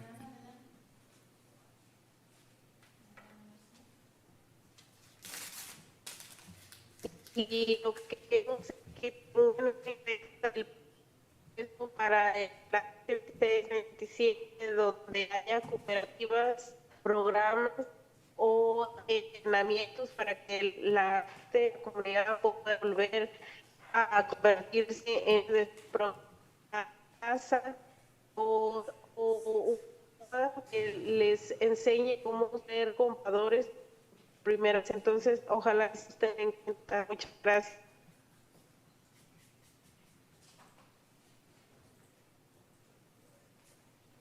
I didn't get most of that, but I got a little bit of the gist. Okay. And Adriana Garcia, she's asking for programs so we can learn how to be able to establish housing co-ops, that we need trainings that show us how to establish these co-ops so we can become owners, and hopefully you'll take this into consideration. Okay, thank you. All right, that'll close public comment, and we will come back to council for any final comments, and then we'll be looking for a motion on this item. So, Andrew? Sure. Perhaps maybe next year we could look at ADA improvements. I know in our Parks Master Plan, it lists ADA improvements, and really, I think the word in our master plan is ADA enhancements, but it's not really an enhancement, it's a necessity for folks. There's a lot of issues at Laurel Park, walkways and restrooms are not ADA compliant. Also, City Manager, when you get a chance, if you could follow up what happened with the $500,000 investment in the Housing Land Trust, what that was utilized for, and a status update on that. My comments for the future are that I'd like to see funding for a tiny home village, and also like to ask the mayor to appoint another person to the Housing and Land Use Committee, just to, in case we do have meetings, which I don't think we have anything scheduled, but if we need to have a special meeting, it would be helpful to have an additional person on that committee, in case I need to miss or Salazar needs to miss, that way we can maintain quorum. Sure, absolutely. Tony? Mr. Reyes, thank you for your report, Ms. Brenton as well. Mr. Callahan, I want to make a motion, but we have 4 points here. What, do I have to read the whole thing, or? No, you can just make a motion to approve staff's recommendation. Thank you. I'd like to make a motion to approve the staff recommendation, and I think we're off to a great start. I'm glad we have a good group of sort. You know, I would like to, because we do get criticized a lot that we're not good with in-house, but it sounds like we're doing a considerable amount of work trying to protect people as well. And you know, I just saw a report from Los Angeles, just real quick, where they did a cleanup, and they found an infestation of rats, and, I mean, where people were getting sores because of these rat bites while they were asleep or intoxicated or under a substance. And these are serious things. So I just hope, along with this work that you're doing, I hope people take it into consideration when there is cleanups, is because of health issues. Pretty serious. Thank you. Thank you, Tony. Gloria?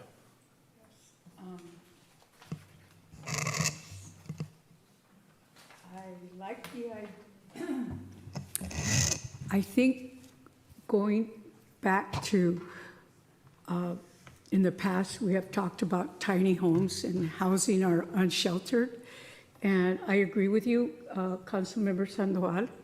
But that, I think we need a report from Economic Development, Lisa, I don't know when, but in the future, soon, on tiny homes, because this was brought up years ago. Probably Councilmember Barrera will remember. And we need to be updated on how could that happen? How could we get the funding to make that happen? Because we can just talk about it, but we need to know. An acquisition of land, where would we get it?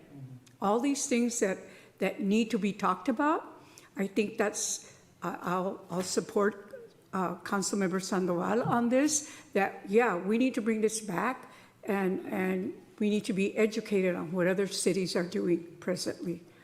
Yeah, because right now, we're just moving our unsheltered and we have them in the neighborhoods. And right now, I have a big encampment behind Laurel Heights. And I know the city is doing everything. Thank you, Lisa. Thank you to SORT. But, you know, the residents, they want action now, like I said before. And I don't blame them. But we have to remember that there's a process to everything. But I'm doing everything I can, and I know the city is doing everything they can to resolve the problem. But again, we need to look at that and where would we get the funding? And I like the idea about, you know, what was brought forward right now by BHC on looking at co-ops. But maybe it can't happen in this budget, but I think we need to bring that back also. How could that happen? I know there used to be Joe Serna funds for farm workers. That needs to be also that information given to us as a council, because it has happened in other cities.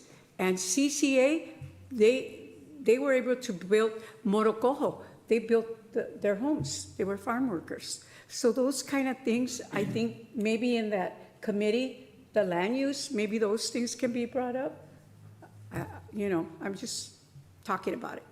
But anyways, those are the things that I see. But I thank you, Mr. Orlando Reyes, and thank you, Lisa, for the report. And yes, I'll go ahead and approve, but before I approve it, SORT, the comment on SORT.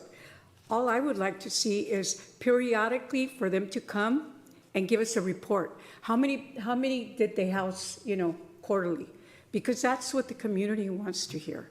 And also I want to hear, what did you do in 3 months? That would be nice for them to do. Give us a report. How many did you house in 3 months? But I will be supporting it. Thank you. Margaret? I'm assuming that was a second for Councilmember Barrera. Okay. Otherwise, I was going to do that for you. Okay. I agree. I like the creative thinking that of the co-op. Again, there's a lot of questions behind that. You know, where do we find land in the city of Salinas right now? And but these kind of things are great, and I think that it's wonderful that the community is coming together and looking for different opportunities. Obviously, $700,000 homes are not in everybody's budget, for darn sure. So we've got to get creative with mobile homes, modular homes, tiny homes, and a variety of all of the above. So hopefully we can begin to work on that going forward, because we need a variety of different types of housing out there. And I think those are my only comments. So thank you for the report. It was very thorough, and look forward to getting some new playground equipment. I think Central Park is a very highly utilized area in my district, and I think they will be very appreciative of the efforts being done there. So thank you. Before we call for the question, I was going to say this for my closing comments, but you know, the BHC interest in co-ops, it so happens on Sunday, the Alisal Country Estates celebrated the fact that they had become an owner-owned co-op, and that the 82 units in Alisal Country Estates actually purchased the estates, and Joe Serna funds were involved, And the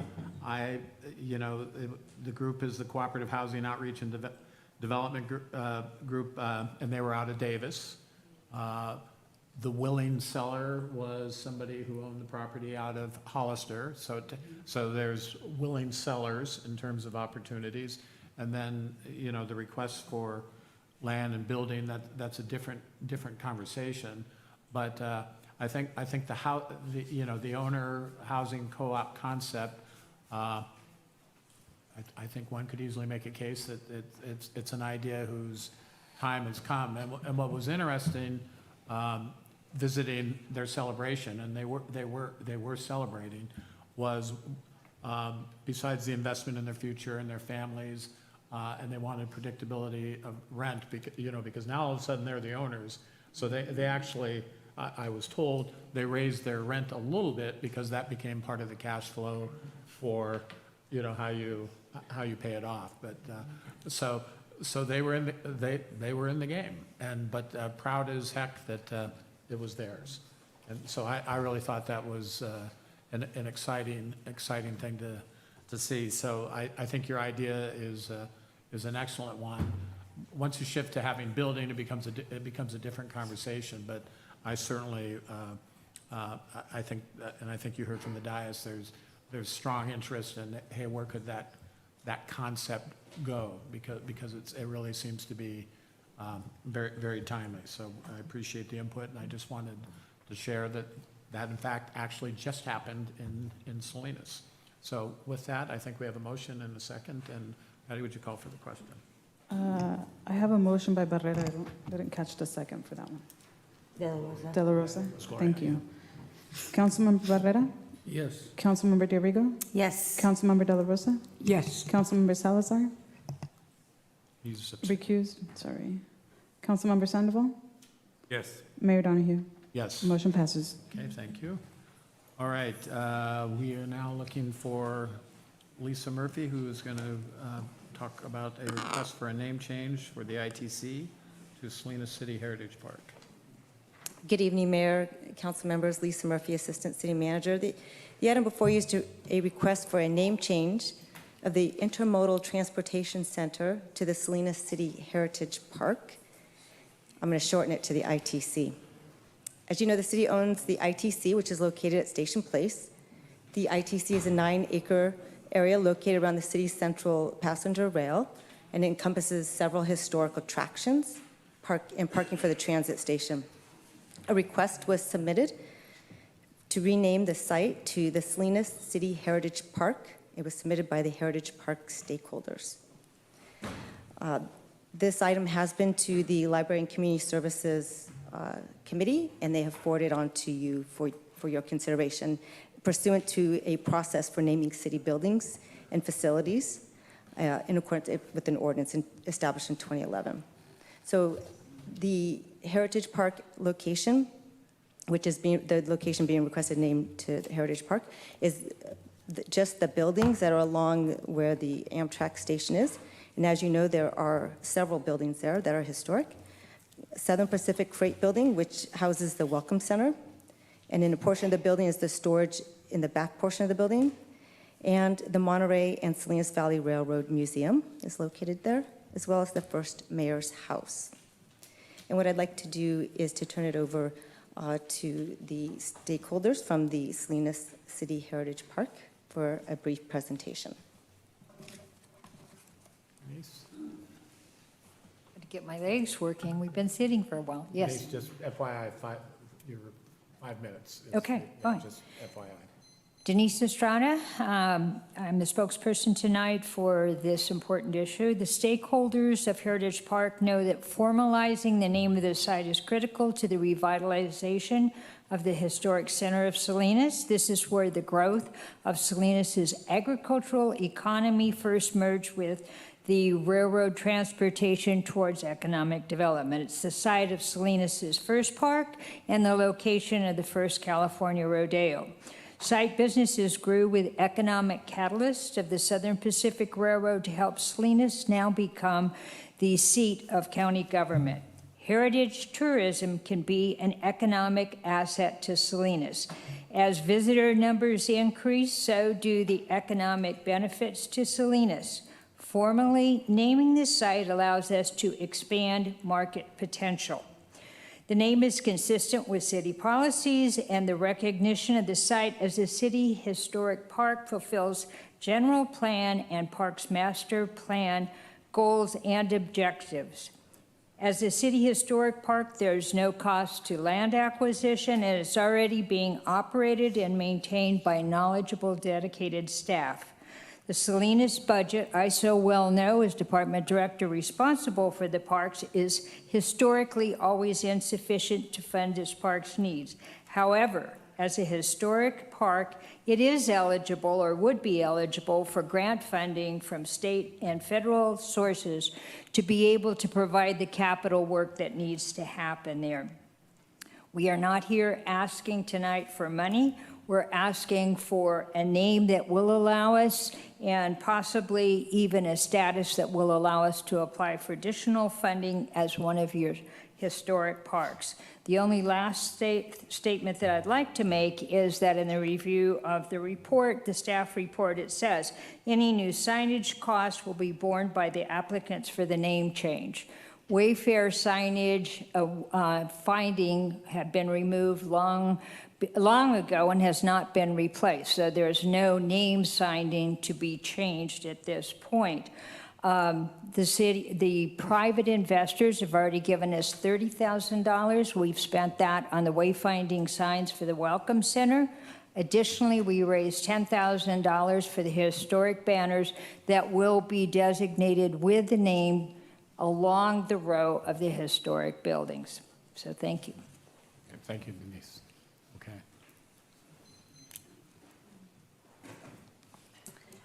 That concludes our presentation on behalf of the applicants, and I turn it back to the council. Okay, very good.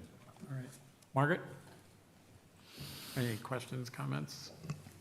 Actually, I think Denise answered my question. I was going to ask about the banners, which I think is important for people being able to find you properly. And I think there'll be more signage coming on the way as well. But thank you for raising some public funds to cover for that. So I think that's important for us as a council that we have public and private money coming in to support this project going forward. So thank you for your presentation.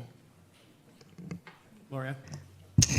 Denise, so you'll be putting banners so when people come into our city, they'll be able to find the historic, you know what I mean?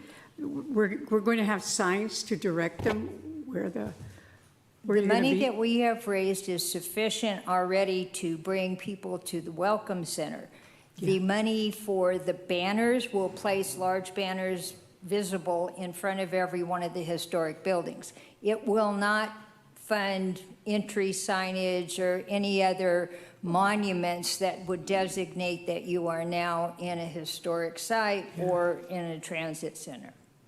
That would be something for future plans. We are very optimistic that the investments that we're making in the site there will also help encourage further investments that will get the ball rolling on funding for additional improvements there, including signage. Just to clarify, it is city-owned. There are no signage markers there presently, and that would be the city's responsibility. There are no wayfinding signs there, so.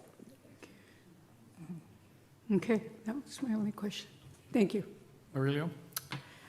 Yes, I was outside for a portion of the presentation. I did want to ask, were there any other proposed names other than Salinas City Heritage Park? No, this was a request that came directly from the stakeholders. It wasn't something we put out there as a proposal. Somebody come forward and please name this location. There was no, that wasn't something we were pursuing. That is correct. However, over the past 3 years, our community meetings and discussions have come up with a few, including naming the site after somebody who is a very prominent contributor, Ruth Andreessen, who passed away. as part of that, and the name has been now chosen, came after much discussion with stakeholders and the communities who attend, the people who have attended our meetings. So we've had a number of outreach. Also, there have been media articles on this as well. And then in terms of its current name, it's known as the Intermodal Transportation Center. What's the history behind that name? Oh, that predates me where that name actually generated from. Okay. Does not predate me because I was on the planning committee at that time as a city employee. Okay. That was in large part at the direction of the transportation agency that was really developing the transportation aspects there. And so that went through community input many years ago, because I've been retired for 16 years. So I do know that that's a long-standing one. Nobody even knows what ITC is now, but I do, having been on that committee with TAMC. I'll go ahead and conclude my questions there. Thank you. Okay, Tony? Is it possible to, Ms. Murphy, is it Heritage Park would be the historical buildings, is that right? That's correct. It's two parcels, really. There's the parcel that is the parking lots, and then the parcel with the buildings in the Amtrak Yeah, building. because one of what I would like to discuss, because I know people in the transportation business, whether it's MST, which I'm a board member of, and other entities, know it as Intermodal Transportation Center, ITC. Is it possible to keep that area that's used for transportation? I know to Ms. Estrada's point, naming it Heritage Park would bring market potential for funding. But would it be complicated to say, okay, the buildings and the banners and all that, that's Heritage Park, but that's a ITC as well? Would there be an issue with that? I think that decision rests with the council to decide. Do I think it might cause confusion? It could, but I think you could also structure signage that could incorporate both. I think there's a lot of possibilities. Well, I think as far as the name ITC, are people that are already using it for transportation issues versus honoring the historical buildings from the Welcome Center all the way to the mayor's house being Heritage Park. You could certainly do some sort of hybrid name if you want. You can do some type of, well, I'm going to say wayfinding, so that it would have incorporate what it is that's there, that there's a train station there, there's the train, there's the bus that comes through there. So I think there could be a way to incorporate that together. I'd like to know some of that, maybe from see, I know the staff is not giving a recommendation, but I would like to see how that's looked. And Mrs. Estrada, Mr. Mayor, are we allowed to ask mayors questions to Mrs. Estrada or Ms. Well, I think the answer is yes, because Lisa's essentially brought in Denise as her staff support. I guess Ms. Estrada, some of the conversation has been, at this time is changing the name, but then later on, potentially, your stakeholders would start looking at rezoning the area. Is there a possibility on that? That's never been something that's been discussed at any of the stakeholders meeting. And let me be very clear. The stakeholders understand that center is very critical to the growing transportation needs here. We are not in opposition of the ITC being loudly identified as a transportation center. We support that. We think it's consistent and has been for years that the railroad And these historic sites have lived next to each other in harmony. We really want to promote both and advocate for the coming railroad improvements there. So if, as Lisa had pointed out, there are means to identify both very clearly so that there is no conflict with that. Clearly, Amtrak is almost as invisible as we are there. So, you know, there needs to be signage loud and clear that you've now reached the depot and the transportation center as well. So we're certainly not opposed to that. And how you get to that point could be up to engineering staff and the city council to decide. Well, I was there yesterday at the Welcome Center. I met a family from Los Angeles, and I met a family from Oregon. And I asked them, how'd you know about this place? Oh, the sign's up on the freeway on 101. So people that are looking for the Welcome Center will find it. Once they're there, they'll see the Heritage Park banners. But on the other side, and I want to support Heritage Park, but I also want to support being that I'm a member of MST, I would like to see, Ms. Murphy, in your knowledge and wisdom, how we can bring both together in unison. Because actually, it's like you say, ITC, a lot of people don't know about it, but it's the people that are involved in the transportation that would identify it as such. I'd like to hear your thoughts on that. Well, I do think they can live in harmony together. I think it is important that we do, as a city, do the proper signage for what that location is, and that hasn't been done. So we need to take proactive steps to identify that with signage and say what's there. Yeah.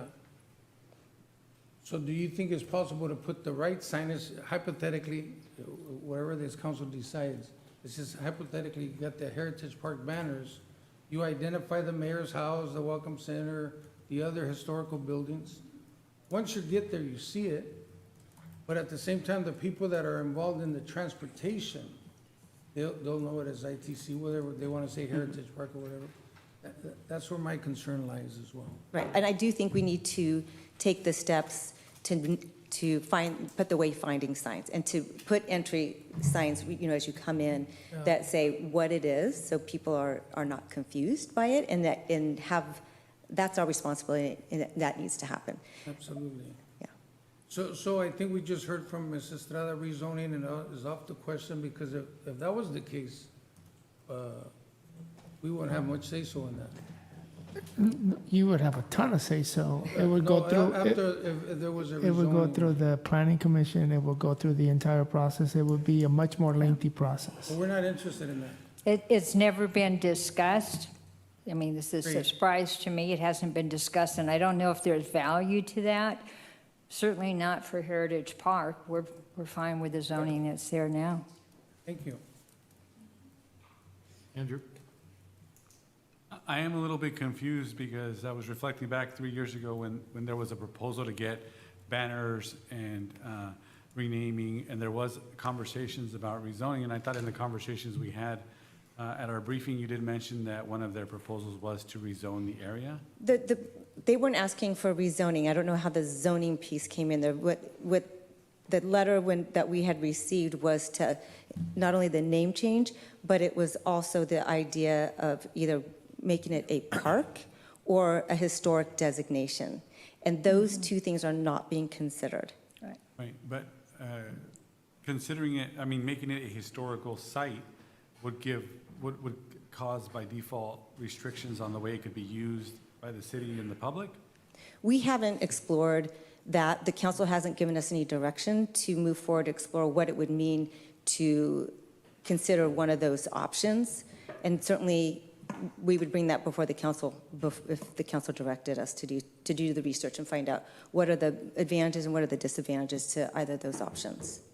I guess I'd like more clarity. I mean, if we designated a historical site, what impacts does that have? So Councilmember, just assuming the council decides to change the name to Salinas City Heritage Park, that does not elevate the area to being a historical site. Correct. I understand. I'm just asking if there was a move, because like I said, this kind of goes back 3 years, and there was an attempt or lobbying to make that a historical park designation. So what implications would that have on use by the city and the public? I think, as I stated earlier, if the council so directed us to research that, we would do that. I'm not prepared to give you what the impacts are until we actually did the research to find out what would the implications be. Right, it's because in the presentation, I heard her say that by making this change, it would open them up to funding and other possibilities in grant funding. But the name Historic Park has already existed for many years. It's already part of their branding. And so I don't see the correlation between us changing the name to open up funding. It almost seems like if it was a designation. That's what I heard in the initial presentation from the petitioners, was that, you know, the park and the name would open up funding opportunities. I think maybe I what can Mr. Estrada. clarify. A city park is eligible for a number of grant funds.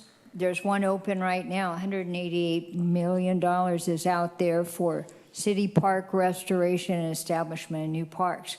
We are not currently a park, official park. We can't apply for that. So what we're saying is, looking at the needs there, if we were a city park, then we could be out applying for that to address some of the funds. Now, there's a local historic park, which isn't terribly restrictive. There are designations that the individual buildings could go to. An original idea the city floated in the 80s was making it a district. All of these would have different impacts. So as you said, that's a different discussion. But we are anxious to include this in the city parks so that there will be funding eligibility, and we won't be coming and saying, you know, we need funds for whatever capital project is there. If it was a city park, the eligibility would be there. Doesn't mean we're going to be able to get the funds, but at least we'd be able to apply. Currently, we are not eligible. We are not a city park. Correct. And let me just interrupt. And even with the change of the name, it would not elevate the area to being a city park. That's correct. Okay, and then what was TAMSI's feedback on this? I know that that station, you know, the name and all the movements towards it. I mean, what was TAMSI's feedback to the name change? I sent them notification, TAMSI, MST, a number of different, and I never heard back. Right, and what would be the financial implications, if any, to either us or TAMSI if the name change happens? If the name change, there's no implications that I'm aware of that by just changing the name. Right, those are all my questions. Thank you. Okay, thank you. All right, let's go ahead and go out to the public on this.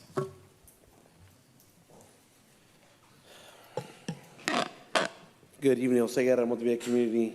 I don't see how we have to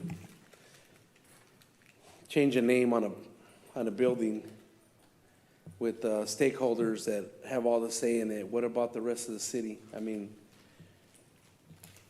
I don't get it. We're the taxpayers. Why weren't we not included? I don't know what meeting she's talking about. I was never invited to anything. It's not on social media. It's not on your Salinas City Connect. It's not anywhere. Where did you guys post this? Because I don't believe we should be able to name things without letting other people have a shot at what they want it to be, to represent a stakeholder, someone to put money in. I mean, if that was true, look what we're trying to do with Cesar Chavez's name. We're trying to get rid of it. And it's going to happen in a few months, I know, or next year or this year. You guys are going to get to it. Why do we do that? Well, why do we name it after people or after people that donated money? Why?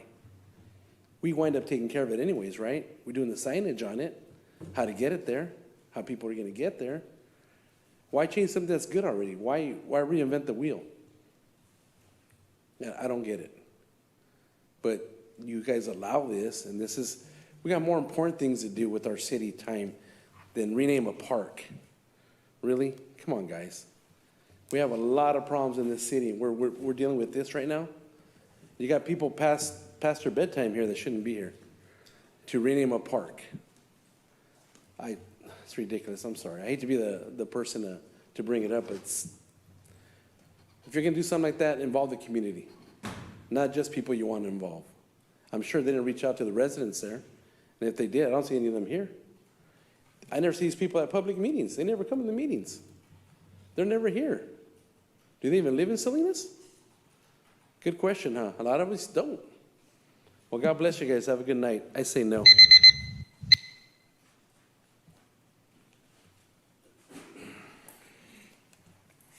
Good evening. Name is Eric Peterson, and I just have a question.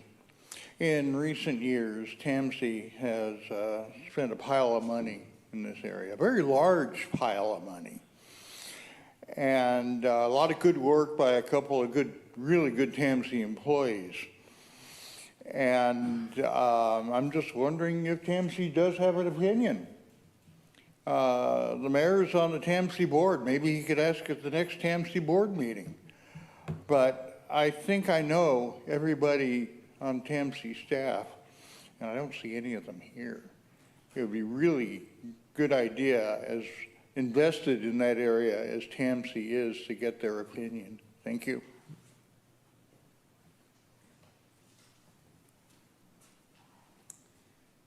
I'm Mary Ann Warden, and I'm probably, except for Dennis, remembers when the mayor house was down the street over here, and then it was on Romy Lane, and we had it as a haunted house for Halloween.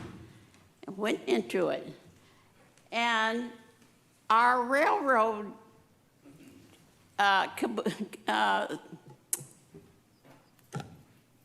engine was here at Central Park.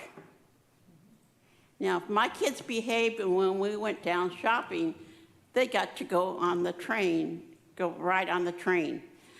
A lot of people that I speak to from out of town do not know that we have the mayor house here.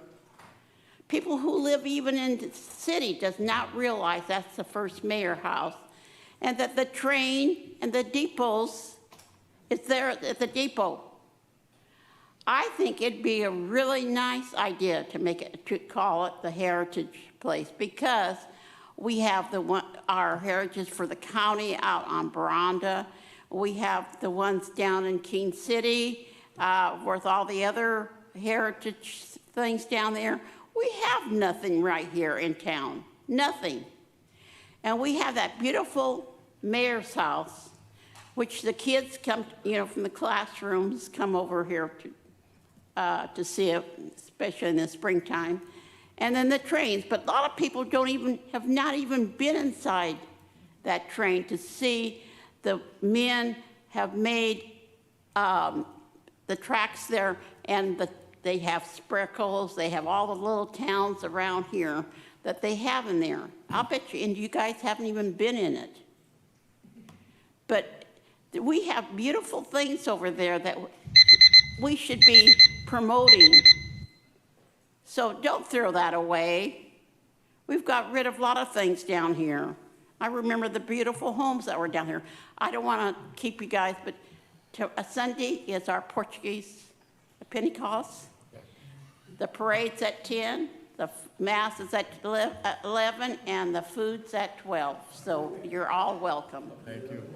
I came back after tonight. Mary Ann, I don't want you driving.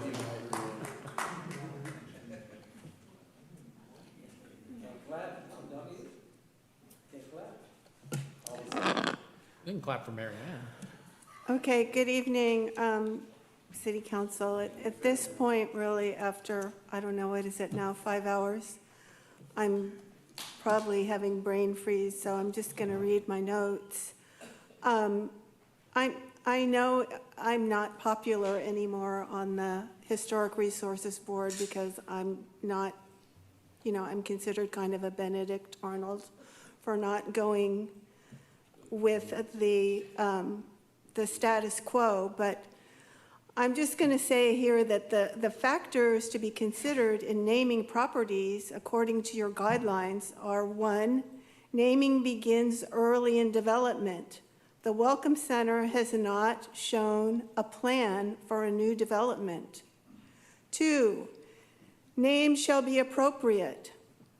Well, ITC is transportation. It's been a train station since the 1800s, so I don't know what's inappropriate about that. It's not a park. It never has been. It never will be. Points of entry and exit on the busy Market Street, where they're going to put an MST transit center, that is just a recipe for traffic jams and non-com traffic, which is not indicative of heritage or historic resources. How much time do I have? 10 seconds. I don't know. The only justification that I've heard since November for changing the name from ITC is that they thought that Intermodal Transportation Center was a clunky name. Well, that's not enough of a justification to go through all of the implications of changing the name of a property. Thank you. Hi, Larry Smith from First Mayor's House. That was the first park in Salinas in the late 1880s. It was called Bremen Park. As far as the name Salinas City Heritage Park, when Salinas City first came into being, the title was Salinas City, not City of Salinas like it is today. So that's why we went with City of Salinas Heritage Park, to keep it in the historical context of the area. Thank you. Thank you. Salvador Munoz. I'm a historical preservationist and member of the HRB. What's in the name? Can we remember? Let's have a good example. We have the Golden Gate Park. Do you remember how many entities are within the park? Museums, concert halls, parks, houses with a thematic like the Japanese gardens and everything. That's in the family of getting the historical heritage of the area. And what's for Salinas? Changing the name. That's exactly the place with the first seed that was the foundation for our great city and the agricultural businesses that we have in the area. All those entities can be within the park. They will not change its identity. They will not change putting their name on it. It's part of the historical family of Salinas. We got the very first mayor's house that became a city. It was founded with the idea from the railroad. They said, we will put the depot in this spot if you create your city. And that became the very venue that changed the future and the path of agriculture, creating the very first in diversified products, agricultural products, and technology. Thank you. Thanks, sir.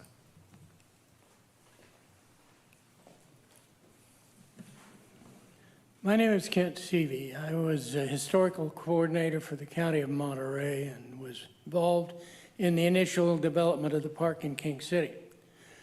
The Intermodal Transit Center, as a function of national historic preservation, has been used throughout the country.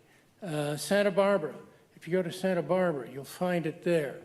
The idea of Heritage Park is that this place, via transportation, was also part of the Anza Trail, on which my family traveled.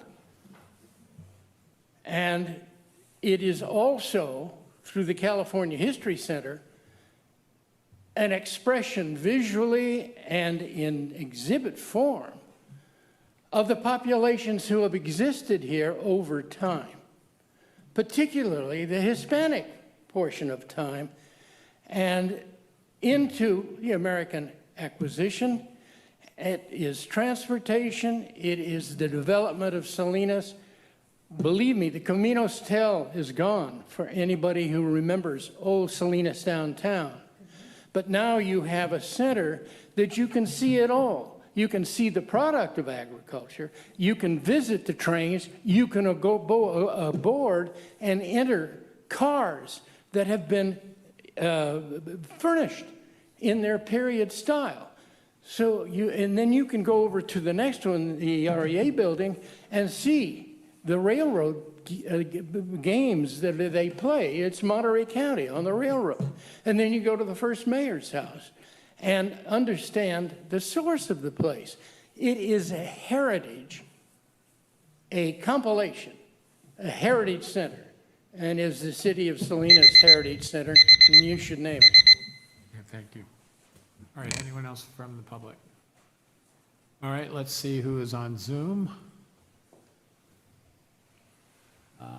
Okay, I saw a hand and then it disappeared. Okay, Don Chapin, please. Don, you have the floor. Mr. Mayor, can you hear me okay? Yep, we can. Yeah, thank you very much. Really appreciate your time tonight. We're, as you know, there's a group of local business folks who are very interested in moving forward the transportation, the visitation, and the heritage of Salinas. We have a gem and a jewel down there. We're not asking you to make it a city park. We're only asking you to allow us to use a name that really represents what it is. It is the heritage of Salinas. It's where Salinas started. We need to take that and we need to run with it. We've got great opportunity, we've got great runway, we've got a great vision ahead of us, and I think we have what it takes to make it happen. We're asking for the name so that we can have something to market and so that we can really press that out all the way up and down the coast and the state of California, the United States of America, and the world, because we want everybody and their brother to come to Salinas. And we want them to know why they're coming. They're coming to a place that's special, full of heritage, full of historic value, full of what makes America great, and that is why we need to be here. I can tell you that Denise has done a great job presenting. I appreciate that, Denise, very much. And we appreciate the city and all of their partnership. The city owns this property, I might remind you. We're tenants there. We are very interested and very eager tenants to move the needle forward. And we really appreciate the continuation of the public-private partnership that we have began recently. And we could continue to move that forward and we could really make a difference. So it's a great opportunity. I really hope that the city council will consider this and make something happen there. I think we have a lot of work to do. The ITC is not very fancy. It's not a great name. I'm sure that there will have more discussion about that, but we have to start someplace. This is a great starting spot. Okay, thank you, Don. Okay. Are there, all right, any other hands? Okay. All right. We will close public comment and we will come back to this. Well, that's what I'm trying. Colleen, did you want to speak or not? I've seen the hand. Okay, you are there. Okay. Colleen, go ahead, please.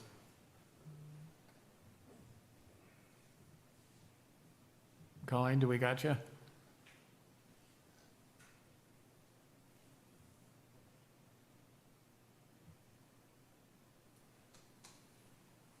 Colleen?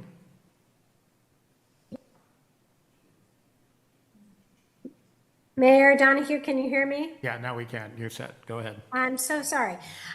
Technical issues. Okay. So, good evening, Mayor and City Council members, city staff. Colleen Bailey here, CEO of the Salinas Valley Chamber of Commerce. I just want to say that I am in support of the proposed name change of the Intermodal Transportation Center to Salinas City Heritage Park because it strengthens the recognition and preservation of an important historic resource within our community. Historic places are more than landmarks. They preserve our shared cultural heritage, tell the stories of past generations, and help maintain the unique identity that distinguishes our city. A name that more accurately reflects the park's historical significance can increase public awareness, encourage heritage tourism, and support local economic activity. Historic areas also contribute to community pride, neighborhood revitalization, and sustainable development by promoting the preservation and reuse of existing resources. By adopting this name change, the city demonstrates its commitment to honoring local history while investing in a stronger, more resilient future. I encourage approval of the proposed change. Thank you so much. Okay, thank you, Colleen. Okay, we will go ahead and close public comment. Andrew, I'll start with you on this. Sure. Well, some of my concerns about rezoning or the impacts of this change seem to have been addressed. I'm disappointed that TAMSI hasn't weighed in. At the end of the day, TAMSI has invested significant dollars into the transportation aspect of it. I did see the letter from MST, not necessarily opposing the name change, but just expressing concerns about making sure that the intent of what the intermodal station means was to be honored. Since we did have Don Chapin on the line and some members from the Welcome Center, I do want to reiterate that they mentioned private-public partnerships, but a partnership means that you communicate with your partners. I made a request from the Welcome Center for financial information, and I have not received it. And it's really disheartening to not have that level of transparency and cooperation. So I'm making it public here that I expect that information to be provided, as we are one of your partners. I appreciate the historical information from the public speakers and those that tied in deeper history, going back much more than I had considered, so I appreciate that. Thank you. Tony? Mr. Mayor, I'm ready to entertain a motion on the name, but at the same time, I need, because I don't want ITC, some people might not make a difference, but the people that are in that industry, whether it be busing, trains, whatever it is, that's an important name, just like Heritage Park would be important. Now, the people that of interest that they're gonna see Heritage Park or hear about it, but the people that are also in the transportation business, they know where their area is at. I do have to say, there's hundreds of children that go to the mayor's house. There's hundreds of children here because they get bus over there for their little trips. Also, there's Founder's Day. Hundreds of people know about the mayor's house. So what's grubbing, which is once a month?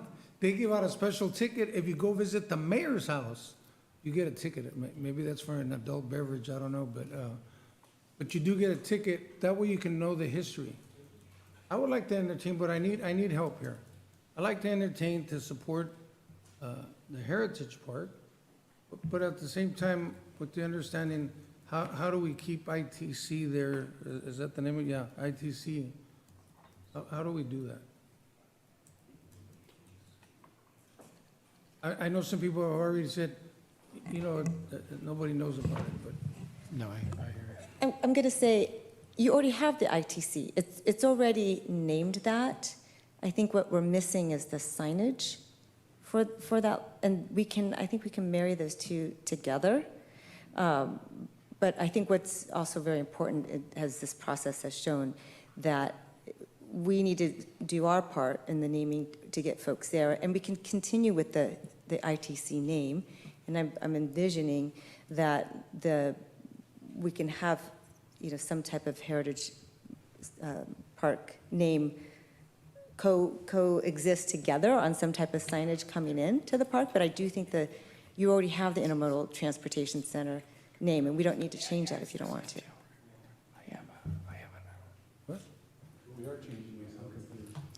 No, they're only asking for a portion. They're only asking for, because it's 2 lots, So it's the back portion where the buildings are, just the location there. And the banners that they're talking about, I probably should have had a visual, are really along the row in front of the buildings of what they proposed. But coming into the location on the, the main road there, there is no signage saying what it is at all, whether it's Amtrak, Greyhound, or if MST shows up one day there, that doesn't exist, and we need to do that as well. Well, to your point, I understand what you're saying. I just want to make sure, I'm looking at the interests of the people that are interested in ITC. I'm trying to respect both parties here. Where the Heritage Park stakeholders, because it is important, not just for funding, but it'll look great out there for a good identification. But the other part on transportation, they should be able to see that. I think we have a suggestion for you on the naming. Yeah, so let's offer a suggestion. So the way that this is currently framed, it's to rename the entire area, the ITC, to Salinas Heritage Park. But we can reframe this recommended motion to say to rename the Intermodal Transportation Center to include Salinas Heritage Park. So that way, and this was Renee's idea, not mine. So this gives you both the ITC and the Salinas City Heritage Park. As Lisa suggested, we are, I think, smart enough as a group to figure that out. I like that. And you know what I've learned? Once you folks retire, you're going to be good council members one day. So yeah, I like that. I would like to make that my motion. Okay. Callahan. All right. Aurelio? Yes, so I'm in the boat as opposed to on the train of changing it from Intermodal Transportation Center. I mean, I do agree. I think I heard someone say it sounds kind of clunky. A name, like Monterey County, I'm sorry, wrong post-it. Calling it the Heritage Park, I support because I know that there are historic preservation groups, there are foundations, and there are private dollars that specifically look for organizations like you. As someone who is a member of the Monterey County Historical Society, there are affinity groups that support this and want to contribute to it. So having that name change, it does resonate with funders. It's an interesting dynamic. I've seen that there. I know that some of you here in the audience tonight have been involved with other museum and museum type projects. One of the other reasons why I support the name change is because of the Monterey and Salinas Valley Railroad Museum, which is one of your neighbors. Ideally, wish they could be open 365 days a week, but when they are open, it's one of the very few places that is family oriented.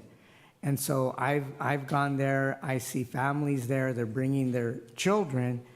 And so when it comes to like historic preservation, nonprofit organizations, or in this case, the Welcome Center, which plays a role in that and kind of pointing people in different directions, can point them to, your neighbor, right? The Monterey and Salinas Valley Railroad Museum. I was one of those kids that used to play on the railroad over at Central Park, and then one day it disappeared, didn't know what happened to it, and then realized later on it got moved because of the historic preservation that was required of it, because we know that it was getting some really heavy usage, and there are railroad aficionados that do want to support historic preservation. And so the park, I know that it opens up the door, and I think that's the conversation that we're having here, is that it's really going to open up the doors to philanthropic dollars to bring in and revitalize it. And so, yeah, there are all these additional benefits with the Welcome Center there. And as Councilmember Barrera said, you know, when the folks, what's grubbing, you know, when they're setting up and bringing in vendors, it gives people something to do while they're in the area. So I do support the name change.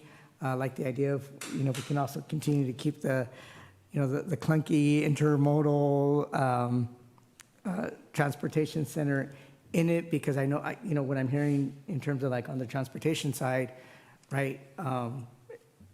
You know, it also continues to serve as a reference point. So we can continue to have the two and benefit from that. I'm really excited to see the potential and really want to see those donors that have talked about supporting it coming in and partnering with all of you and your neighbors in the area, including the First Mayor's House. So I'll be supporting the motion. Okay. Gloria?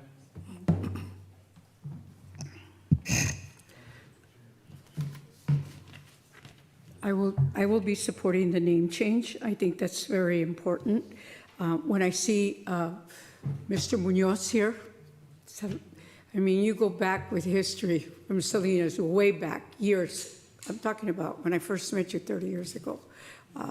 You know the history, and I know that you're a person that gets involved because the importance of the historic part of it. And I think it's very important to keep the name, and it's all about bringing in families into our city and just, you know, having all that there, the train station, the Welcome Center, just the mayor's house. And thank you to the family that's here tonight.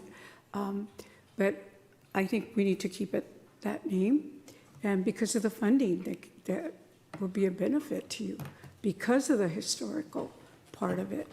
And being part of the Chinatown revitalization and ACE and all the meetings I go to, I see how important it is to keep a name, because, yeah, right now they're working on that because of the funding for the revitalization of the cafe. So I've learned that from them. So again, I support it, and that, you know, it's going to be a benefit to our community. So thank you. Margaret? Thank you, Mr. Mayor. I also support the name change to Salinas City Heritage Park. I want a special call out to Denise, who is tireless in her efforts to support all the work that's done down there as a volunteer. I know this is a big part of your heart, and thank you for what you do. Every time I'm there, you're there. Whether there's a meeting or not, you're there.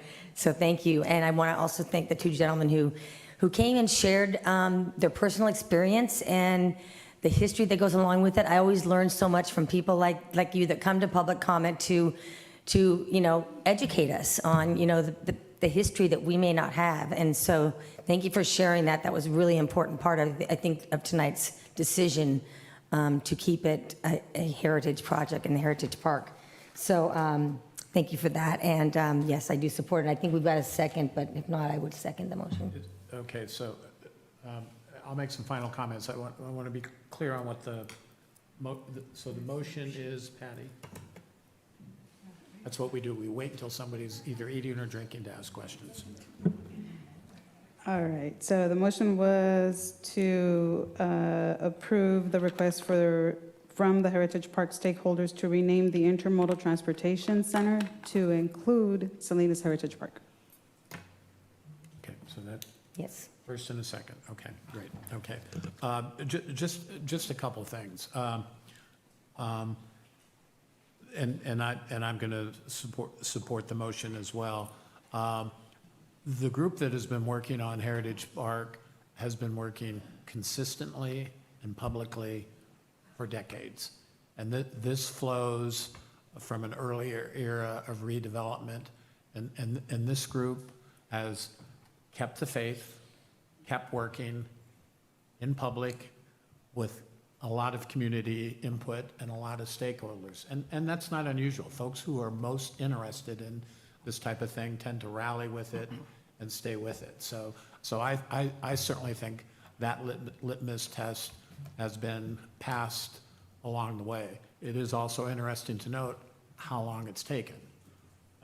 So I want to really applaud the group because it's a group that's really been toiling in the vineyard without anything other than a love and an appreciation of the history of this city. That's a pretty pure civic motive, and so I want to applaud them and thank them for that. I think the other thing is I would just want to make this comment. You know, more and more as we move forward, this issue of public-private and how you work with the private sector. The private sector, in order to invest and to feel comfortable, needs to see that there's some public participation in the process. And this should be fairly straightforward. The folks that are standing behind, working with the Heritage Park Group, have a clear track record of supporting other major projects in the city. So I think it's exciting that they're hovering around the train station, which we are hopeful that, you know, the commuter train is coming. I can tell you relative to the most recent TAMSI meeting that Capital Corridor has indicated that the Salinas project is their top priority. But, you know, we'll see how funding from the state and that type of thing goes. But the other thing everyone needs to understand is when you begin to talk about tourism, nobody's going to come here for you know, you're not going to see the ocean here. But if you come here for whatever reason and you stay in a hotel, that begins to open up and expand revenue stream possibilities with the hospitality industry. So this is also viewed as an investment. So I think people need to understand is I think by and large the council's thinking here is this is an investment that will pay for itself with a combination of dedicated, you know, great story, great history, finally getting the light of day it deserves, private investment to help enhance that. Lastly, I'll say this. This one is a little more complicated than let's say the soccer complex, because once you get to the transportation piece, there are multiple agencies involved. You know, whether it's MST or whether it's TAMSI, and it turns out C. Monterey is also very interested because they recognize the value of if they can extend stays in Monterey County, if people will come into, if we become a point where folks come into the city, that's a value proposition for the whole hospitality industry. So this one is, we need to let the folks who stand ready to invest private funds into the process and let them get moving with Heritage Park. And we also need to understand this one's not, the stone needs to be polished a little bit in terms of how the other players are going to participate and the timing of their participation. But I can tell you that TAMSI is looking at funds that could help improve the train station in terms of its appearance. See, Monterey is interested in that. So there is an element of this is work in progress. But what we do know is the Heritage Park Group is here. We do know there are private funders waiting in the wings, and that seems to me to be a good combination and bode well for that part of the city and the story we want to tell about our community. So with that, Patty, if you'll call for the question. Motion made by Councilmember Barrera, second by Councilmember DeRigo. Councilmember Barrera? Yes. Councilmember DeRigo? Yes. Councilmember De La Rosa? Yes. Councilmember Salazar? Yes. Councilmember Sandoval? Yes. Mayor Donahue? Yep. Motion passes. All right, very good. Mayor, if I may, Sure. for those people that say we're not working together, 2 consideration items, 6-0, 2 public hearing items, 6-0. Noted for the record. We're on a roll. Thank you. Kumbaya after this meeting. It would be after the meeting. I think we've still got a consent calendar to get through, so. Yeah. All right, very good. All right. So we will now get to the consent agenda. Matters listed under the consent agenda may be enacted by one motion unless a member of the council requests a separate vote for discussion. Members of the public may comment on the consent agenda items collectively during their public comment. Would any council member like a separate vote discussion, comment on any of the consent items? No.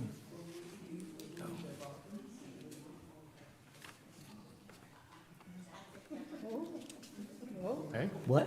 Let's see if we can get another 6-0. All right. Historic. I want a fast one on Sherwood Recreation Center. Item Well, that doesn't mean you can't have a 6-0 26-243. vote. Okay, all right, we're losing control. Okay. What would you like, Gloria? Item 26-243 on the Sherwood Recreation Center building improvement. All right. All right, anything else? What's the status on that? Real quick, just tell me, how many more months? Well, Renee? well, I do need to hear from the public first. So, is there any public comment on the consent agenda?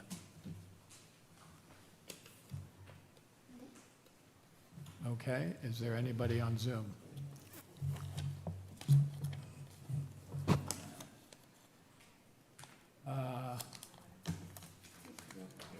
Jose?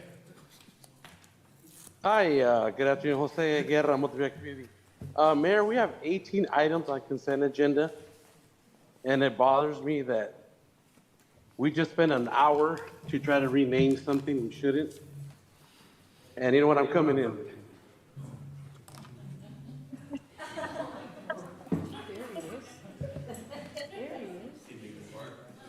Yeah, Jose Guerra, Montevideo Community.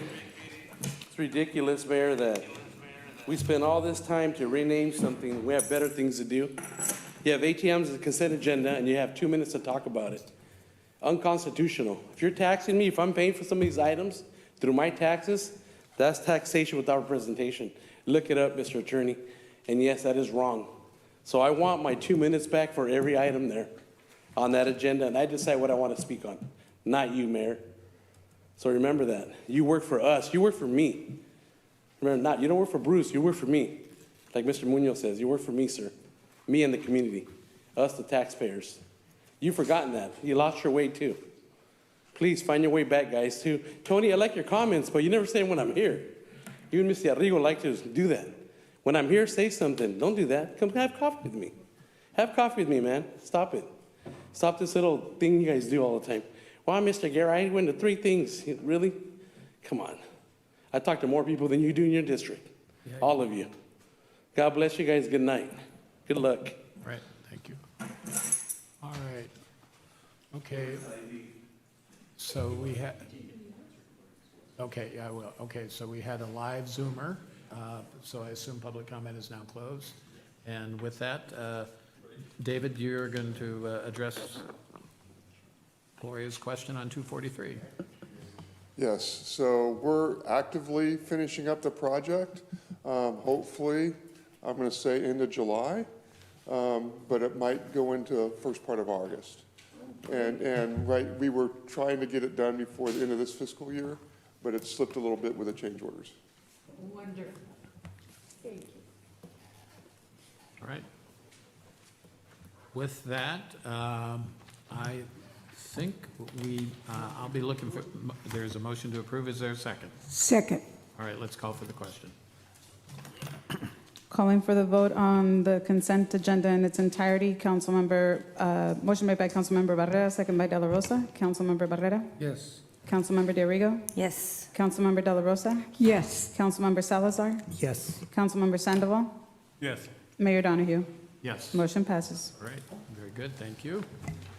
All right, with the city manager wanted to weigh in before we got to council member reports. Yeah, just very briefly, because I think it's important. Just want to provide a brief update on Fairview and CNC, where we're at with the project right now. Happy to report that Fairview got its first resident on May 15th. To date, 25 of the 45 units are leased and occupied. 21 of the 25 are city referrals from our SOAR teams, and our housing teams are working kind of overtime on this. There is nobody left in the CNC Center. A lot of them have gone to Fairview. Others have gone to other placements. So we've had 20 positive housing outcomes from the population there. Some have just refused housing, or there's a few that didn't meet the criteria. Either they didn't want to abide by the rules or other things. But happy to report that we have placed most of these individuals already. So I think kudos to the SORT team that you talked about a little earlier and that housing team. They did remarkable work. Thank you. Okay, thank you. All right. All right, Margaret, why don't we start with you? Okay, thank you, Mr. Mayor. Given the time of the evening, I'll keep my remarks short. The one thing I wanted to comment on is I had a really nice meeting yesterday with Superintendent Galvan at Salinas High Union High School District.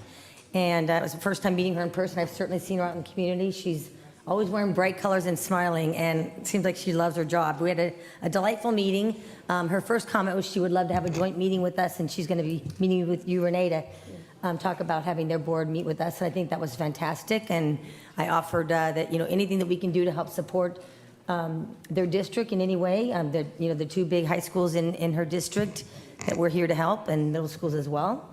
And they'll be looking for mentors for some of their student leadership programs. So if you're interested in being a mentor, I know she's looking for support there. And she invited me to stay for their LCAP meeting. And I've heard a lot about LCAP, but I've never attended one.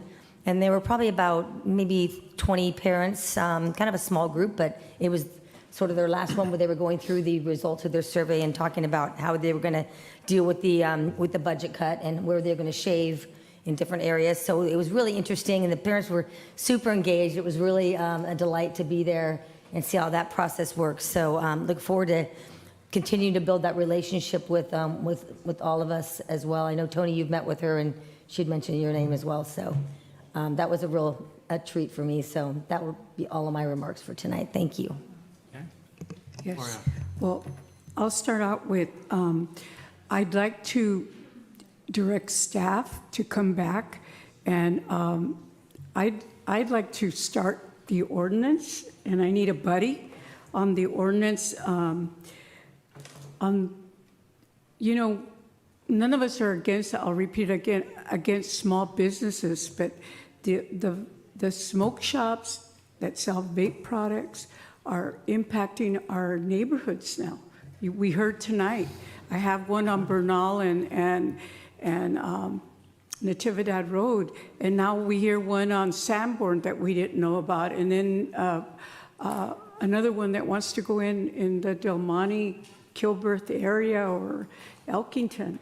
So we heard the parents come forward, and I would really like to work with staff work with us on establishing a future ordinance on, and that would be legal to do the wording on that. But I don't think they belong in neighborhoods, and they're impacting neighborhoods that are to me,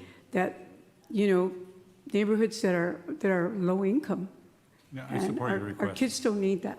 Yes, So or you as I'd well. like to bring that forward. And the second thing is, I attended the graduation at Mount Toro, and I have to give kudos to the principal. Principal Chidas moved quickly on getting a big tent for us because it was raining, pouring rain for the entire graduation. Kudos to all the great graduates and families from the entire Salinas Valley, especially our city, right? But I also attended the graduation at North High. That same evening, they had changed the hours because of the rain. But again, it was great to see the Salinas Union High School trustees and Superintendent Galvan and all the parents and the graduates, of course. But I want to announce that I'm having a neighborhood meeting on June 25th in the Rossi Rico area at Laurelwood School. And that I'm also acknowledging small businesses in the Market, Alisal area, mujeres, women. We know that March was the month of International Women's Month, and there was just so many things going on that I decided to do it now. And it's June 17th, and I'm working with our staff, with Economic Development and Pajaro CDC and some other agencies. And we're going to have it there at Hebron Heights early in the morning, and because I know that these women are hardworking women too, and they have to open up their businesses. So just for 2.5 hours, I'm going to do that. So thank you. That's it. All right, Aurelio? Yes, I also wanted to chime in regarding potential ordinance regarding vape and vape merchants. I would include if, or would ask if staff could take a look into some of the proximity or come up with language regarding proximity rules. I think that was something that we heard from residents this evening in terms of proximity to schools, to libraries, to parks. That's one. Also, I think it's very important that we also take a look at density limits. There are parts of the city of Salinas that have a very high density, which means, families and children. So I think we should really look at and consider if there's a request to open up a vape store, that we look at that particular census tract, look at their density, and keeping these type of stores out of high density areas. The third thing I would add to that as well is in terms of marketing and signage. I think that was one of the things I also heard this afternoon from the public comment period, which was marketing and signage, especially students like walking by and seeing it. I believe at a previous council meeting it was brought up, there's a new vape shop by Ensign Park, and the signage there, I think that's something that we may want to take a look at. They're very bright LED, I believe they're bright LED or neon lights. I think I may have mentioned to some of you, previously I used to work with the California Department of Alcohol Beverage Control, working with their, or training their minors with shoulder tabs and decoy operations. And there are a couple of stores that were known for exceeding the percentage of signs that they could use to market like alcohol. And I don't recall if those same rules apply towards tobacco, but I think we need to look at marketing and signage. I also don't recall what the status is regarding flavored tobacco, so if staff can also take a look at the flavored tobacco or flavored vapes and see what's trending there.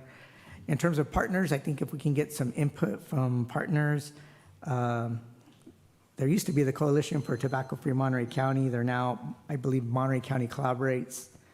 Sun Street Centers, the prevention division. If there's an opportunity to reach out to the California Tobacco Control Program. And then also there's the PARTS, the Preventing Alcohol-Related Trauma and Substance Abuse in Salinas. Taking that one step further, I would even support like a 90-day moratorium until we can come up with an ordinance. I do support those efforts. Lastly, since our last meeting, which was about a week ago, last Monday was able to attend the Monterey County Vietnam Veterans Memorial Day ceremony. I believe the entire council was there. And so as someone who has 5 members that have served in our U.S. military, and to those that are here who have served and those who may be watching, as always, I'd like to thank you for your service. And that concludes my report. Okay, thank you, Aurelio. Tony? Yeah, Mr. Callahan, is it possible as you're working on this ordinance, or whatever, is it possible to stop? I know there's another smoke shop that's coming to play here pretty soon. The one that really bothered me, there's a grocery store that's shut down in front as you enter Ensign Park. It's a grocery store converted to a smoke shop. They're sprouting everywhere. Yep. And my concern is, and they're just right across the street from several elementary schools. We really need to get serious about that. So I don't know at this time if we can put a stop to it, what do you call it, moratorium, or is it legal to do that? So we can look at a number of options, council member. A moratorium is an option, and there's a certain process by which you need to go through to do that. We'll look at that and report back to you, council member. Thank you. And you know what, and I don't mean to regulate business, but this type of business is really impacting our young people. I did appoint Mr. Juan Flores to Planning Commission District 2. He already had his first meeting, but I'm officially doing that. And I want to thank Alexis Mejia and some of the other young staff that you have here. They've been pretty busy with Relay for Life. I think it's great that they're participating in that. Taco Fest was a success. You know, I'm going to say there was thousands of people there on 2 days. I want to thank Commissioner Orlando Osornio and Mr. Luis Mejia, who is also Alexis's father. So Luis Mejia is a great volunteer and it was very successful. So thank you for that. Andrew? Thank you, Mayor. I got a chance to attend the Northridge Night Market, talked to a lot of residents. Thank you, Joey, for joining me at that. Just some notes about the Housing and Land Use Committee. We had discussed bringing future agenda items to the Housing and Land Use Committee. I'd like to get some follow-up on those agenda items and the list for that, the calendar for that. And also, it would be helpful for us as council members to get like an after-action report after the city council meeting, so we have an understanding from our city what comments were made and what follow-up needs to happen. We used to have that a couple years ago, and I think that would be beneficial to all of us. Just want to follow up on potholes on North Davis Road, street light. Mr. Silverman has been waiting a long, long time for his street light on Tulane. Cherokee has several street lights out, as well as there's some red zones that I've been waiting for a while, as well as some residents. On a lighter note, me and my wife have celebrated our 26th year anniversary of dating. Yes, I know I don't look like I could have that, but we do. So, so yes, we have survived. My wife has survived, and we're doing well. So, also my son Ethan was chosen as section leader for the band, and my son Nathan won second place for his automatic cow feeder at the county fair. So that's so cool. And my son Sean is now in high school. So now I have 3 high schoolers and 1 in university. And my daughter is a slug and just completing her first year at UCSC. So I'm wearing my UCSC Slug Dad sweatshirt. I also want to follow up on a request I made for BHC students to perform a play called The Four Keys that outlines the 4 ordinances and how they function and how they benefit residents. And also, I'm part of the Parts Coalition for Sun Street Center, and they just had lead law presentation, which is what some of my colleagues alluded to. And 43% of businesses that they surveyed were out of compliance with that lead law, which has to do with signage. And so I know that they were going to reach out to court enforcement. Obviously, they want education before enforcement. But they're out of compliance, and I'd like them to present their findings to the council, which is in line with some of the concerns we've had. So I did reach out to Luis, I understand he's also reached out to Councilmember De La Rosa, but I'd like them to present soon so we get an update, because that continues to be a concern for our community, and it's mostly related to alcohol, but I think that they've also been working on outreach regarding tobacco use, and so this all fits perfectly. So if I can get support for a presentation from that organization, that would be great. I heard him. All right. And I also had a chance to attend the Vietnam Memorial Day, and it was my honor to escort Ms. Joan Bennett. They did a fantastic job, and it was really a great time to reflect and understand the service of a lot of our residents in Salinas. Thank you. I'll just echo some of since we have last met, we did all have a chance to attend the Memorial Day services, and so we certainly want to take note of that.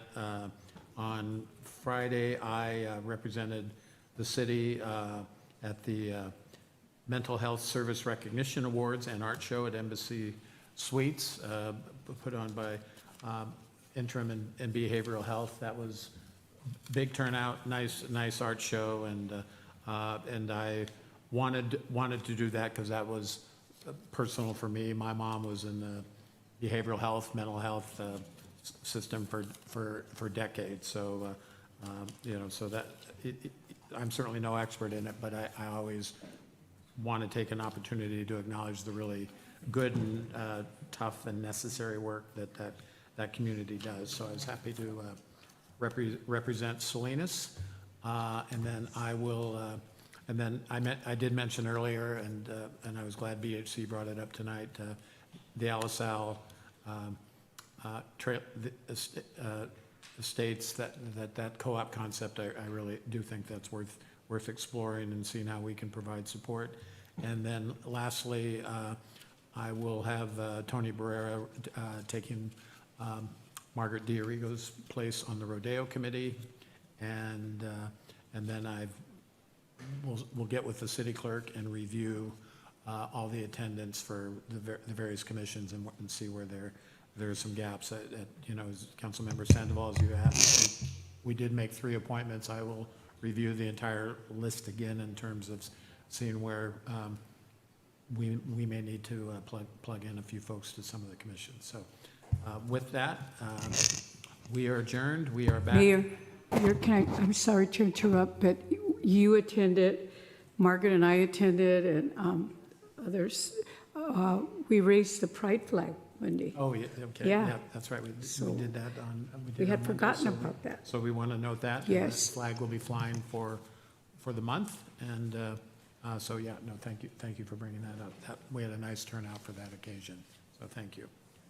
And then, so the next council meeting will be on the 16th. And then this group will be back for a study session, a special session on Thursday from 4 to 6. So, here, yes, that is here. And with that, we're adjourned.